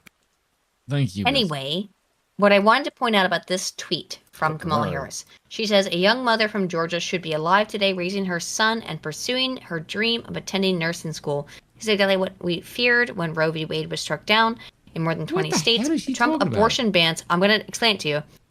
Trump abortion bans prevents doctors from providing basic medical care. She goes on. Women are bleeding out in parking lots, turned away from emergency rooms, losing their ability to ever have children again. Survivors of rape and incest are being told they cannot make decisions about what happens to their bodies, and now women are dying. These are the consequences of Donald Trump's actions. There is much at stake in this election, including restoring the freedoms that have been taken away from us. If Donald Trump gets the chance, he will sign a national abortion ban, and these realities will multiply. We must pass a law to restore reproductive freedom. When I am president of the U.S., I will proudly sign it into law. Lives depend on it. Now, would you like to know what happened to this woman that she's talking about? She very clearly is not talking about the woman. She does exist. Do you want to know why this woman died? She did die. A woman did die in Georgia. Do you want to know how she died? Cut to the marrow. Why? She was getting an abortion. Oh. She died as a result of a botched abortion. I shouldn't find that funny. On the subject, like, what about incest? Like, okay, what demographics commit incest at the highest rates? It's Muslims. Muslims, which are at 70% rate of fucking incest. So here's the thing. Are you going to treat the fucking symptoms all day? You're going to actually get to the cause. Let's just be clear.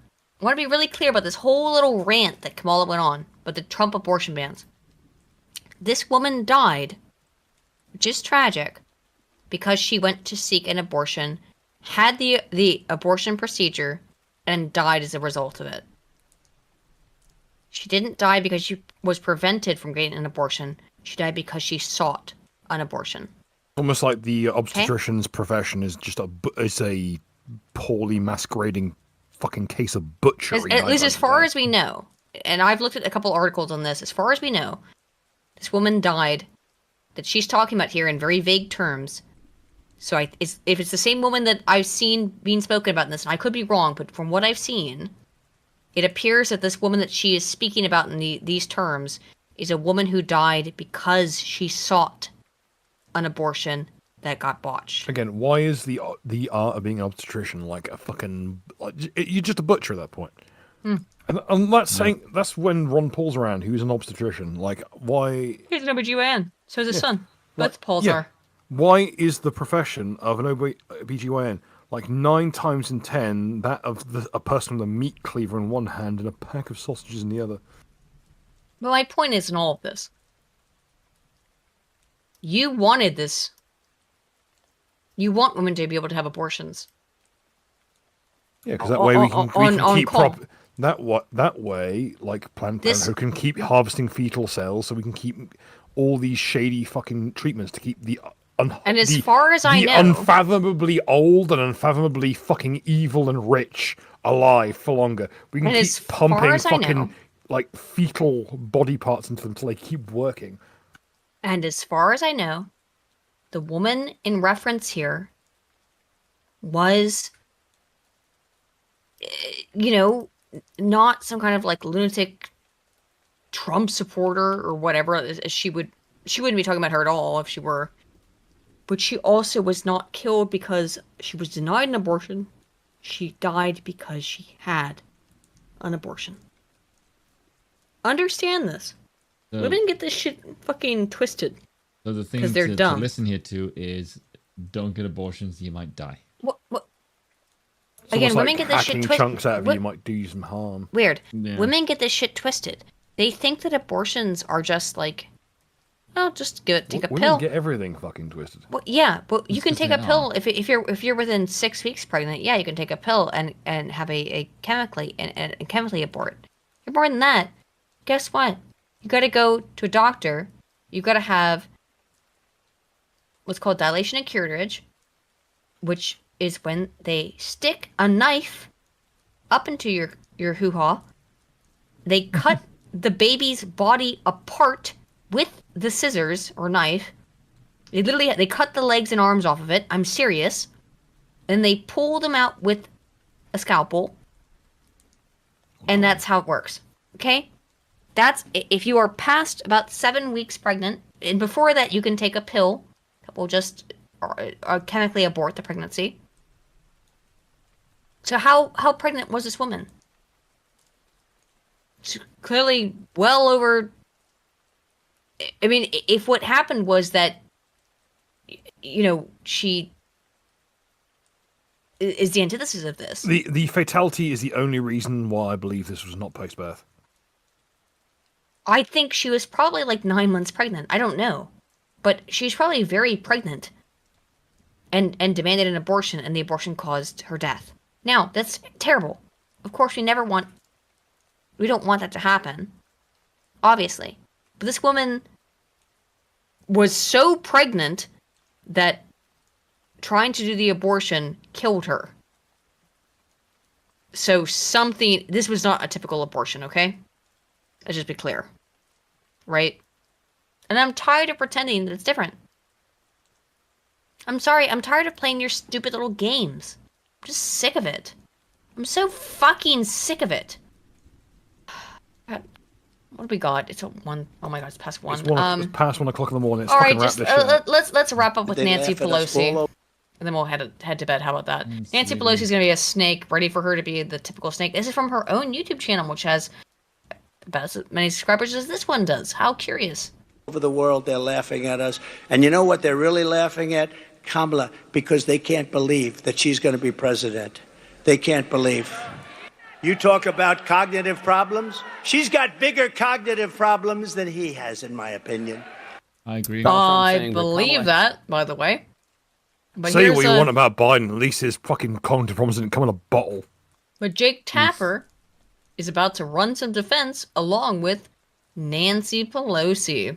Harris has bigger cognitive problems than Joe Biden. What is that necklace? This is a Nancy Pelosi, who is a notorious drunk. Yep. And insider trader. Let's not forget. Yes, insider trader and notorious drunk. She's gonna tell you how Trump's the one with cognitive problems, not me.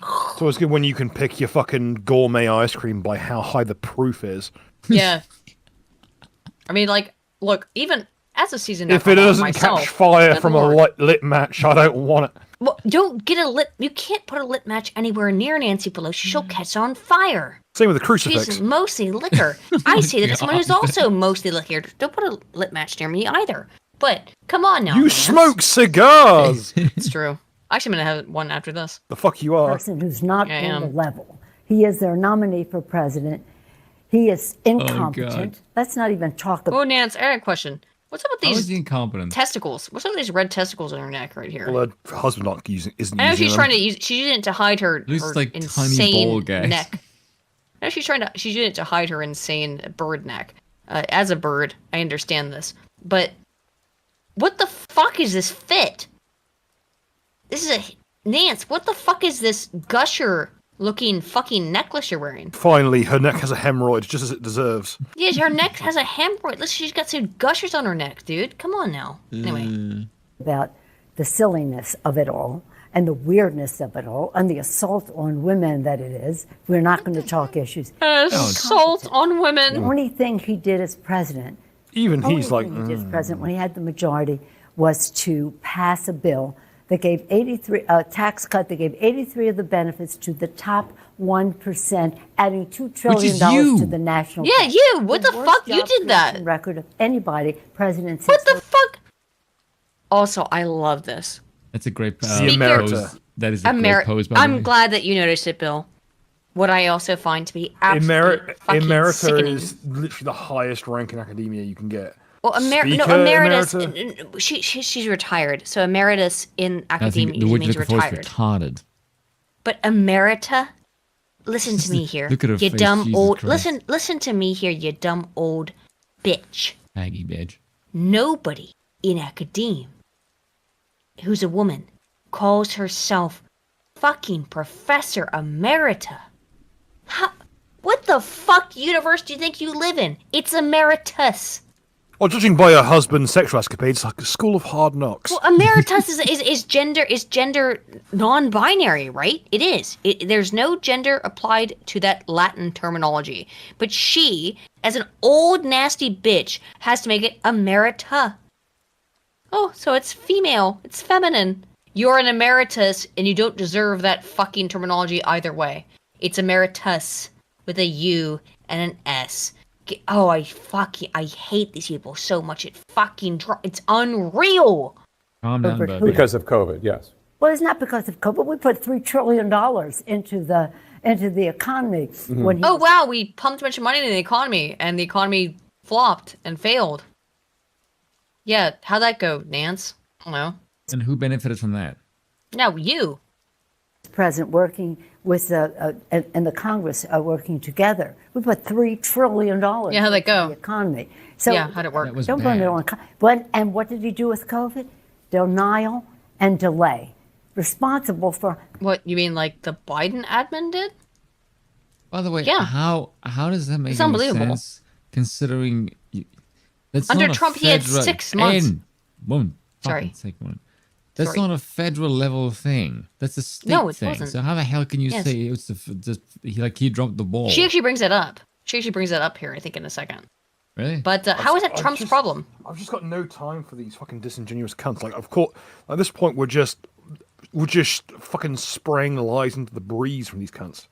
It's fascinating to watch their lies, though. Right? No, to it's me, not. It's infuriating. It's a fucking symptom of the times. As a social scientist, I find it interesting. I also find it interesting that she calls herself Speaker Emeritus. It is the communication equivalent of pimple popping videos. It's you know what? You're right. Pus and misery. It is pus and misery. You're right. Thousands and thousands. At least those popper fucking things get rid of it. We're going to forgive his job record. Oh, I wish we could pimple pop Make fucking sure Nancy Pelosi. Many of those deaths to him as well. I wouldn't want to see what's inside. Anything. Just noting the content. Incompetent. Forget silly and crazy and crooked and all the rest. Incompetent. Let me just say that's very funny coming from you. I run that clip. That could talking about the Biden admin in comparison to the Trump admin. Well, no, we need to forget crooked, otherwise we might look too close. Well, she just said that the Trump admin was incompetent, and the Biden admin is competent. Hey, does anyone in the fucking chat believe that? I think the answer is probably going to be no. Those of you at home who are watching this and thinking this is blatant reality. Those of you who are thinking this is blatant doublespeak and bullshit, yes, it's been like that for 4 years. You should have stepped up back then. The bravado with which they lie, though, the second best time to step up from yesterday was today. Is of course today, and the third is tomorrow. My point, though, is that I am never ceased in my astonishment at how they will just say the quiet parts out loud, as she's doing here. Because that's the Republican presidential nominee, and I thought you might have a reaction to it. I'm about to run another clip, and this one is the House Speaker, Mike Johnson, and today he was asked whether he'd follow the regular order when it comes to the election certification. Baselessly claims Harris has cognitive problems. Well, I know you've baselessly claimed that Trump has cognitive problems for 10 years. So, oh no, I'm sorry, Jake Tapper. You don't like when the turntables turn on you, I guess? What a little bitch. What a bunch of baby bitches. You've said this shit for 10 fucking goddamn years. All of a sudden, oh no, how dare Trump say the thing about, you're a baby. You're a giant no more time for fucking pageantry. baby. Just either put them on the wheel and break their limbs, or There you fucking shut the fuck up. If Kamala Harris beats Donald Trump in November, we don't actually have the clip. I'm just going to tell you what he said. He said, quote, if we have a free, fair, and safe election, we're going to follow the Constitution. What do you think of that? The caveat? Good point, actually. If you can have a free and fair election, which we don't. We know for a fact the United States does not have free and fair elections. They are run by they are orchestrated by a bunch of NGOs that go and collect ballots, which is against the law, but they get through it. There are a bunch of legal loopholes. And then they have people who are dead vote. We know this. We found it. We found it definitively that they have done this. Dead people vote. They collect ballots. It's only the left that does this. Sorry. I mean, this is the reality of it. Why should there be a caveat? Why don't we just all agree? Well, why don't we just all allow this to happen? We like it. See, again, oh my god, this fucking vile woman. Why are we arguing? It's just a good thing. It's a good thing that we're ballot harvesting. It's a good thing that we're doing this. Every time. All agree. Whoever wins, we are for the peaceful transfer of power. He's trying again. Because we know That's very funny. That's very funny, Nance, because we all know that if Trump wins, and he would win, he won in 2020, okay? He just did. And he will win in 2024 if you allow him to win. You will not engage in a peaceful transfer of power. You didn't engage it in 2016. No, that's the whole premise of this. War against him. The whole peaceful transmission of power means you will toe the line, you will believe what we say, and you will like it. Or we'll call the National Guard and we'll butcher you with a bushel. Hey, where was the peaceful transfer of power in 2016 when you encouraged a summer of love of protests where people burn down every city in the United States? If you push them, it'll be the Ken Park incident all over again. Mm. They will have the National Guard open fire, I guarantee. Maybe. There's no maybe they will, because the alternative is to lose power, and that means them hanging from lampposts. Well, they'll blame Trump for it then if they have to open fire. That's the only two outcomes. At this point, the two outcomes are absolute tyranny or absolute freedom, and nothing in between. That's why Spoon and I agree. Trump should be king. We want him to be dictator on day one. We want him to be dictator for the entire duration. No, I'm just going to say something that'll just get the whole stream ended so I can go to bed in a reasonable hour, which is I know. Much like you will never get justice until a judge can hang, you will never get freedom until every lamppost is adorned. I agree. I have a couple more things to go through, but it sounds like we're heading to the end of the stream. Let's get through this Nancy Pelosi thing and then we'll head out. How about that? Yeah? I would fuck Nancy Pelosi, just read off what the super chat said. All right. Okay. Let me just give him some damn respect. Let's finish this off. Hang on. Fuck that. Nancy Pelosi's not worth breath. You've heard Bill's order. Yes. I am siding with you, the people, against this fucking harridan garbed in borrowed fucking meat. All right. So, thank you guys so much for hanging out on the stream. Let me read your super chats. Lamented God, who's been a member for 5 months. Hey, thank you, man. Says, good evening, Crown Crew. What's on the menu tonight? Well, we've gone through it now. A bunch of slop. Mr. Twisted Frenzy for 10 euros says, I get that it's not in a monarch's interest to destroy their own kingdom, but can someone explain to me why the British royals are happy to stand by and let the country go to hell in a handbasket? Well, that's part of it. The British royalty, and we talk to people about this, and you hear them say, well, yes, we're technically a monarchy, but so is Canada, by the way. Canada's technically still owned by the UK, by the British Crown. They'll say, well, we have no turn over the Rothschilds. They'll say, well, we have no connection to the royalty. So they don't understand it. They don't have the history there. And the British royals themselves do not as well. They don't. They don't even understand their own history. They don't understand the meaningfulness of the crown. No, I think Lizzie kind of did. I think she did. A bit. Probably. If Spoon's here, he could contradict me. I think Lizzie kind of understood the weight of the crown. I don't think Charles does. Despite his entire upbringing. Because he's a WF stooge, we know. Yeah. He's a WF stooge. I don't think he gets it. The reality is that monarchies can be... Monarchy is not an inherently based system. I feel like people get confused. Heavy is the head that wears the crown. Yes. But heavy is still the hand that lifts the burden. Yes. I feel like people often misunderstand where Spoon and I are coming from when we talk about our support of monarchistic systems. We are not saying that all monarchistic systems are inherently good. We've never said that at all. What we are saying is that the proportion of monarchistic systems that are better than democratic systems is in the favor of the monarchistic system rather than the democratic system. Obviously, there will be failures. The current British crown, as are most modern monarchies, are failures because they have been, in my opinion, usurped by democratic beliefs. And again, that does include the British crown. So despite being a British monarchist, which is what I would call myself predominantly, I have my major issues with the British crown. Your Tondoris extended warranty for 5, says Aiden. Would you be willing to make a vid on the lie that is the 1% trans regret rate? I'm getting tired of trying to debunky academic sources. So, the 1% transgender regret rate is very difficult to really nail down because, and I'm being very serious with you here, they stopped doing research on it in about 2015. It just stopped existing. There has been no modern research that has been done, or at least very little, regarding transgender health. And the reasons for that should be prima facie obvious.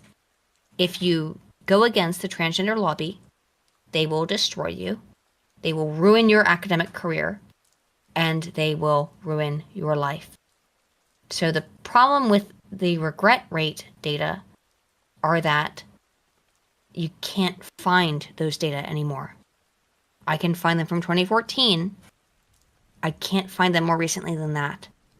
And that's not because something has fundamentally changed in terms of the actual data. What's changed is the politics. And scholars don't want to put their entire fucking careers on the line to tell the truth.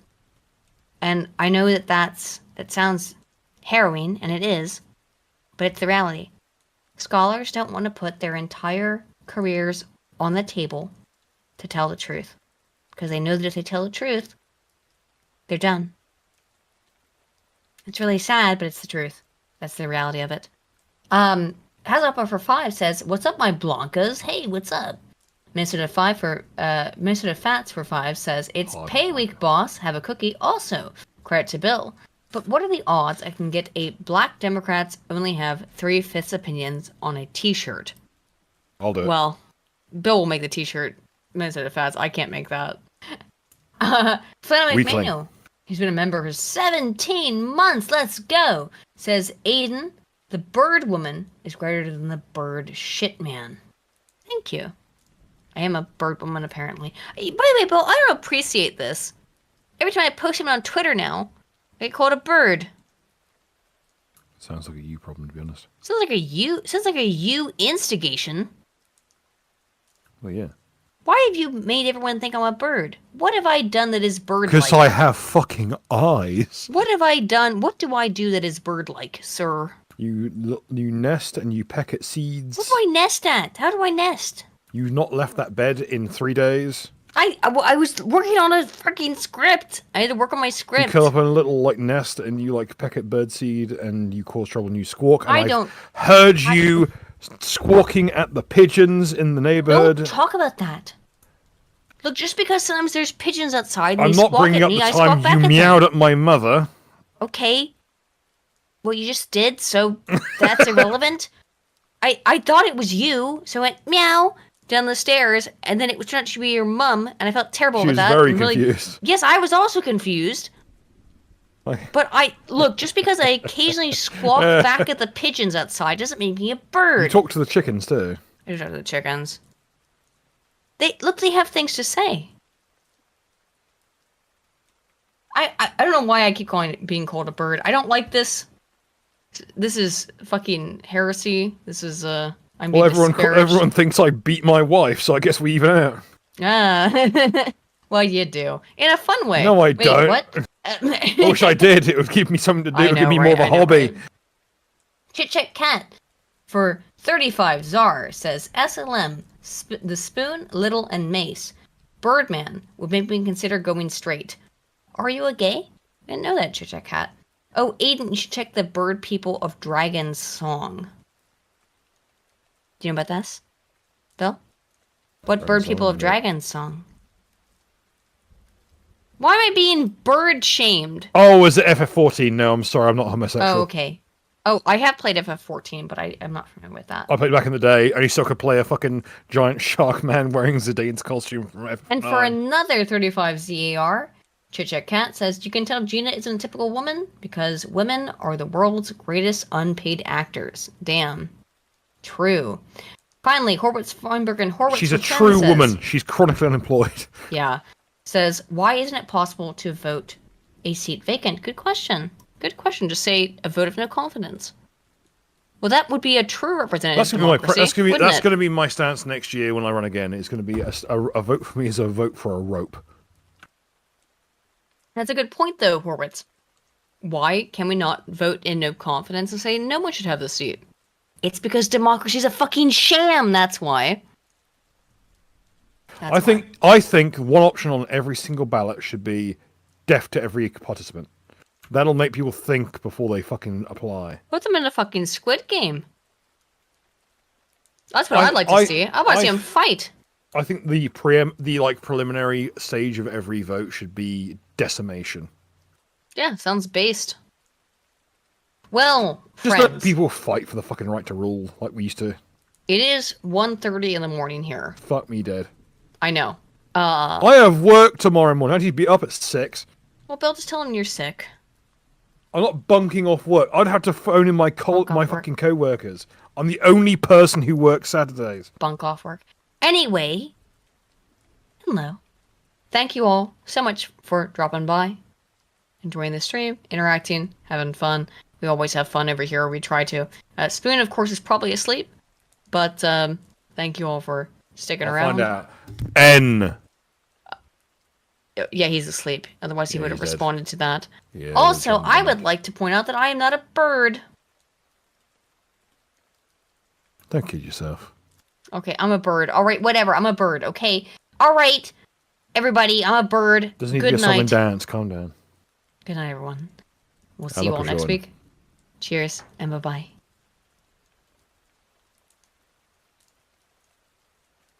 He's not going to switch off the stream now, is he? I shut it off. It's still going to be playing at his end, remember? Yeah,